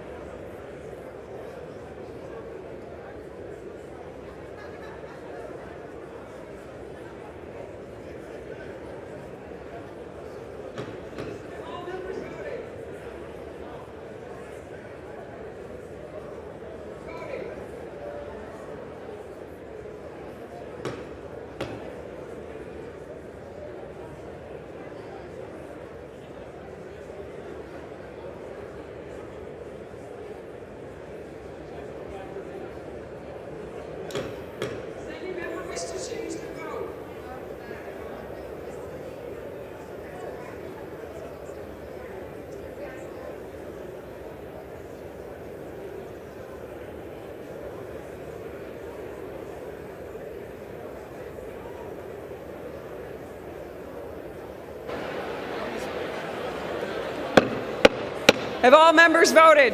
Does any member wish to change their vote? They're good?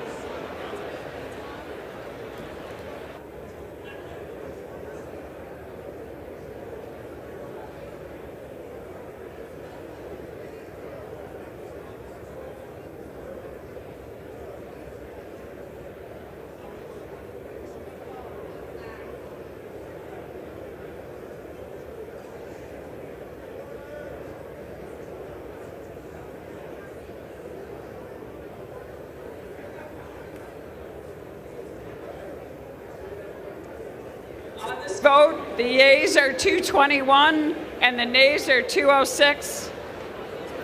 The bill is passed. Without objection, a motion to reconsider is laid on the table.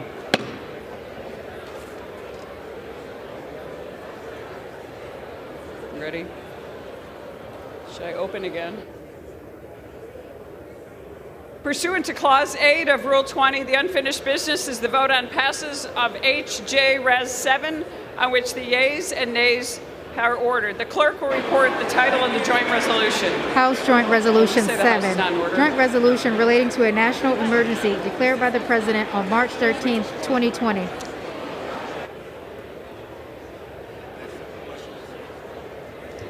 The question is on the passage of the joint resolution.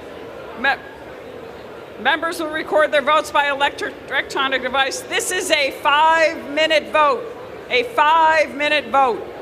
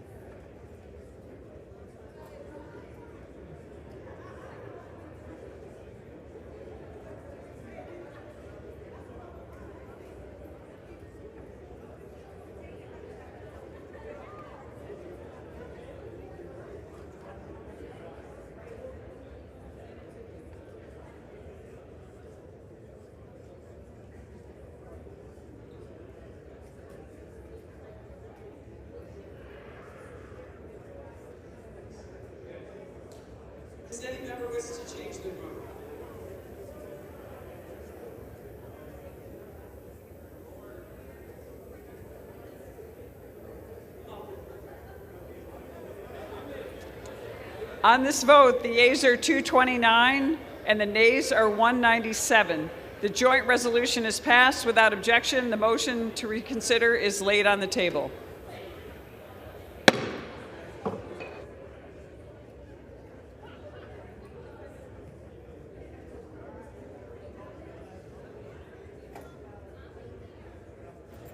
How you doing, sir?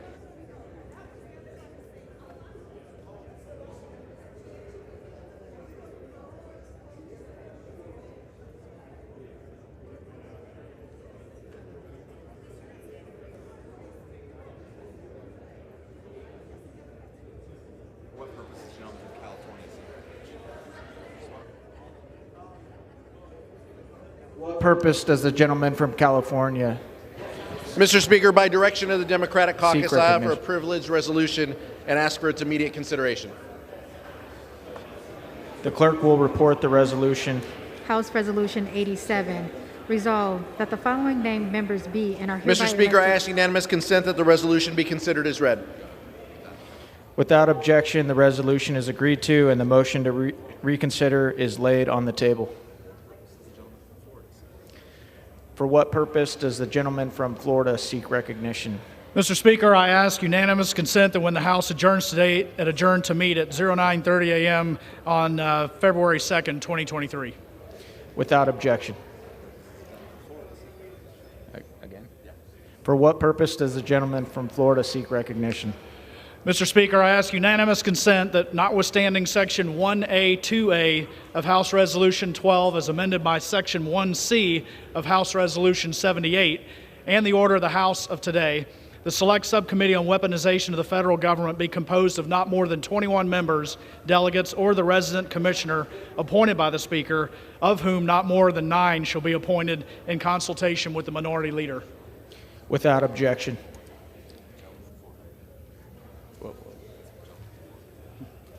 For what purpose does the gentleman from Florida seek recognition? Thank you, Mr. Speaker. I hereby remove myself as co-sponsor of House Resolution 29. Request is accepted.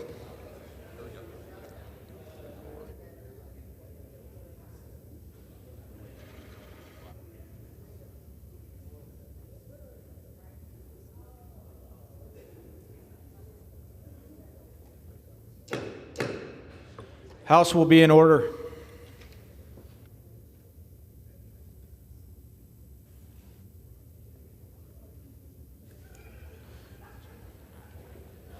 The chair will now entertain requests for 1-minute speeches.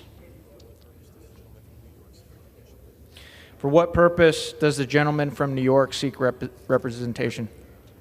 I ask unanimous consent to address the House for 1 minute and to revise and extend my remarks. Without objection. Mr. Speaker, for 1 minute. I rise today to applaud the House for passing the Pandemic is Over Act, the Freedom for Healthcare Workers Act, the Show Up Act, and for ending the national emergency. I was in the New York State Assembly when the COVID vaccine mandate was passed, and I argued vociferously against it. Even then, we knew it would cause irreparable damage to our healthcare facilities, forcing thousands of healthcare workers out of their jobs, and we were right, which is why it is so important for Congress to take this step and right that wrong. Another refrain I heard over and over again from my constituents is that we need to end the national emergency declaration.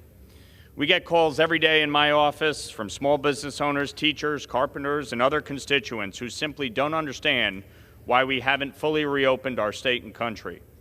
COVID cases have dropped dramatically across the country, and the number of cases today compared to the same date last year are down over 600,000 cases. The fact is that we no longer constitute a national emergency, and we should absolutely end the declaration. I urge the Senate to pass these important pieces of legislation and encourage the administration to accelerate their timeline on this important matter. I yield back my time.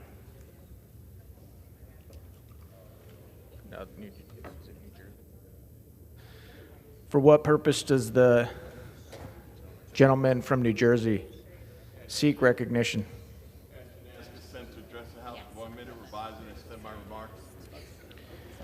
Without objection, the gentleman is recognized for 1 minute.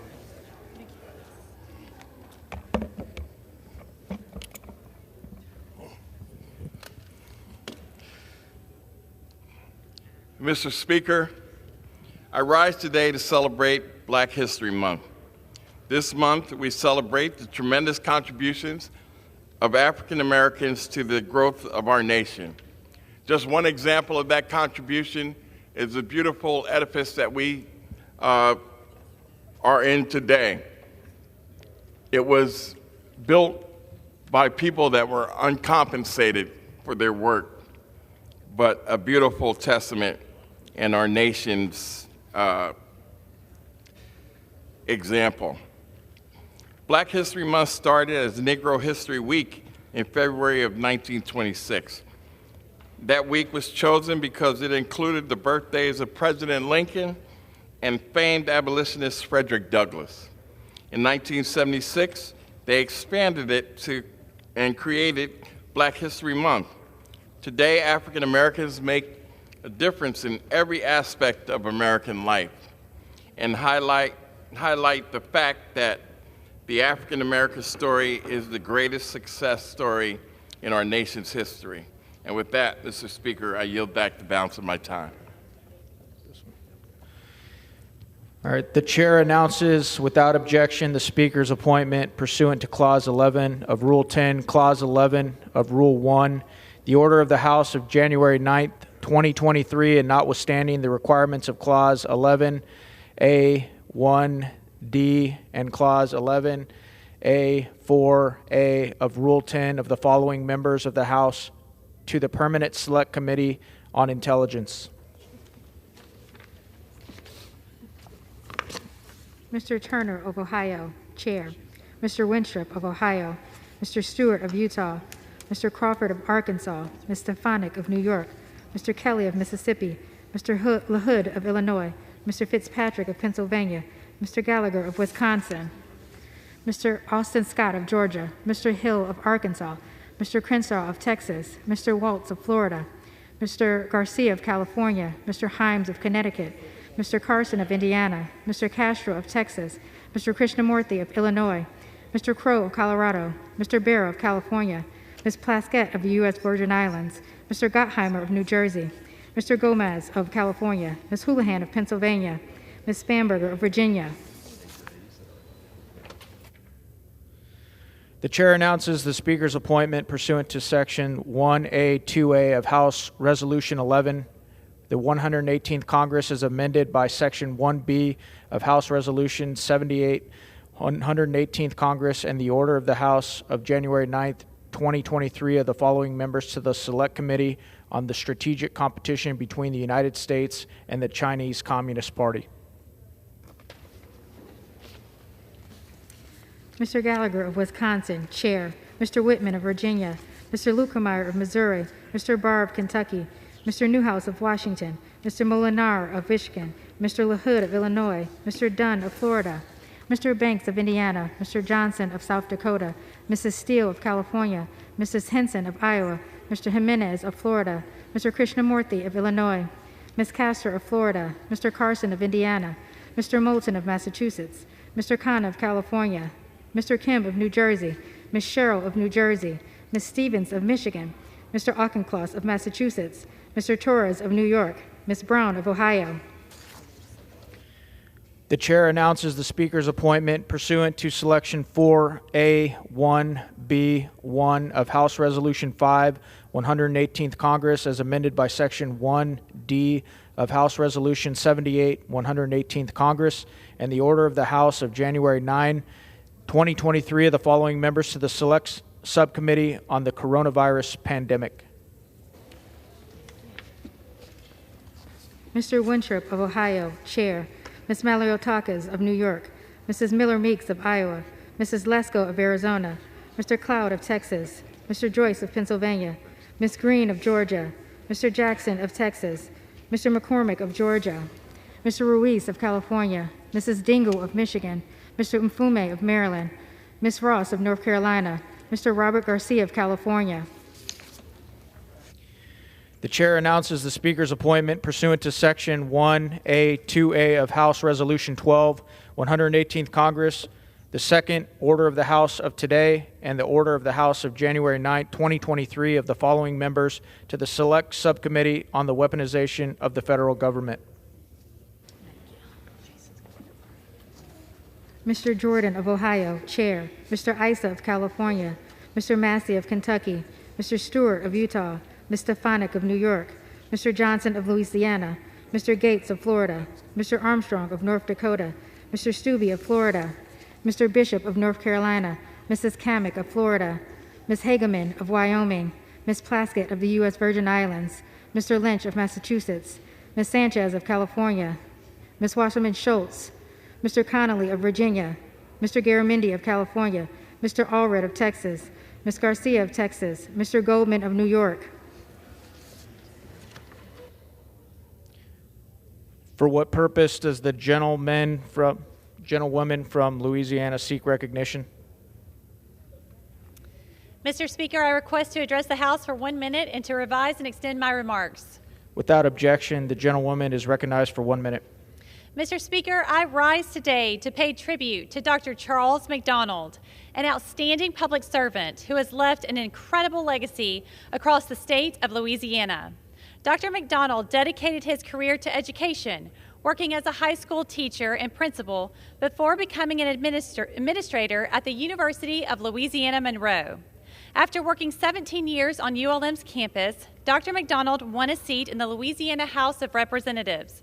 While serving in the legislature, he authored the bill that created the Taylor Opportunity Program for Students, or TOP Scholarship. It's a program which has enabled hundreds of thousands of Louisiana's best and brightest to obtain a college education, and I was fortunate to be one of the first recipients of the program over 25 years ago. To this day, Dr. McDonald's works in higher education continues as he currently serves on the Louisiana Board of Regents. He has been a mentor and friend to so many, including myself, helping guide young educators on their career paths, and we are so thankful. Mr. Speaker, today the House honors an outstanding Louisianan, Dr. Charles McDonald. Thank you. I yield back.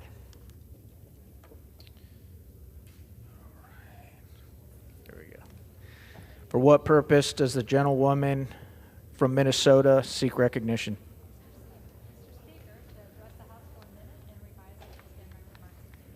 Without objection, the gentlewoman is recognized for 1 minute.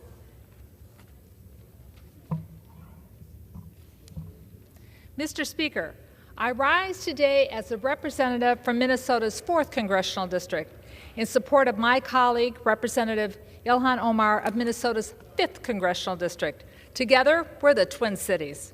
Representative Omar's, alongside of our colleagues Representative Schiff and Sawwell, have been unfairly targeted for removal from committees despite their valuable experience, their expertise, and their perspectives.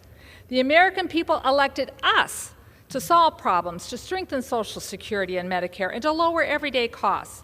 But instead, there's prioritizing of issues that the Republicans are engaged in, well, as a political stunt. No better than their extreme MAGNA members who traffic in hate and violent threats. My fellow Minnesotans and I see this for what it is, a petty vendetta, not only undermining our democracy, but it puts the safety of those members at risk. Minnesota and all Americans deserve better, and I encourage my colleagues to support Representative Omar and vote no on H. Resolution 76. I thank you, and I yield back. For what purpose does the gentleman from New York seek recognition? Mr. Speaker, I would like to be recognized for 1 minute to revise and extend my remarks. Without objection, the I rise today to bring more attention to the censorship of conservative voices from big tech corporations, particularly with DirecTV and AT&T's decision to remove Newsmax, the second conservative-leaning news channel in 12 months, from their programming lineup and their customers' televisions. The fact that conservatives have this very important outlet stolen from them is simply unacceptable. This is just another great example of the big tech censorship that we have seen time and again, and we should not stand for this as Americans. The American people deserve to hear all sides of political discussions. to be able to form their own opinions on any given issue. Corporations should not have free rein in dishing out their woke agendas to censor content their paying customers consume. I will fight to get more answers on this as a member of the House Oversight and Accountability Committee. DirecTV and AT&T will be hearing from many of my colleagues and constituents that are on our side in this argument, as well as their customers from around the country, to reverse this decision and prove to the American people that they are advocates of the First Amendment, not an obstacle for a fair and balanced political program. I yield back. For what purpose does a gentleman from Massachusetts seek recognition? Mr. Speaker, I ask unanimous consent to address the House for 1 minute. Without objection, the gentleman is recognized for 1 minute. I rise in support of responsibly ending the COVID-19 emergencies and in opposition to showmanship that would unnecessarily disrupt Americans' access to health care.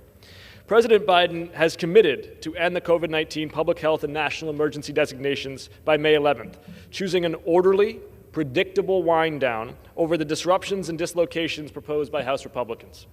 Their actions this week could immediately kick tens of millions off their health insurance, leaving nursing home residents without staff to care for them, and cut off telehealth services for people struggling with mental illness. Governing requires planning and deliberation. Unfortunately, Republicans have put messaging over substance. We can and will keep schools open and make sure government officials are delivering for constituents while sustaining flexibilities and efficiencies from the pandemic. For that reason, I urge my colleagues to oppose these measures and support President Biden's responsible drawdown of emergency authorities. I yield back. For what purpose does the gentleman from Texas seek recognition? Mr. Speaker, I ask unanimous consent to address the House floor for 1 minute and to revise and amend my comments as necessary. Without objection, the gentleman is recognized for 1 minute. Mr. Speaker, as Biden's border crisis continues to cost American taxpayers billions per year, I rise today to introduce my first bill, the Border Security Investment Act. This legislation will target the millions of immigrants who entered our country illegally, use American resources, don't pay taxes, and then proceed to send money back to foreign countries. More specifically, it would place a 37% user-based transaction fee on remittance transfers made through money services businesses where the remittance originates in the U.S. and is sent back to one of the top 5 nations of origin for illegal immigration. Revenue collected is placed under 2 trusts, both for border security. The first trust, the funds will be used by the federal government specifically for salaries and wages for Customs and Border Protection, physical barriers, and detection technology only.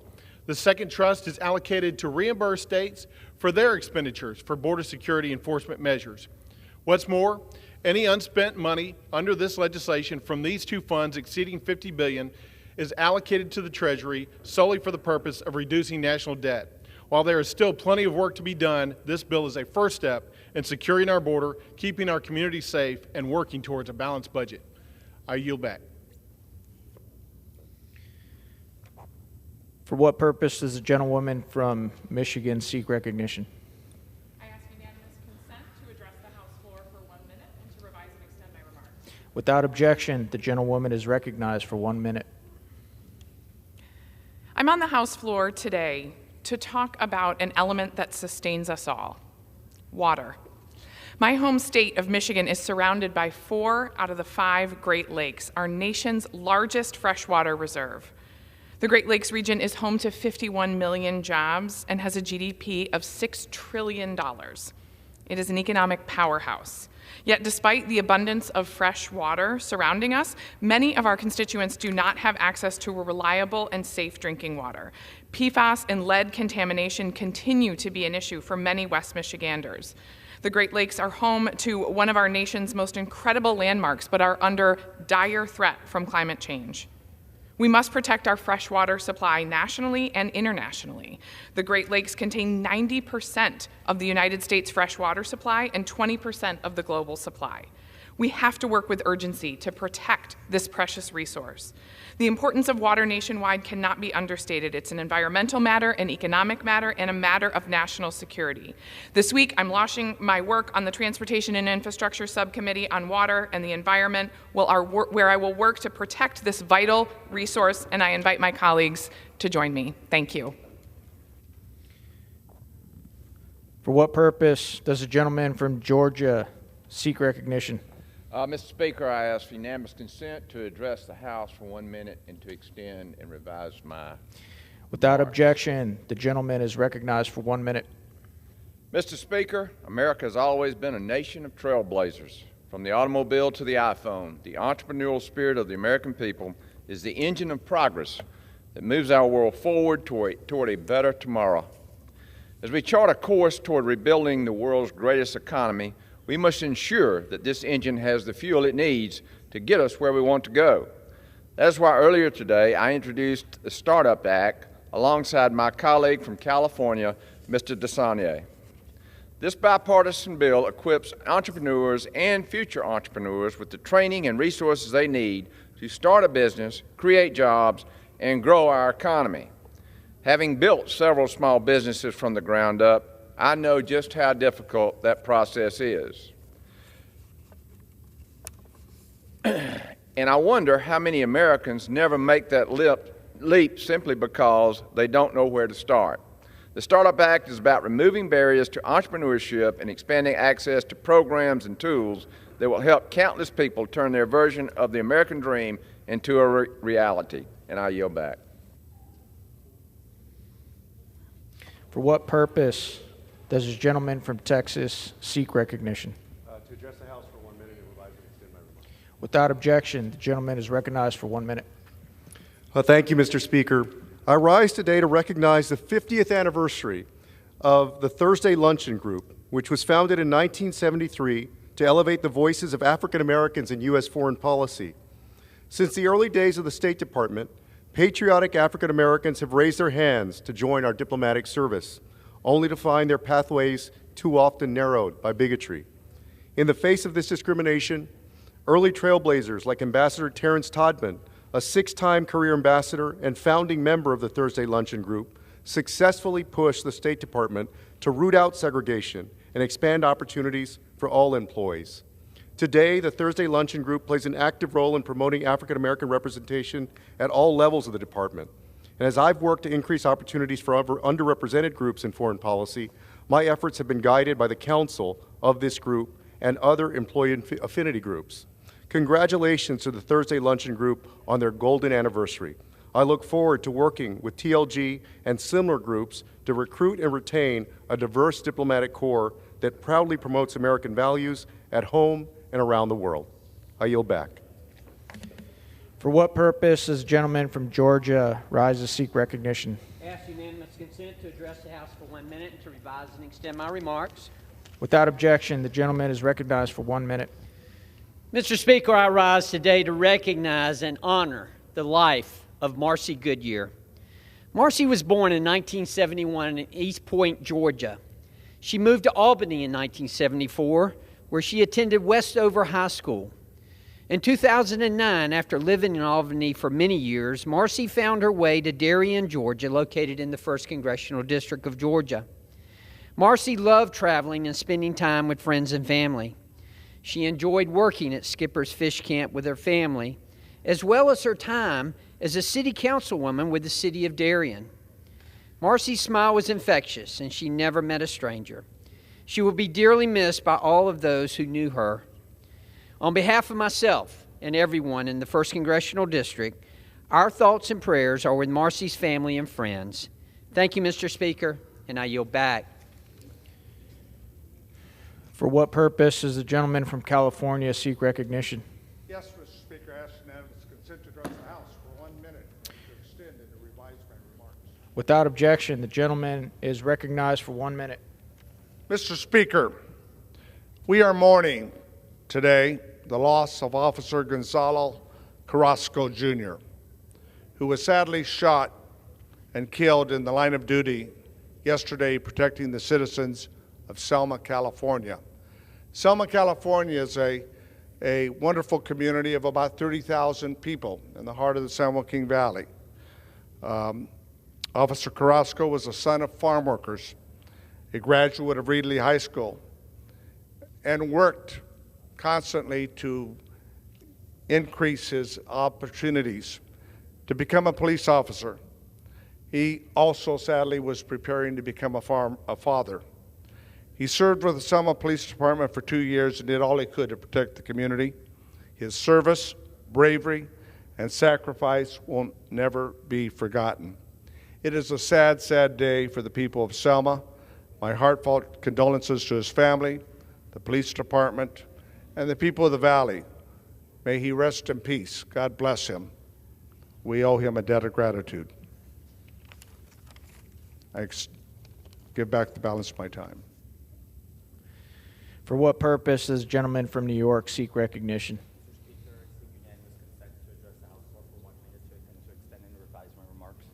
Without objection, the gentleman is recognized for 1 minute. Mr. Speaker, today I rise to honor Mr. Christopher Marion Balaban, a constituent, war hero, and Holocaust survivor in New York's 3rd Congressional District. Last Saturday, on January 28th, Mr. Balaban reached his centennial. I would like to enter onto the congressional record a token of appreciation for his long and heroic journey. Christopher was born in Poland and joined the Russian resistance against the Soviets at the young age of 16. Throughout his entire life, he was held in multiple slave camps throughout Europe. After escaping the final camp, Christopher eventually joined the British Army and fought against Nazis in Germany and other enemy forces. Finally, in the early 1950s, he found his way home to the United States. I could not be more honored to have a man of such valor residing in the district that I represent. Let this serve as a public declaration of respect and admiration for Mr. Balaban and his amazing family. I would like to extend the happiest of birthdays to Christopher, and I hope that our paths cross soon. I yield back my time. For what purpose does the gentlewoman from California seek recognition? Mr. Speaker, I ask unanimous consent to address the House for 1 minute and to revise and extend my remarks. Without objection, the gentlewoman is recognized. I rise today to condemn the Azerbaijani government's blockade of Lachin Corridor, the only road connecting Arsak's Armenian population to the world. Today marks the 52nd day of the blockade. My district is home to one of the first Armenian communities in Southern California, formed by survivors of the Armenian genocide. Now, in the face of Azerbaijan aggression, many of my constituents fear a second genocide. Last week, I spoke with a constituent who was stuck behind the blockade, and he reported a dire situation. Over 100,000 Armenians have been denied access to food, fuel, and medicine, and the region has been left without heat or power this winter. If this continues, I fear a humanitarian catastrophe. We must make it clear to Azerbaijan that imposing its will on the Armenian people by force is unacceptable, and I call on the administration to ensure that aid reaches the people of Artsakh. Today, my thoughts are with those suffering under these inhumane conditions, and I reaffirm my commitment to ensure Azerbaijan is held accountable for its aggression against the Armenian people. Thank you, and I yield back. For what purpose does the gentleman from California seek recognition? Seek unanimous consent to address the House 1 minute and revise and extend my remarks. Without objection, the gentleman is recognized for 1 minute. Thank you, Mr. Speaker. Socialism has failed everywhere it's been tried and caused millions of deaths over the last century. In 1932 and 33, Soviet leader Joseph Stalin engineered a man-made famine in Ukraine that killed more than 3 million people. In 1938, 1 million people were executed by the Soviet Union's secret police in a campaign of organized terror. 1960 to 62, over 50 million people died in communist China during Mao Zedong's Great Leap Forward. Again, in 1966 till 76, over 3 million people were killed by Chairman Mao's Cultural Revolution. In Cambodia, communist dictator Pol Pot killed 2 million people, 25% of his country's population. Almost 2 million North Koreans have been killed by that country's communist government. These are just a few examples of socialism leading to mass death and suffering for innocent people. These are a feature, not a bug, not an anomaly. Socialism never works, as its critics must be silenced by force. It might sound attractive going in, but people that may vote it in usually have to fight their way out of it. Let's be on the side of the victims of socialism, the tens of millions of them, and speak out and condemn it in all its forms. For what purpose does the gentlewoman from New York seek recognition?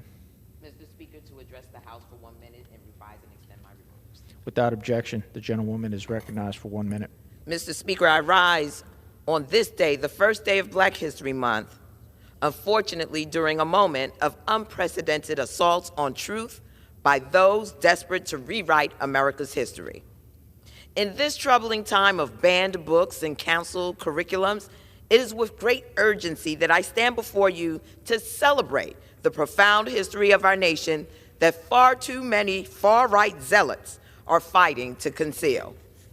This is a special month, defined in equal parts triumph and tragedy, and centered in pride and appreciation, because our African American forebears rose above oppression and helped create the greatest nation the modern world has ever seen.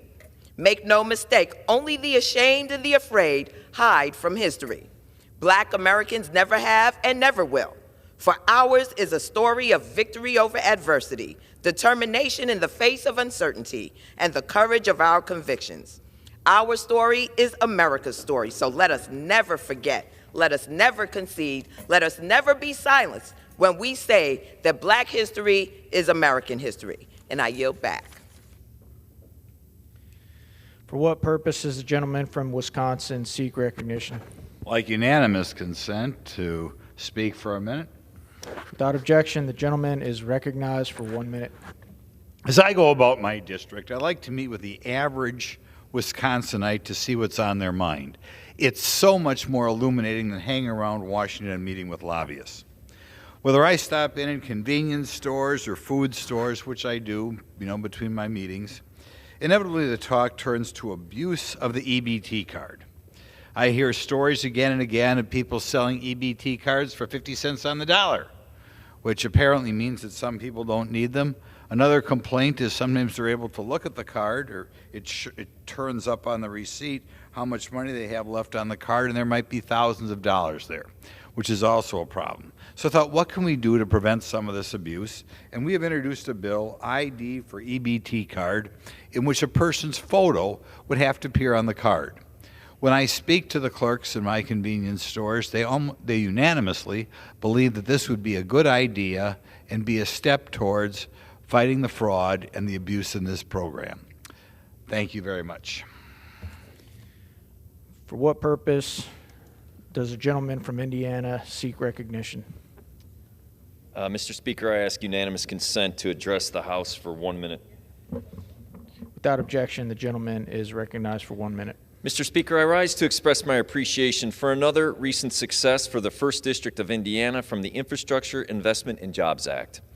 Just in this week, the Department of Transportation shared that the cities of East Chicago, Gary, and Hammond received funding under the Safe Streets and Roads for All grant, program to develop plans for infrastructure projects designed to reduce transportation-related fatalities and serious injuries. I am grateful for all the leaders and public servants in these cities for putting in the work to successfully obtain and utilize this new federal resource. As we proceed, I look forward to continue to work with all local stakeholders and my colleagues to promote the safety of our transportation infrastructure so that all individuals and businesses can continue to thrive and attract new economic activity in our communities. I thank you, Mr. Speaker, and I yield back my time. For what purpose does the gentleman from California seek recognition? Speaker, to address the body for 1 minute without objection. Without objection, the gentleman is recognized for 1 minute. Mr. Speaker, today I rise to honor my good friend, World War II veteran Jess Irons, a member of the greatest generation. He passed away at the age of 98. He was born in 1924, and at the age of 19, he had recently graduated from Anaheim High School, and he joined the military in 1943. Jess was one of 50 young men from the historic Colonia Independencia, a segregated Mexican-American community in my hometown of Anaheim, California. He was one of 50 who fought the Great War. Jess fought the Germans in the Ardennes of France and would later tell us the stories of how he lived in foxholes for 14 months, withstanding cold winters and drenching rains. The war, he said, taught him to be responsible and made him a greater man. Upon his return to the United States in 1946, he married Nellie and raised 4 children, became a carpenter, and helped build this great country. Please join me in saluting World War II veteran Jesse Ants, a true American hero and member of the greatest generation. Mr. Speaker, I yield. The chair lays before the House the following personal requests. Leave of absence requested for Mr. Boyle of Pennsylvania for today after 3 p.m. Leave of absence requested for Ms. Jackson Lee of Texas for today after 12 p.m. Without objection, requests are granted.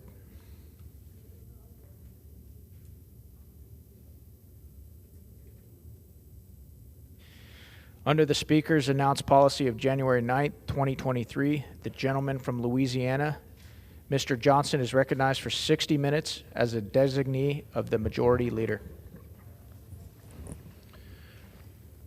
Thank you, Mr. Speaker. I ask unanimous consent that all members have 5 legislative days to revise and extend their remarks and include extraneous material on the subject of my special order. Without objection. Thank you, Mr. Speaker. The 118th Congress is in full swing now. We are here working full-time again for the American people. And I just wanted to take a few moments tonight here on the House floor to clarify some things about how this new Congress has begun. I'd point out first, for scheduling purposes, of course, the State of the Union is next week. It's a time for the President to take stock and speak to the American people about where our country is today and where we are heading. I hope the President's able to make good use of the opportunity, but I'm afraid we're going to be subjected to more spin and few solutions to the major challenges, even the crises facing the American people. Mr. Speaker, much has been made by the Democrats and the press about how House Republicans have kicked off the 118th Congress. But we all know the chatter is not an accurate representation of what's really going on around here. The cameras don't capture it all. We are delighted that the C-SPAN cameras are roving about the floor now. It gives a little more personal view of what's happening here in the chamber. But so much of what goes on outside these walls is not apparent to the American people. So let's be plain about this. Let's put it plainly in real terms what's actually happening now. There's some real reforms that have been brought forward by the new House Republican majority.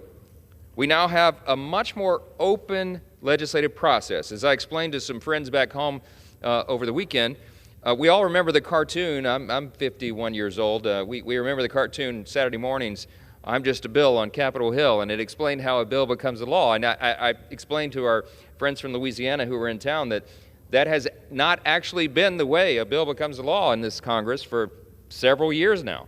We're getting back to that process. We're getting back to what we were taught in civics about how this is supposed to work. Bills have to be limited now to one single subject. They'll no longer vote on a bill without giving members at least 72 hours notice to review it first. What a concept. You might have to actually read that legislation before you vote on it. Any tax increase now, this is an important change, any tax increase must now meet a higher threshold to pass. It was a simple majority, but now it's a 2/3 vote. That's a really important reform for the American people, given the state of the economy.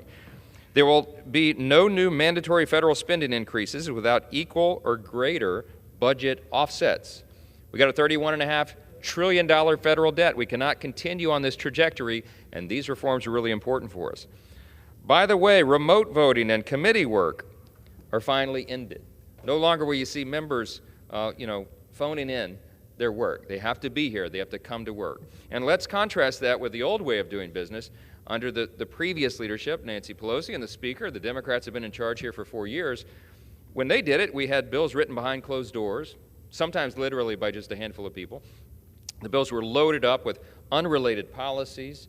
These bills were unveiled, then brought for a remote vote before anybody could possibly read them, much less debate or amend the legislation. And we all know that Democrats are obsessed with having a top-down approach to legislating. I mean, they've all but shouted it from the rooftops over the past few weeks.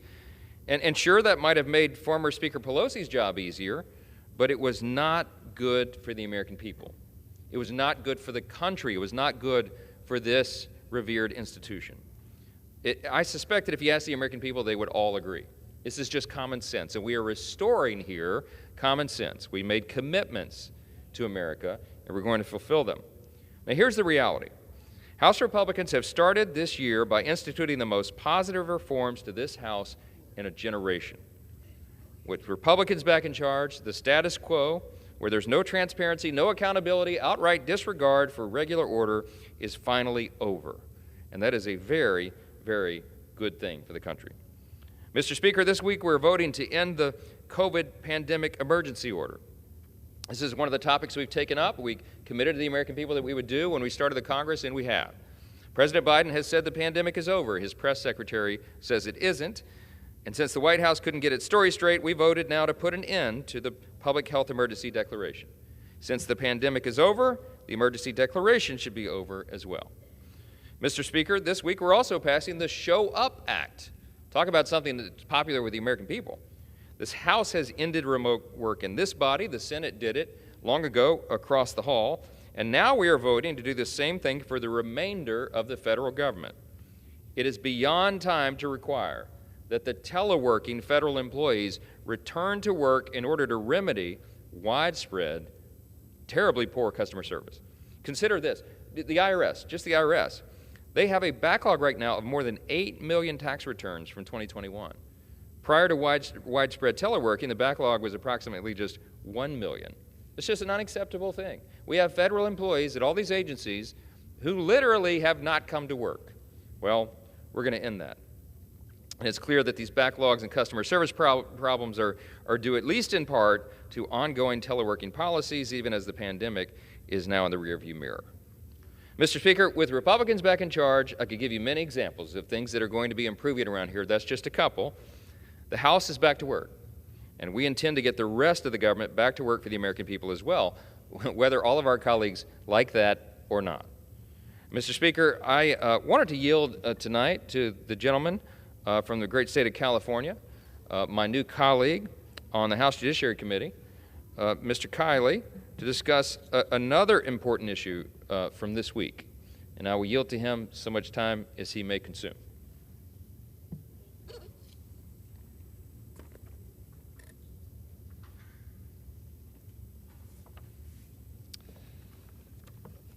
Thank you, Mr. Speaker. This week, the House passed the Pandemic is Over Act, terminating the national COVID-19 state of emergency. Now, of course, the pandemic is over. It has been over for some time. Americans are well aware of this. It seems only the government has not been aware of it at the national level and in certain states in this country. So we passed this bill, the House of Representatives did, ending the state of emergency, ending the national emergency, and the president responded in a very interesting way. He agreed with us. He said, yes, the emergency is over on May 11th, which is a very interesting concept, emergency that you can schedule to end in advance.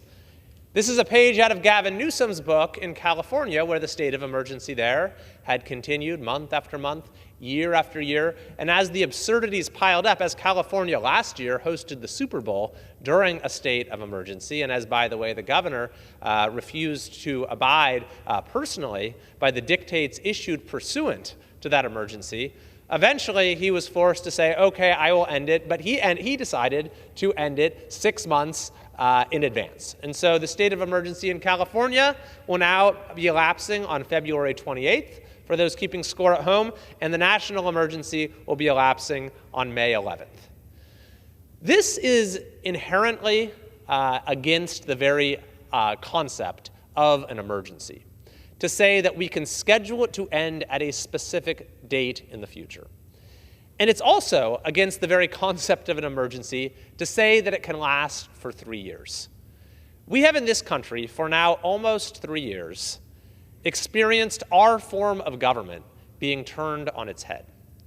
As at the national level, and in particular in certain states, our entire separation of powers, checks and balances, and representative government collapsed under a one-man rule. And now that we have moved on from most of that, although there are still some remnants of the controls that were put in place still in effect, we're in a position to assess what was the outcome of all of this. Because yes, there was some uniformity in terms of federal policy, but there was a great degree of difference in terms of how different states responded.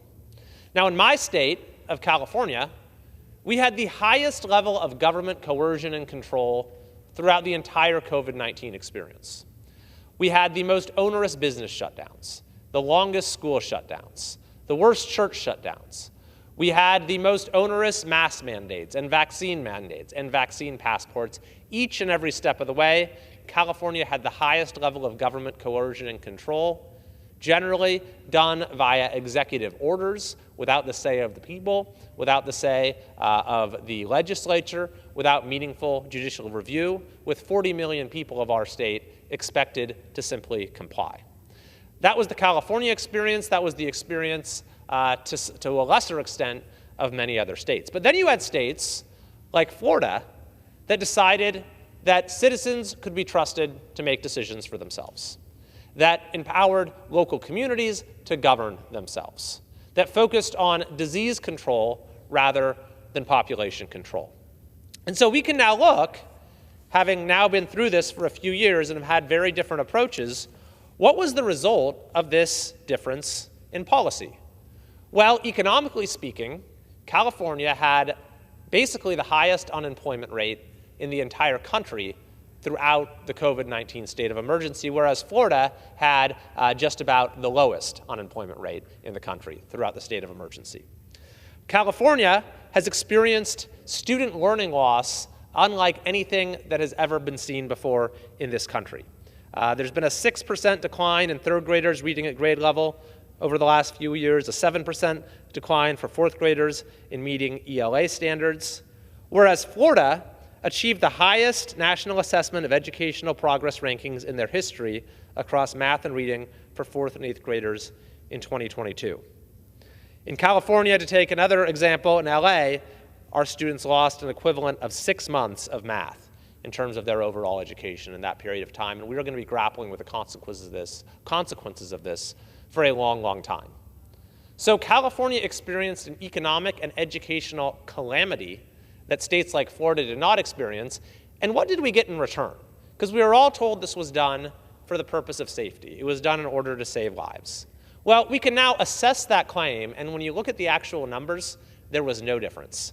Age-adjusted COVID mortality rates between California and Florida were awash. It was the same, despite the unbelievable toll that the lockdowns and related policies took on the people of California. You can also make comparisons within our state. I represent a number of counties that did everything possible to take the approach that Florida did, despite what we were dealing with at the state level. So in Placer County, for example, we were the first county in the state to end the local state of emergency. We had our kids back in school earlier than anywhere else in California. We were among the first to end mask mandates and to challenge vaccine mandates. And we did everything possible to enable our businesses to remain open. All the while, we took the steps that were necessary to give vulnerable individuals the tools that they needed to protect themselves. Now, all the while, those of us who favored trusting citizens, who favored freedom, were attacked viciously by the likes of the governor of California, who personally attacked me by name and said that I believed it would have been better to let Californians die. Well, again, you can look at the results in Placer County as compared to other parts of California. Our students did much better. Our employment rate was roughly half the state average, and our public health outcomes were much better, with a COVID mortality rate about 2/3 that of the rest of the state. So the evidence now is very clear as to what approach worked and what approach didn't. That those states that tried in as much as possible to maintain the structure of our constitutional form of government did a lot better than those states that decided an emergency could be used to effectuate an indeterminate one-man rule.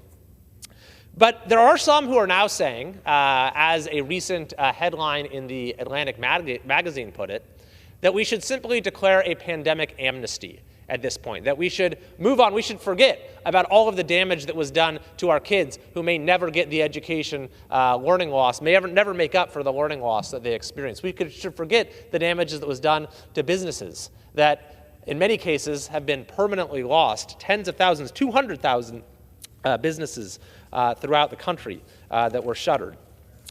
We should simply move on and forget about it and forgive and forget. And look, I'm all for letting bygones be bygones. And I am willing to work with anyone who is interested in creating good policy going forward. But we do need to pause and consider how it is that this happened in our country. How did we get to a point where the appearance of a virus could cause our entire form of government to collapse? Our founders were not unfamiliar with emergencies. After all, they had just been through a war of independence, and yet they still believed that combining the executive, legislative, and judicial powers in a single set of hands, as James Madison put it, was the very definition of tyranny. So how, well over 2 centuries now after the founding, did we get to a point where our institutions were so susceptible to collapse? And I think that is a question that merits serious scrutiny, because it could point us in the direction of getting back to some of the founding principles that we've lost touch with.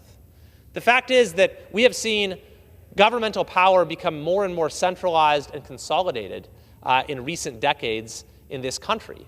And it became simply all too easy to fast forward that process to its logical endpoint of one-man rule. We have seen our political institutions become less and less representative, less and less self-governing institutions, and it became all too easy to make them not representative at all. Or we've seen more and more of our levers of power in government controlled by special interest groups, especially in California, my state, and so it became all too easy to let special interests completely run the show, as they did when it came to the school shutdowns. So I don't believe that we can simply move on and turn the page and forget about what happened in this country for the last few years. I think we need to give serious thought as to what led us to this point, because that and how we can move ahead and actually now get the pendulum swinging in the other direction. And that's a far more in-depth conversation than my time today will permit. But I would simply like to offer a few ideas.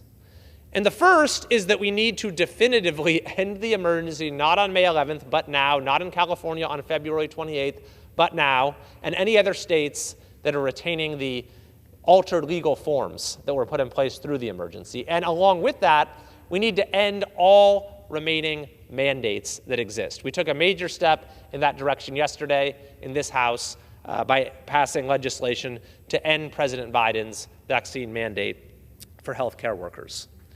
We also need to look at reforming our emergency laws to make it so you cannot so easily declare an emergency that lasts for years and is allowed to continue indefinitely without any serious review of whether the conditions of emergency continue to exist. In a broader sense, I think that this is a moment where we as a country need to look at the consolidation and centralization of political power in this country. Yes, at the state level, but largely at the federal level, and especially in bureaucracies that operate outside any sort of accountability on the part of voters. We simply have seen this happen over the course of decades in this country, and it's veered us farther and farther from the idea of self-government that was the great American institution, innovation, the institution of self-government. Now, I am seeing encouraging signs in many ways that this is beginning to happen. For example, I'm starting to see at the school board level, parents are getting involved like never before. Parents are running for school board and changing the way that local school districts operate and trying to fight against mandates from the state level that tell them how they should run their schools. The beauty of this is that it gives parents a direct access point in terms of how their local schools are run. That's the idea of self-government, and I think that's something to build on going forward. And finally, on the note of education, I do think we need to get much more serious in this country about civic education, which used to be something that was not simply some addendum to one of your classes, but was part and parcel of your entire education, what it was about. to prepare you for active citizenship, to be well-grounded in what has made America such a unique country in our nation's history, the greatest country in the world's history. What the Constitution is about, why we have institutions like freedom of speech, why the separation of powers and checks and balances are important. I think if we start to teach these things more meaningfully in our schools, then it will reinforce our civic institutions. It will leave them less vulnerable to the sort of transformation that they were put through over the course of the last few years. And should we ever face another pandemic or whatever other threat that may come our way, I think we'll be much better prepared to get through it in the way that Florida did, in the way that Placer County did, and not, unfortunately, in the way that California and many other parts of this country had to suffer through with such a high cost to so many people. Thank you, and I yield.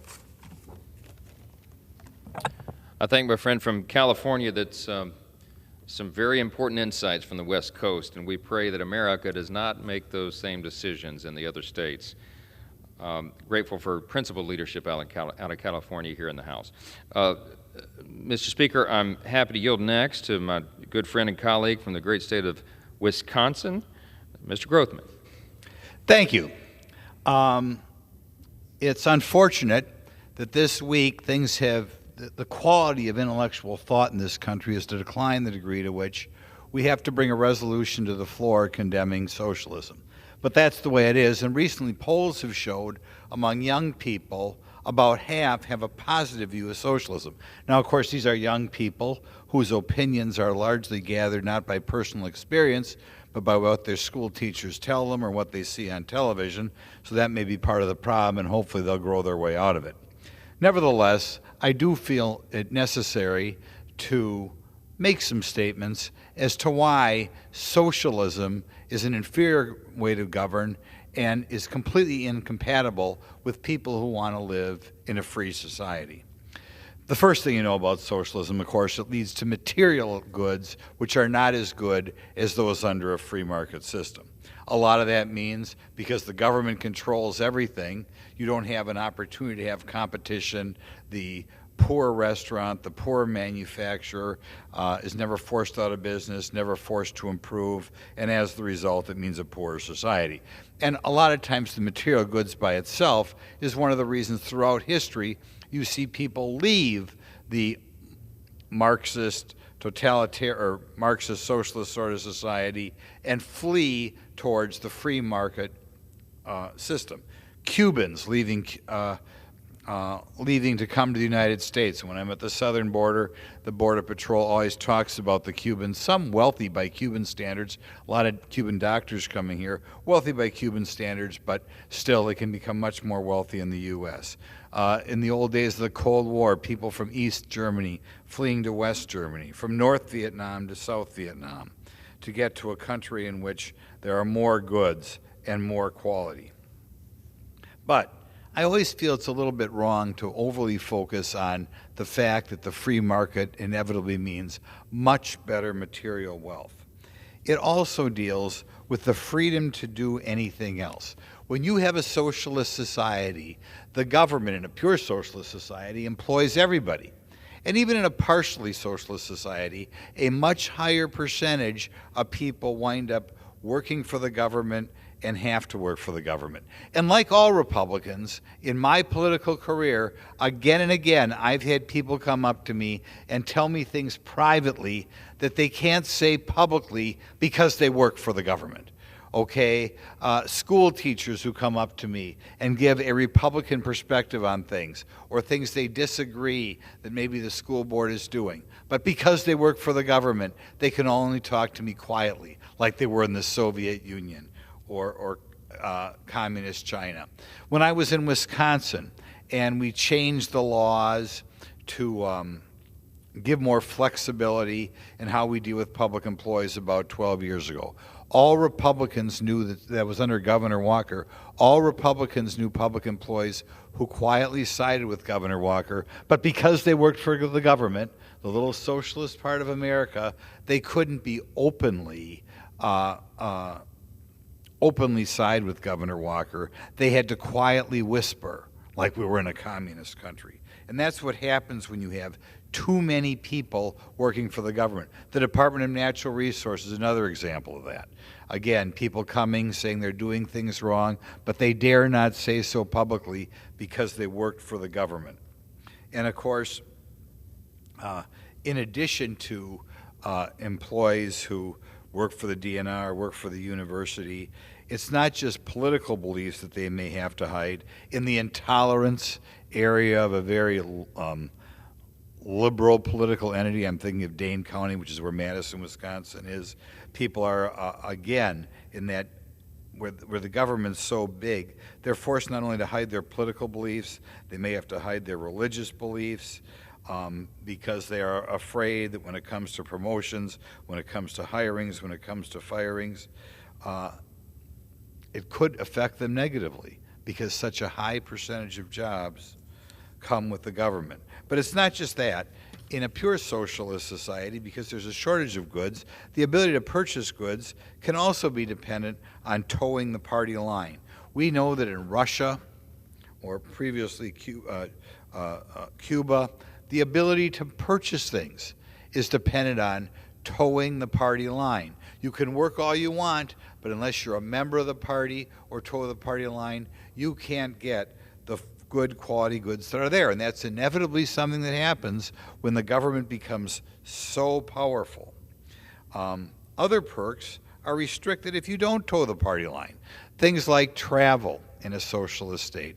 Over time, you begin to have restrictions, and maybe the opportunities to travel abroad are only given to people who have displayed fealty to the state. One of the things I'm told in Cuba to look out for is Cuba, of course, being an island nation, you would expect to have lots of boats all around the island for people to go and fish, people just to take advantage of the Caribbean. But in fact, there are very few boats because Cuba is a socialist country, and they're afraid people will use those boats to leave the country. And that's another trait that you have in advanced socialism. Other things they may stamp down on you for, they restrict your free speech because they don't want anybody saying anything that might be something the government disagrees with. You look at communist China, even though they to a degree have a free market, the huge government, because they're afraid of any dissent, anybody telling the truth, cracks down on churches.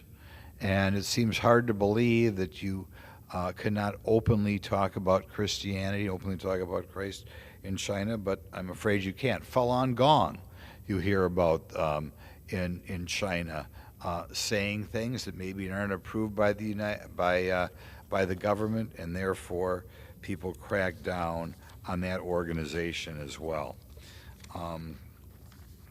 So in any event, when young people say they're for socialism, or if you have any children or grandchildren out there who say they're socialism, point out to them the inevitable lack of freedom that comes with it. That a high number of people have to work for the government. And if you have to work for the government, they can promote you or hire you or fire you based upon political beliefs, based upon religious beliefs. In a free market system, there always are, well, really unlimited, almost unlimited number of people you can work with, so many different businesses, and in a free market system, if you don't like to work for someone else, you can always start your own business. That's something that you can't do under socialism, or they want to make it very difficult. So I am glad that the United States Congress, at least later this week or early next week, is going to go on record saying that we don't like socialism.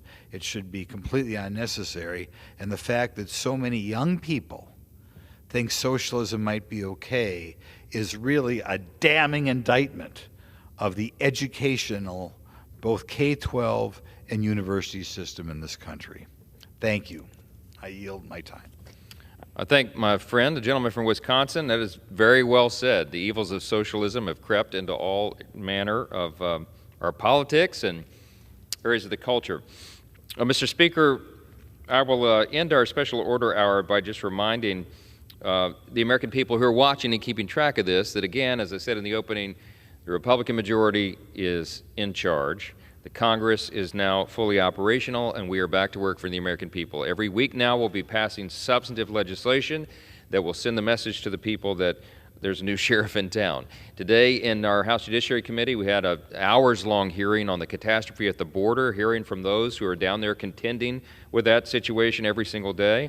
And these hearings, like that one, will lead us to legislative repairs for some of these problems that have been created by the Biden administration and the Democrats in charge here for the last couple of years. This week, we're voting to end the COVID pandemic emergency order at long last. We're passing the Show Up Act to get all these federal employees back to work. And as Mr. Grothman indicated, tomorrow we'll be voting to condemn socialism. There's going to be a dramatic change between the Republicans in charge of this House and the Democrats, and we're grateful for the opportunity to lead. We will do that every day, and we will make the American people proud with our policy reforms and our process reforms. Mr. Speaker, with that, I yield back the balance of my time. Under the Speaker's announced policy of January 9, 2023, the Chair recognized the gentleman from Georgia, Mr. Clyde, for 30 minutes. Thank you, Mr. Speaker. I ask unanimous consent that all members have 5 legislative days to revise and extend their remarks and submit extraneous materials. Without objection. Thank you, Mr. Speaker. On January 13th of this year, the ATF finalized its unconstitutional rule pertaining to firearms with stabilizing braces. Under this new ATF rule, any pistol-braced firearm would be considered an illegal short-barreled rifle, subjecting these firearms to draconian regulations under the NFA, the National Firearms Act of 1934, and turning millions of law-abiding gun owners into criminals literally overnight. Unelected anti-gun bureaucrats informed law-abiding gun owners possessing pistols with these braces attached that they will have only 120 days to register them once the rule is published in the Federal Register. This 120-day amnesty window started yesterday, January 31st. As we have seen across the world time and time again, what comes before gun confiscation? Gun registration. That's right. That's exactly what ATF is now demanding. But for stabilizer brace owners who do not wish to register their firearms, the ATF provides 4 alternatives. The first, turn in the entire firearm with the attached stabilizing brace to the ATF. That means forfeiting your firearm. The second, destroy the whole firearm. Again, another forfeiture of your firearm. The third, convert the pistol brace into a long-barreled rifle that does not require registration, but is also much more difficult to use with a brace. Or number 4, permanently remove and dispose of or alter the stabilizing brace from the firearm so that it cannot be reattached. If gun owners who possess braced firearms refuse to register, destroy, turn in, or alter their firearm after this 120-day window, they face National Firearms Act violations, felony violations, including hefty fines up to $250,000 and up to 10 years in prison for having an unregistered short-barreled rifle. In other words, the ATF's rule turns law-abiding gun owners into criminals, into felons for simply doing nothing. That's right. If they do nothing, then after 120 days, they are in felony violation of ATF's reinterpreted law, all for simply maintaining their Second Amendment freedoms. So what exactly are these alleged hazardous stabilizing braces? A pistol brace, also known as a stabilizing brace, is simply an accessory that is attached to the rear of a large firearm in order to anchor the gun to the shooter's arm to better stabilize it, allowing them to more accurately be shot one-handed, just like what you see right here. This is a stabilizing brace. These braces were actually designed to help disabled veterans enjoy the sport of shooting. In fact, as a federal firearms licensee, my company has sold many of these pistol brace firearms to assist disabled veterans so they can improve their shooting capabilities and their accuracy. Unfortunately, these beneficial braces have faced uniformed and unwarranted backlash from unelected bureaucrats for years. In 2012, the ATF provided a letter determining that pistol braces were legal to use and to shoulder. This decision was then reversed 3 years later by the ATF in 2015, in which stabilizing braces became illegal to shoulder, turning braced firearms into unregistered short-barreled rifles. Now, the braces remained legal if held at arm's length, but illegal if brought back to the shoulder. How does that make any sense? This flip-flopped again in 2017, when stabilizing braces were once more determined to be legal to shoulder by the ATF, as long as the original design of the brace remained unmodified. And now here we are in 2023, as braced pistols are vilified yet again, declared by the ATF to be unregistered short-barreled rifles, requiring registration, and their owners classified as felons if they simply do nothing. Clearly, as in most cases of unconstitutional gun control, unelected bureaucrats who have little to no knowledge of firearms or respect for the Second Amendment rights are steamrolling ahead with unlawful restrictions, which will impact, estimates say, anywhere from 3 million to up to 40 million firearms across the country. Why? To advance the less dangerous dream of disarming our nation and dismantling our Second Amendment rights. That's what gun control is all about. The ultimate goal is an unarmed and subjugated America. I can assure gun owners across this great nation that I and Second Amendment-loving Republican colleagues will do everything in our power to never allow that to happen. We are fighting this, and we are not going to give up. Congress cannot allow the ATF to brazenly disregard both our Constitution and Congress's role, its sole role in legislation, its legislative authority. Now, I don't know if ATF Director Dettelbach needs a copy of the Constitution to revisit the explicit language of the Second Amendment or the direct powers granted to the three branches of government, but the last time I checked, only Congress has the authority to make laws. Let me say that again. Congress makes laws, not unelected anti-gun bureaucrats at the ATF or any other part of the executive branch for that matter. Yet, given the ATF's severely misguided decision to advance its unconstitutional pistol brace rule, I'm actively leading the fight to stop this grave injustice. We have three key tools available to us to fight the ATF's tyranny in Congress. The first is H.R. 646, the Stop Harassing Owners of Rifles Today Act, or the SHORT Act, which I reintroduced yesterday with Senators Roger Marshall and John Kennedy. This legislation repeals the elements of the National Firearms Act, thereby prohibiting the ATF from registering and banning pistols with stabilizing braces. The second element is a joint resolution of disapproval under the Congressional Review Act, which we will introduce in a matter of days to block the ATF's rule from infringing on Americans' Second Amendment rights. Congressman Richard Hudson, our conference NRCC chair, has joined me in co-leading this in the House, while Senators John Kennedy and Roger Marshall will introduce the resolution in the Senate. And the third way that we can fight this here in Congress is through the power of the purse. As we write the ATF's appropriations for fiscal year 2024, we can prevent taxpayer dollars from funding this backdoor gun control through what's called a limitation amendment. As a new member on the Appropriations Committee and the Commerce, Justice, and Science Subcommittee, I look forward to assisting in this effort. With these three initiatives, we can work together to stop the ATF's unconstitutional overreach. You know, it would be better if the ATF simply decided to rescind the pistol brace rule so we would not have to take these permanent measures. But we are fully prepared to do so if they will not rescind it. Now, I'm proud to have several of my colleagues here tonight to expose the ATF's unconstitutional rule, as well as to highlight how Congress can stop this latest form of gun control from infringing on law-abiding gun owners' Second Amendment freedoms. So, Mr. Speaker, I'd like to yield 3 minutes to my good friend from New Jersey, Mr. Van Drew.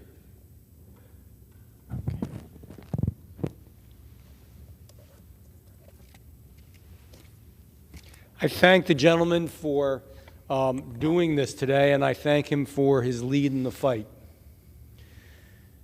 Yesterday, I stood on this floor fighting to protect Americans' First Amendment rights. Today I'm standing here fighting to protect Americans' Second Amendment rights. God help our Constitution. Congress has afforded far too much deference to unelected D.C. bureaucrats in federal agencies. And it is time, with our majority, to rein in that extreme power. The left has talked about taking your gas stoves away, has censored your speech, and now the ATF, under the guidance of this administration, is coming to take away millions of pistols from law-abiding gun owners. Law-abiding gun owners. Individuals who own pistol braces, which were originally approved by the ATF themselves. What's changed? What's different? What's new? I'll tell you what's changed. What's changed is now we have an administration that is desperate to erode our Second Amendment rights in more and more pervasive ways as every year passes. It has continually chipped away at Americans' constitutional rights because of the lack of understanding of what the actual roots of gun violence are.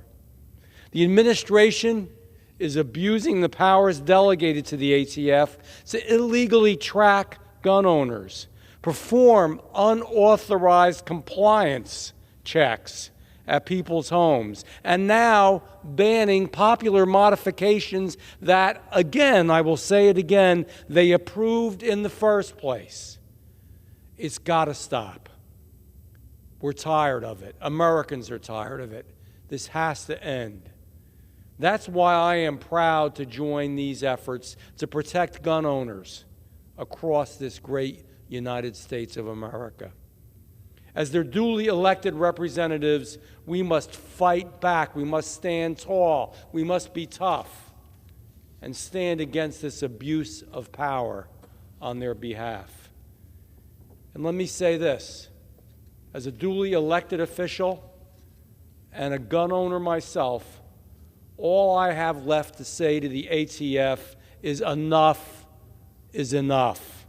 Our right to keep and bear arms shall not be infringed. I yield back. Thank you. Thank you to my good friend from New Jersey, from one of those blue states where you don't necessarily think that there are passionate gun owners, and I appreciate those words. South Jersey is a lot different. All right. Thank you. Now I would like to yield 3 minutes to my good friend from Colorado, Representative Boebert, who is also the co-chair of our Second Amendment caucus here in Congress. Mr. Speaker, first I'd like to thank my friend and fellow Freedom Caucus colleague and proven fighter for the Second Amendment, Mr. Clyde, for organizing this special order. Thank you so much for highlighting what's going on here. Mr. Speaker, the ATF's new pistol brace rule violates the separations of powers. Bureaucrats don't create laws. Congress does. This rule functions like a law that Congress never passed. ATF, alcohol, tobacco, and firearms. In Western Colorado, we call that a fun weekend. But DC bureaucrats have used this agency to infringe on the rights of the American people. When you research how many pistol braces the ATF expects to be registered, the number varies. Some say 10 million, others say 20 million, and it still may even be 40 million. Why such disparity? Because the ATF doesn't know how many are out there, because law-abiding Americans do not trust them enough to tell them. In fact, there's probably going to be many more boating accidents this spring and summer than we've ever encountered in U.S. history from law-abiding gun owners. We don't trust the ATF because of their overreaching actions, exactly like we're seeing with this rule. There's been a lot of talk about defunding the ATF, even abolishing the agency altogether. And I'm still waiting to hear a good reason why the ATF should remain an agency at all. And yet I've yet to hear one. Instead of providing regulations that keep our communities safe, this agency has made our communities more dangerous by laundering weapons to the cartels.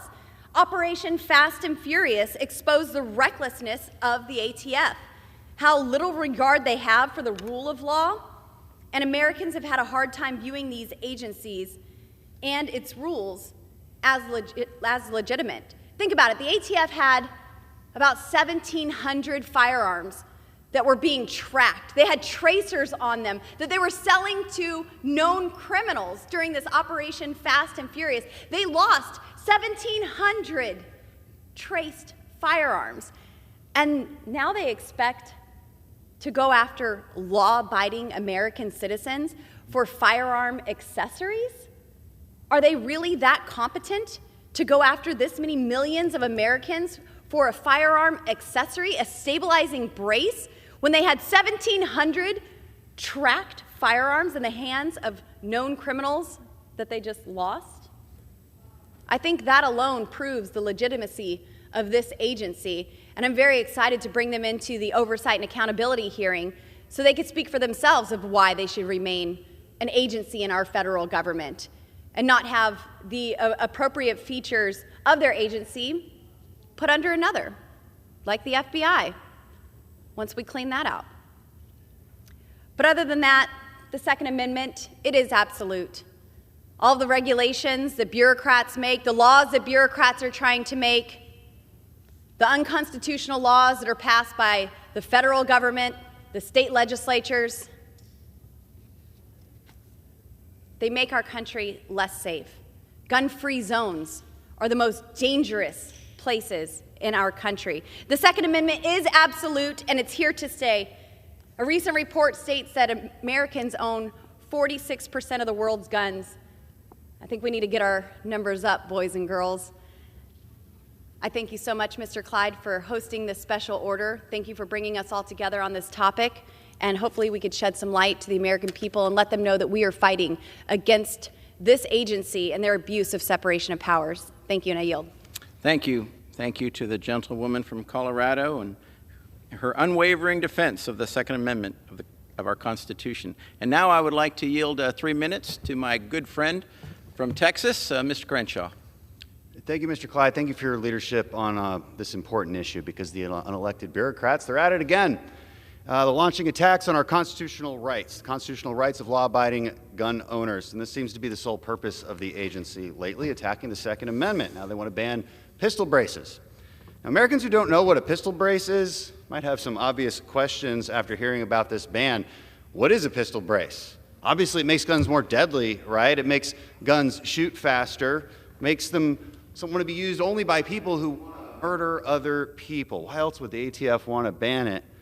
But Americans who actually use pistol braces know the reality. There is zero logical reason to ban pistol braces. It's a device used by a lot of disabled veterans, a lot of people I know, to provide more stability when shooting a gun. Tens of millions of Americans own this brace, but they would immediately become felons when this goes into effect. That's not even practical from a law enforcement perspective. Now, you could argue, actually, that the pistol brace makes the gun safer, makes it less likely for people to shoot things they are not aiming at. But no, the impulsive leaders at ATF have once again failed to apply simple logic and reason to their decision-making, and instead chose to apply the mindset of an authoritarian, gun-grabbing bureaucrats we all know that they are. Now, Congress cannot sit idly by. I recently reintroduced a bipartisan piece of legislation that would create an appeals process for small business owners hurt by these haphazard rulings. Right now, the only real recourse that exists is for these gun shop owners and manufacturers to sue the federal government in court. Now, for the average American, that's not exactly doable. It takes time and a lot of money and a lot of resources. My bill would put the ATF in line with every other federal regulatory agency's appeal process and ensure Americans can petition their government for the redress of grievances and get decisions handed down in a timely manner. These taxpayer-funded anti-gun activists at the ATF cannot continue to trample on our Second Amendment rights without a response from Congress. We must never cease fighting against these shameless power grabs, and Republicans must use our House majority to protect law-abiding gun owners. Thank you, and I yield back.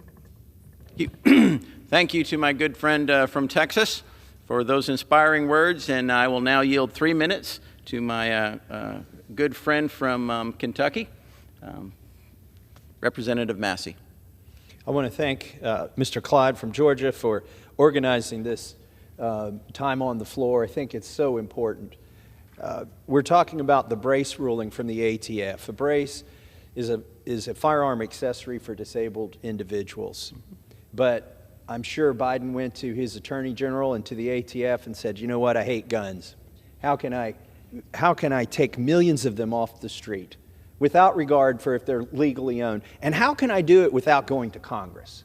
Because I really don't want to do that. Now keep in mind, this is administrative law. Right. Our founders were against this type of thing because they knew that the laws shouldn't change with each administration. When Democrats controlled both chambers of Congress and the White House, they didn't pass this legislation. This ATF rule says that gun owners have 120 days of amnesty to register or destroy their firearm if it has this firearm accessory. If you don't obey, you become a felon. What this administrative rule does not do is it does not make people safer. This ruling turns millions of law-abiding gun owners into criminals. Tens of millions of pistol braces have been sold in the United States with the permission of the ATF, the written permission of the ATF. They're telling you to take this off or transfer it or register it like a machine gun, basically the same paperwork.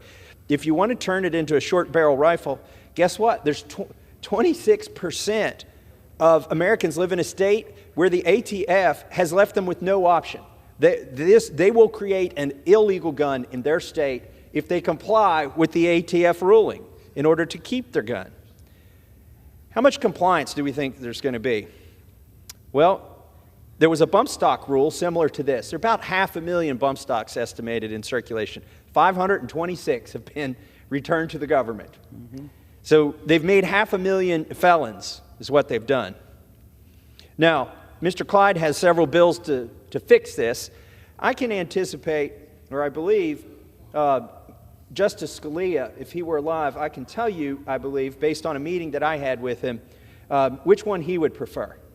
Several of us had breakfast with Scalia, and we said, oh, Obama's so bad, and we don't have the constitutional balance of government. Fix this for us, Supreme Court.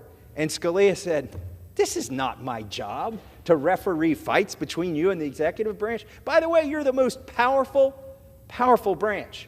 You're Article 1. Right. And you have all the tools you need to stop what he's doing. And one of my colleagues said, well, impeachment's so hard. Scalia said, I'm not talking about impeachment. You are funding everything you complain about. Right. So I believe that his favorite method here, and it's certainly my favorite method, would have been to defund this activity. The ruling is unconstitutional. The Second Amendment is clear. Shall not be infringed means shall not be infringed. I urge all Americans to call their representatives and support Andrew Clyde's bill. And I yield back. Thank you. Thank you to my good friend from Kentucky. And he is absolutely right. We have the power of the purse. Now I would like to yield 2 minutes to my good friend from Texas, Representative Weber. I thank the gentleman from Georgia for yielding to me, and thank you for your efforts in leading this fight. Let's get something straight. I'm a proud Texan, and let me tell you, Texans are not happy when the government comes after their Second Amendment right.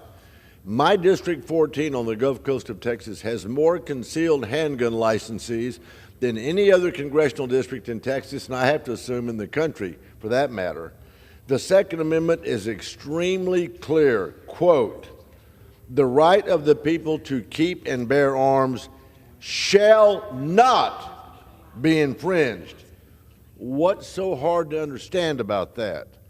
But let's face it, folks, the far left's dangerous attack on the United States Constitution continues unabated with yet another example right here with the ATF's unconstitutional pistol brace rule, which bans millions of firearms with stabilizing braces. The ATF ruling could turn as many as 40 million Americans into felons, and those 40 million Americans are sick and tired of faceless bureaucrats trying to destroy the Second Amendment. Mr. Speaker, Thomas Jefferson once said, where the people fear the government, there's tyranny. Where the government fears the people, there's liberty. I would add, Mr. Speaker, fear the government that fears your guns. I want to thank the gentleman from Georgia. Mr. Speaker, I yield back. Thank you. Thank you to my good friend from Texas for those great words. And he's absolutely correct. When the government fears the people, there is liberty. So now I'd like to yield 2 minutes to my good friend from Florida, Matt Gaetz. I thank the gentleman for his leadership and for yielding. The ATF's new rule, criminalizing pistol braces, is a brazen and unlawful attempt to usurp congressional authority. This pistol brace rule will fail for the same reason the bump stock rule failed. The ATF does not have the authority to create federal law. Nobody voted for the ATF, though I know a lot of people who would vote against them if they could. This new rule will ban pistol braces on certain firearms, forcing users to jump through numerous hoops to comply with this new decree or risk becoming a felon. Disabled veterans and others have used these braces for years to help them fire pistols, and the ATF has unilaterally decided that this is no longer acceptable. Now, otherwise law-abiding Americans will either have to destroy their newly illegal firearms or figure out how to comply with an arbitrary and confusing regulatory scheme outlined in the National Firearms Act. The ATF cannot be trusted to protect our rights to keep and bear arms. There is no timeline in which the ATF, under any administration, would become an ally. It needs to go. We need to abolish the ATF before they abolish our Second Amendment rights. Alcohol, tobacco, and firearms should be the name of a chain of convenience stores in Florida, not a federal agency. I urge every red-blooded American and every conservative in this Congress to stand with Representative Clyde and his legislation and to stand with me and co-sponsor my bill, the Abolish the ATF Act of 2023. Let's get rid of this unlawful agency once and for all, and let this special order be considered a shot across the bow. I yield back to the gentleman from Georgia. Thank you to my good friend from Florida, and that is indeed a great statement, a shot across the bow.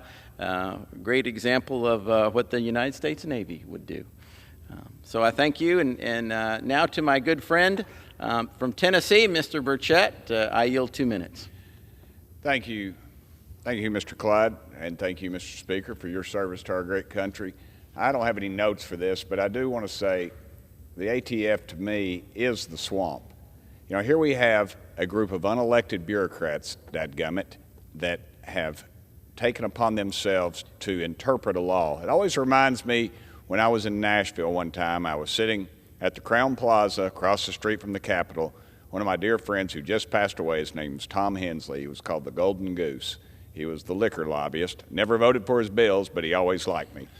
He told me one time a guy came up and threatened him that worked for our governor and threatened him, and he sat there and he chomped on his cigar and he walked away and he said, Burchett, he said, you know what? He said, in a few more years, he'll be gone and the old goose will still be sitting here. And that is exactly the mentality of the swamp. It's not like on an episode of Simpsons where they're all 6 people are sitting around at a table, the old cartoon, and they're deciding what's going on. It's a bunch of unelected, arrogant bureaucrats who think they know what's best for this country.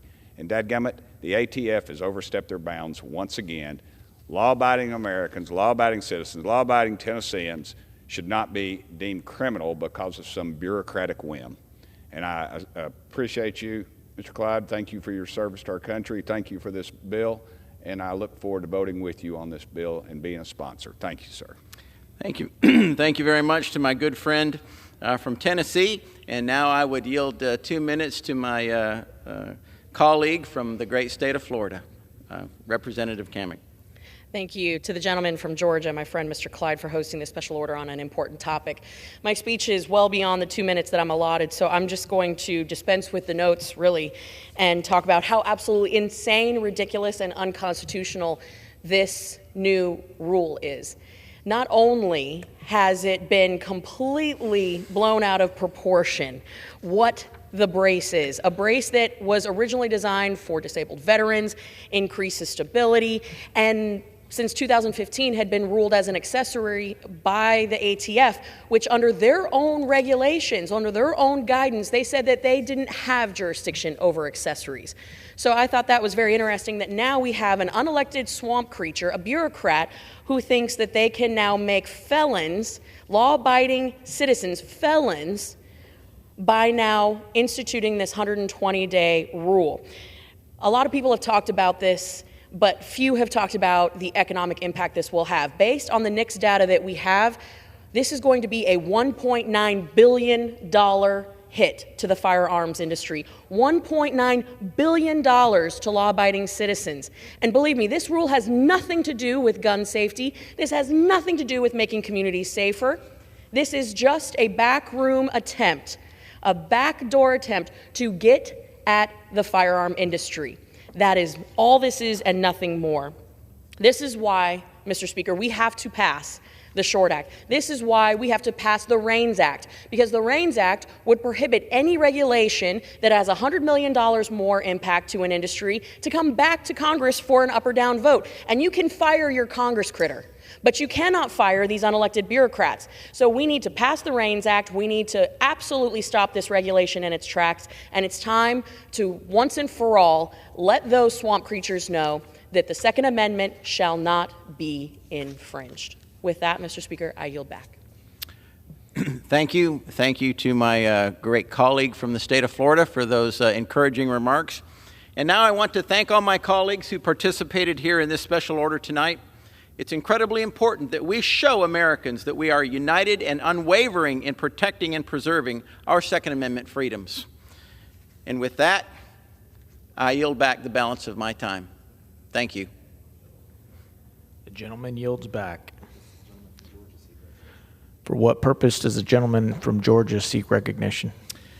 Mr. Speaker, I move that the House do now adjourn. The question is on the motion to adjourn. Those in favor say aye. Aye. Those opposed say no. The ayes have it. The motion is adopted. Accordingly, the House stands adjourned until 9:30 a.m. tomorrow.